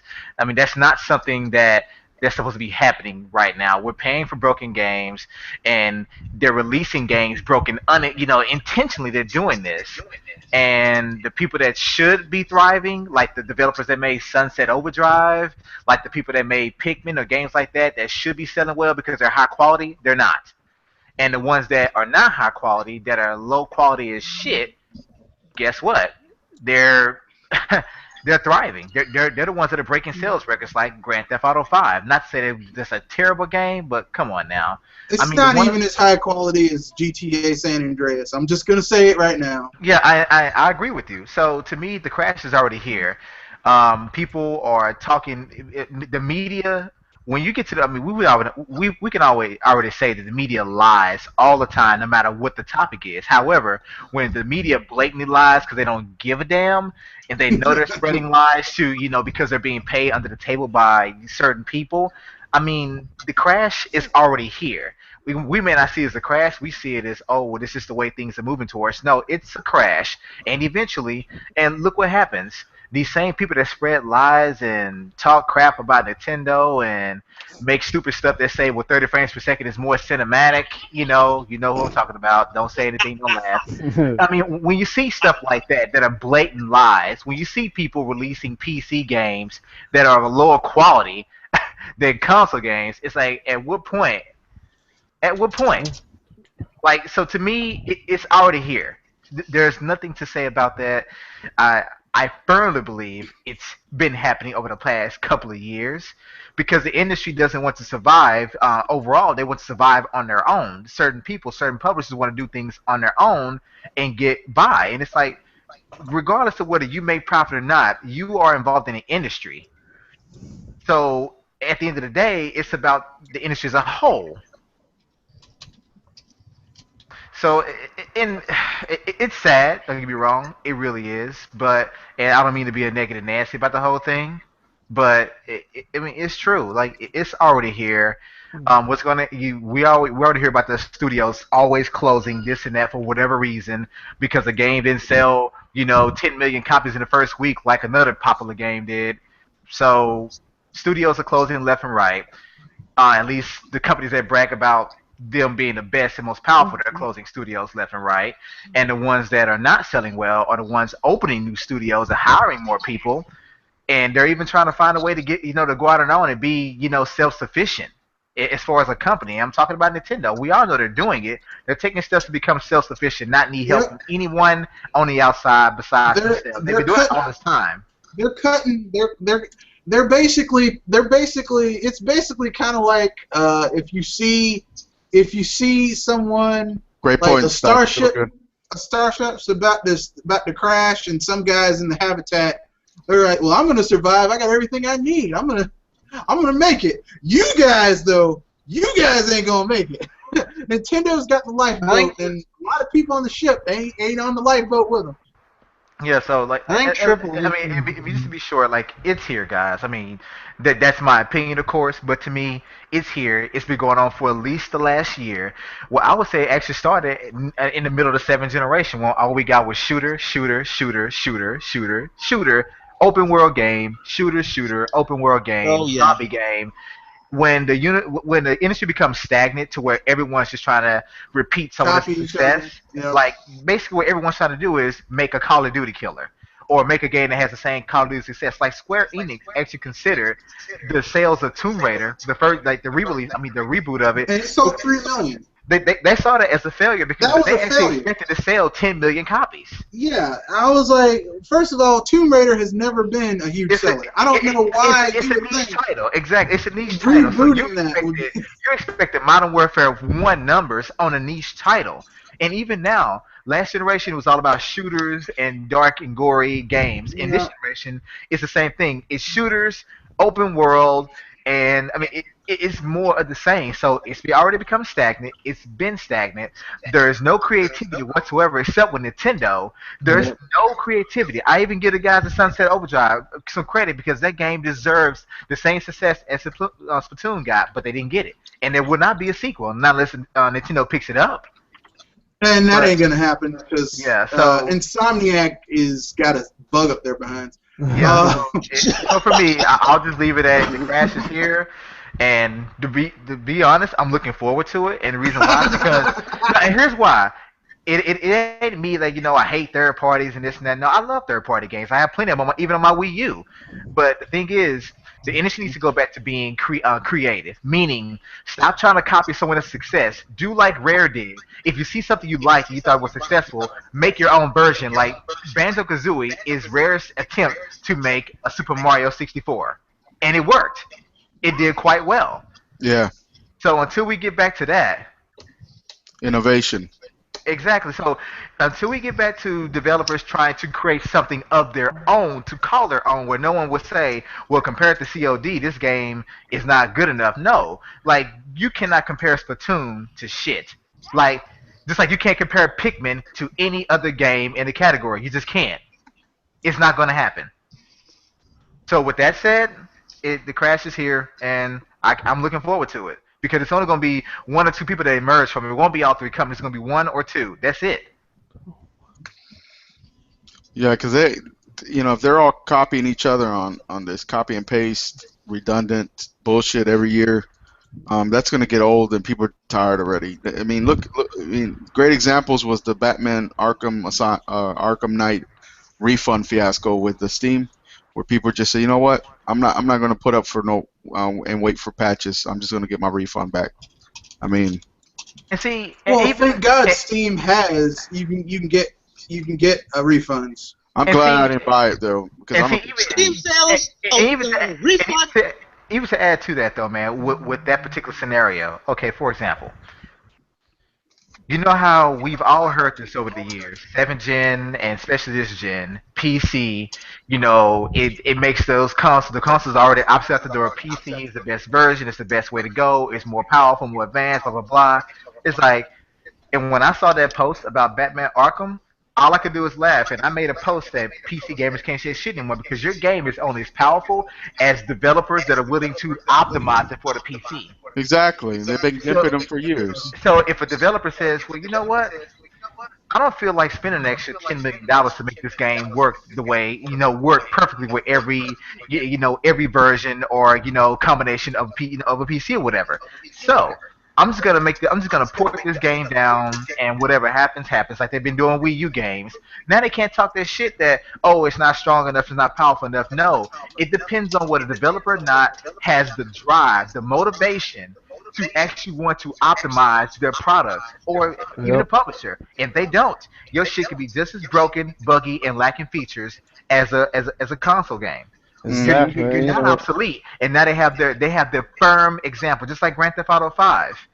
And just like Watch Dogs, how they actually scaled down the graphics of the PC so the consoles could look better. Exactly. Yep. That's what I was telling Poppy earlier. Modders have to go and make the game look better themselves. Modders have to fix broken games that developers. But see, I'm going to tell you guys something. These modders, they can't change the If hard the game is control of these broken, you games. The cannot problem. fix that because they don't have the tools to do They it. don't have the tools. Look at Watch Dogs on PC. Same ordeal. Yeah, I'm not even gonna. I mean, we can't even get into that. I guess everyone's had. Well, John, you haven't given your. Okay. Yeah, I'm not gonna take too long. I know I've been talking so much in this broadcast. I apologize if I overtalked anybody because I just had to get these things in because there's so much to talk about. Yeah, you guys covered a lot of good points. Dr. Feel Good, I call you Dr. Think Good. You got some brains on that, boy. And Poppy, you got the brains. I mean, then you brought it. Triple M, Kenoshi, everybody. K Anime, William, smart people on this podcast. I love it. This is what I say.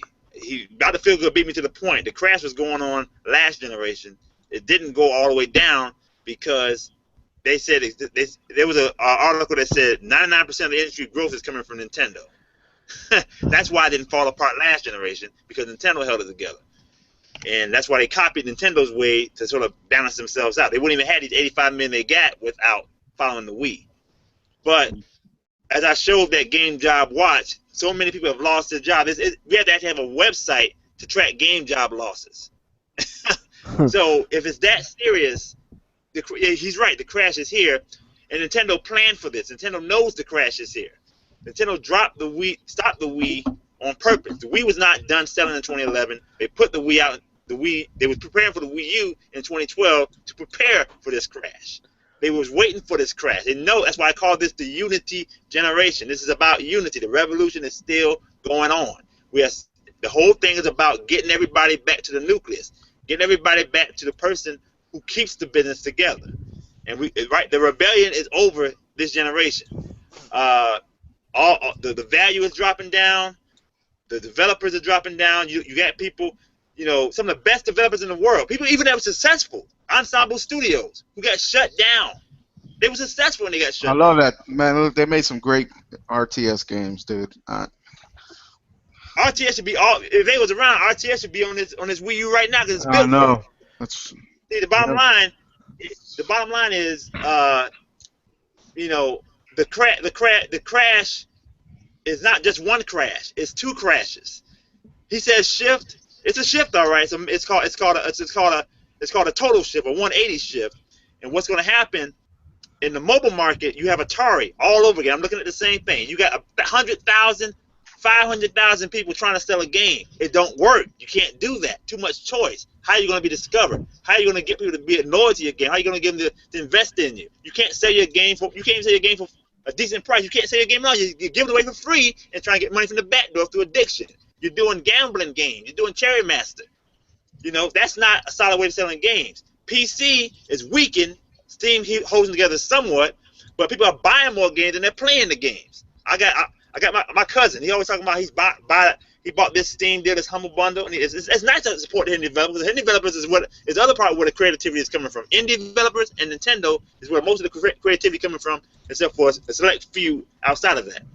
But he's buying more games, and they just sit on the computer, just sitting there, than playing them. He's not invested in anything. He's just spending money, and that's okay. But it doesn't allow you to really hold an audience. You're just spending money. So, and he's spending money on a cheap level. He's not spending money because he believes in the product. He's spending money because it's like you go to the store and you shop and you buy this big old family-sized pack of peanut butter, and most of that peanut butter is going to be sitting there because you can't eat that much peanut butter at one time. You just bought it because it was on sale. So that's those markets. Then you have the AAA market, which is pricing itself expensively. When you showed me, I didn't think I would see Arkham Knight already discounted. I would not think I would see Watchdog discounted this fast. But I'm not surprised, because these games have to have the hype cycle just to sell. They can't. The hype cycle is not to enhance the sale; it's to make it sell. Period. So we have a situation of fragile Hollywood production hype trains to keep the industry from falling in on itself. The middle market, like I said with the Jenga example, you break the middle of the Jenga tower down, the structure crumbles. And when it crumbles, the crack. What Triple M was saying, it's going to be bigger because the impact of how many the giants of 1983 were pretty big, but the giants of 2015 are humongous. We got guys making billions of dollars, billions. These guys, like you say, people are comparing this industry to the movie industry. It has analysts, for God's sake. We didn't have analysts in the 16-bit era. No. Nobody was analyzing. I see Forbes talking about video games. Forbes didn't talk about video games when I was growing up. When did this start? Wall Street Journal. Yeah. When did this start? USA Today, CNN. Yeah. Nobody talked about individuals. individual games. They might have talked about if you were at the top of the thing. All the kids love Nintendo, and there's a small blurb in the back of the paper. Now it's front page news. This is a major industry. So when it crashes, the impact is going to be, let's put it like this: atomic bomb. It's going to blow up, and it's going to take a lot of suckers out. It's not going to be an absolute nobody's going to survive out of this. PC will always survive in some form or fashion because of the nature of the beast. It will have, it's better for self-publishing and it's better for modification. That's the advantage of PC over console. So PC won't totally go down. The market has never recovered from the 80s. It's never been the ultimate spot to bring gaming, but it holds together as a proper platform for certain types. World of Warcraft is not doable on a console the way they do it on the PC. But in the console world, Nintendo prepared for this. You got everybody. Sony is on false clouds right now. They live in a dream. Microsoft's living in a dream, but Microsoft can recover because they got cash. Sony can't. Sony's gonna be hurting by the end of this generation. They put by the fact of them putting the PS4 as the centerpiece of their business. That's the worst thing they could have ever done, because the video game market is way too volatile to make that your linchpin unless you can sell your platform on your own games alone, and they cannot. If you can sell your platform on your own games, yes, make it a centerpiece. If you can't do that, don't treat it as a side project. Don't treat it as the bread and butter. But what are you talking about, John? They got God of War 3 being remastered for the PS4. What are you talking about? Listen, shots fired! First of all, we got these guys selling on 4 platforms. This is 2015. The generation started in 2012. All 3 competitors got on the market in 2013.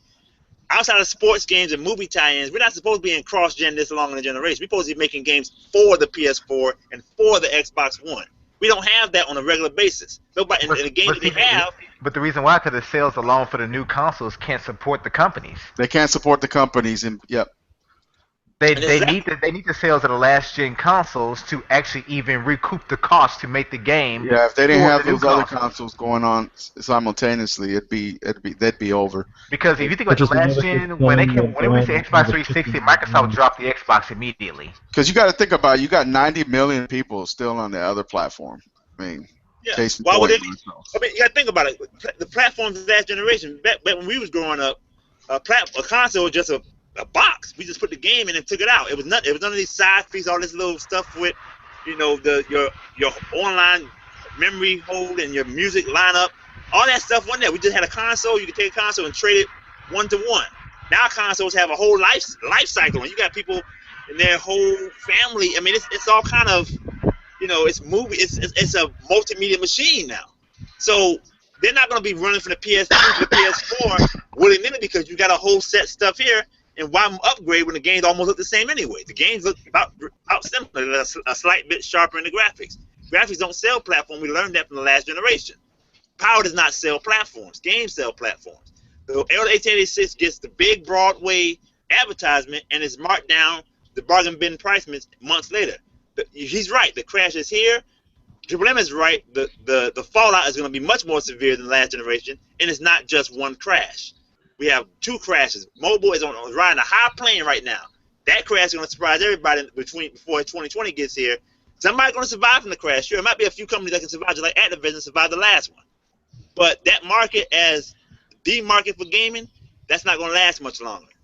And that's why some of these guys are starting to run away from the mobile market. A lot of guys are coming back to the PC. A lot of guys are coming back to the consoles because that market is a wasteland. Yeah, it's just got a few. It's like a bunch of Hollywood stars wanting to be an actress, but they end up on a casting couch and end up on the street. Everybody's not making money in that field. Yeah. The console business is the centerpiece of the video game business, and the reason the console business is the centerpiece of the video game business is because Nintendo is the centerpiece of the video game business. They saved this thing 30 years ago. They're trying to teach you how to run a video game business, and everybody thinks they know better than Dad. Dad will show you how to run this house. And when the crash happens, hope you learn your lesson this time.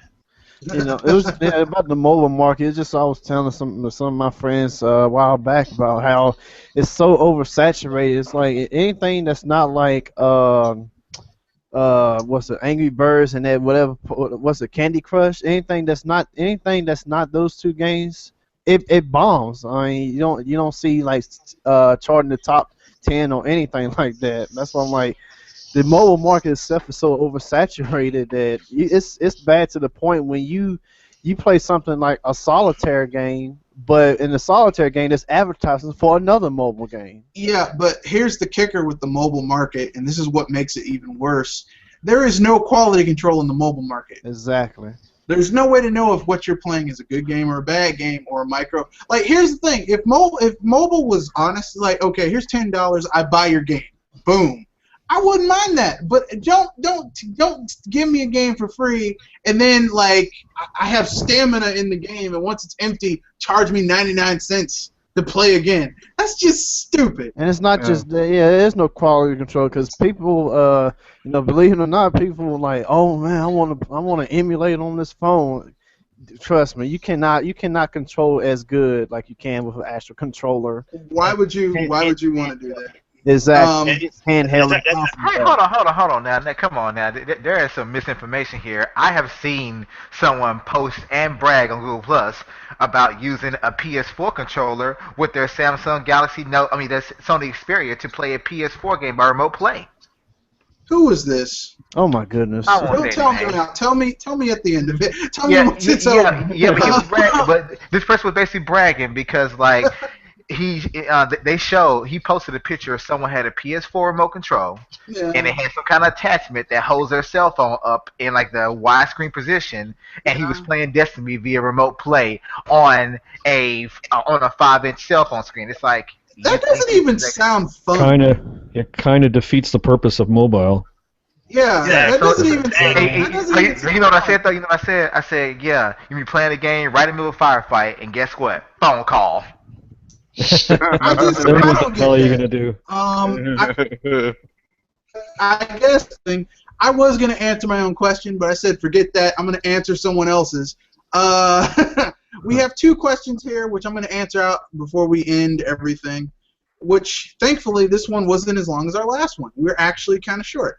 So the first one, these are both from Anderson Archilla. Were people as paranoid or on edge back then as they are now when it comes to video games, or more specifically Nintendo? No, not really. Because video gaming wasn't as big back then as it is now. You know what I mean? It's just it's not as big as it wasn't big as a thing. The next question, and I think we can all agree with this one, is anyone else sick to death of all the NX talk? Hell yeah. God, I am so tired of talk. It's like, for most of us, we just got a Wii U 2.5 years ago. Why would I want to talk about the next console coming out? Yeah, I gotta get back. I gotta get to that real quick. No, we can't do it live because we know people. You can tell us after we're done. Okay, and I'm about to say, did we do that? I was gonna go back to the 1990s real quick. When Sega Saturn wasn't doing too well, was we immediately talking about Sega Dreamcast the day of it launched? No, and you saw what happened to Sega when they did that too.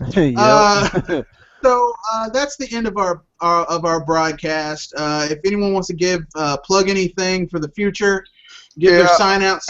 I'll do a sign-out since I'm still learning this whole YouTube thing. I'm starting to put a little bit of content in my channel. The other day I had Mr. Red Fox join me kindly, and William, thank you guys for coming out, spending about an hour with me. We had a good discussion, and check out my channel. It's Poppy2K. Okay, then. Who else wants to go? I'll go next. Okay. KH Anime G here. I hope you ladies and gentlemen, boys and girls, black, white, gay, lesbian, straight, Christian, Muslim, whatever you are, I hope you listen to this very well and keep in mind and think about it, what you remember tonight. Keep calm and game on. Who wants to go next? This is Dr. Feelgood here. Sorry for the in and out and late arrival. And I also been playing a little Splatoon, Splat Zone, so bite me. Anyway, still playing, by the way. But as I always say, keep it gaming. I have some content coming up, once I have time to actually finish it up. But keep a lookout for that. And ba la la la la la. I'll leave it at that. Who wants to go next? I'll go next. Okay. This has been Triple M, the Lone Wolf from Fondness for Games that pops out in my artworks, and say what you want. I'm a Nintendo fan, but I love gaming as a whole. The good parts of it, at least. And even as a Nintendo fan, I am an extension of a gamer. And it's what made me what I am today. But I feel disappointed to see how it goes down the drain in my eyes. That I could still say that it could have changed, or it can change, without or very few bad apples that's happening as we speak. Who wants to go next? William? Well, I do run a website that's dedicated to the history of video games. It's called The Dot Eaters. If you'd like to check it out, it covers the range from pre-Pong era up to about 1985 when the Famicom and the NES was introduced. So if you'd like to check that out, go ahead. See, we could have used you here earlier. We talked about the pre-crash and the Fairchild Channel F. We should have sent out the Williams signal. You would have popped in. Yeah, I got the information. Okay, that's cool. You guys should check that out because if you truly, it's good enough to be a hobbyist, but if you truly want to be really truly enjoy your medium, you have to know its history. So who wants to go next? Of course, it's me. Yep. Yeah, you go. Let's say I have no official website. I'm just a guy on the internet, sharing my points of view, trying to bring some insight to this industry thing. You'll see me. I tend to go VG charts for now. You'll see me in YouTube comment boards on game topics. When you see John Lucas, just follow the comment and see what I got to say. It's wordy, but it's a lot to read. But it's worth the read. Yeah. And my sign out in character. If you smell what the Rock is cooking. My God, man. So that is a really good impression. I guess it's me. I would say something really cool, but I gotta give a plug. If anyone in Japan is watching this, and why would you not be, even though you probably cannot speak English, there's a Splatfest July 4th. And the battle is between the Red Fox and the Green Tanuki. So, as you know, as Mr. Red Fox, you know who you have to support. Okay? Just want to let you know. Remember, the Red Fox is your friend. And with that, I bid you guys a good night. All right.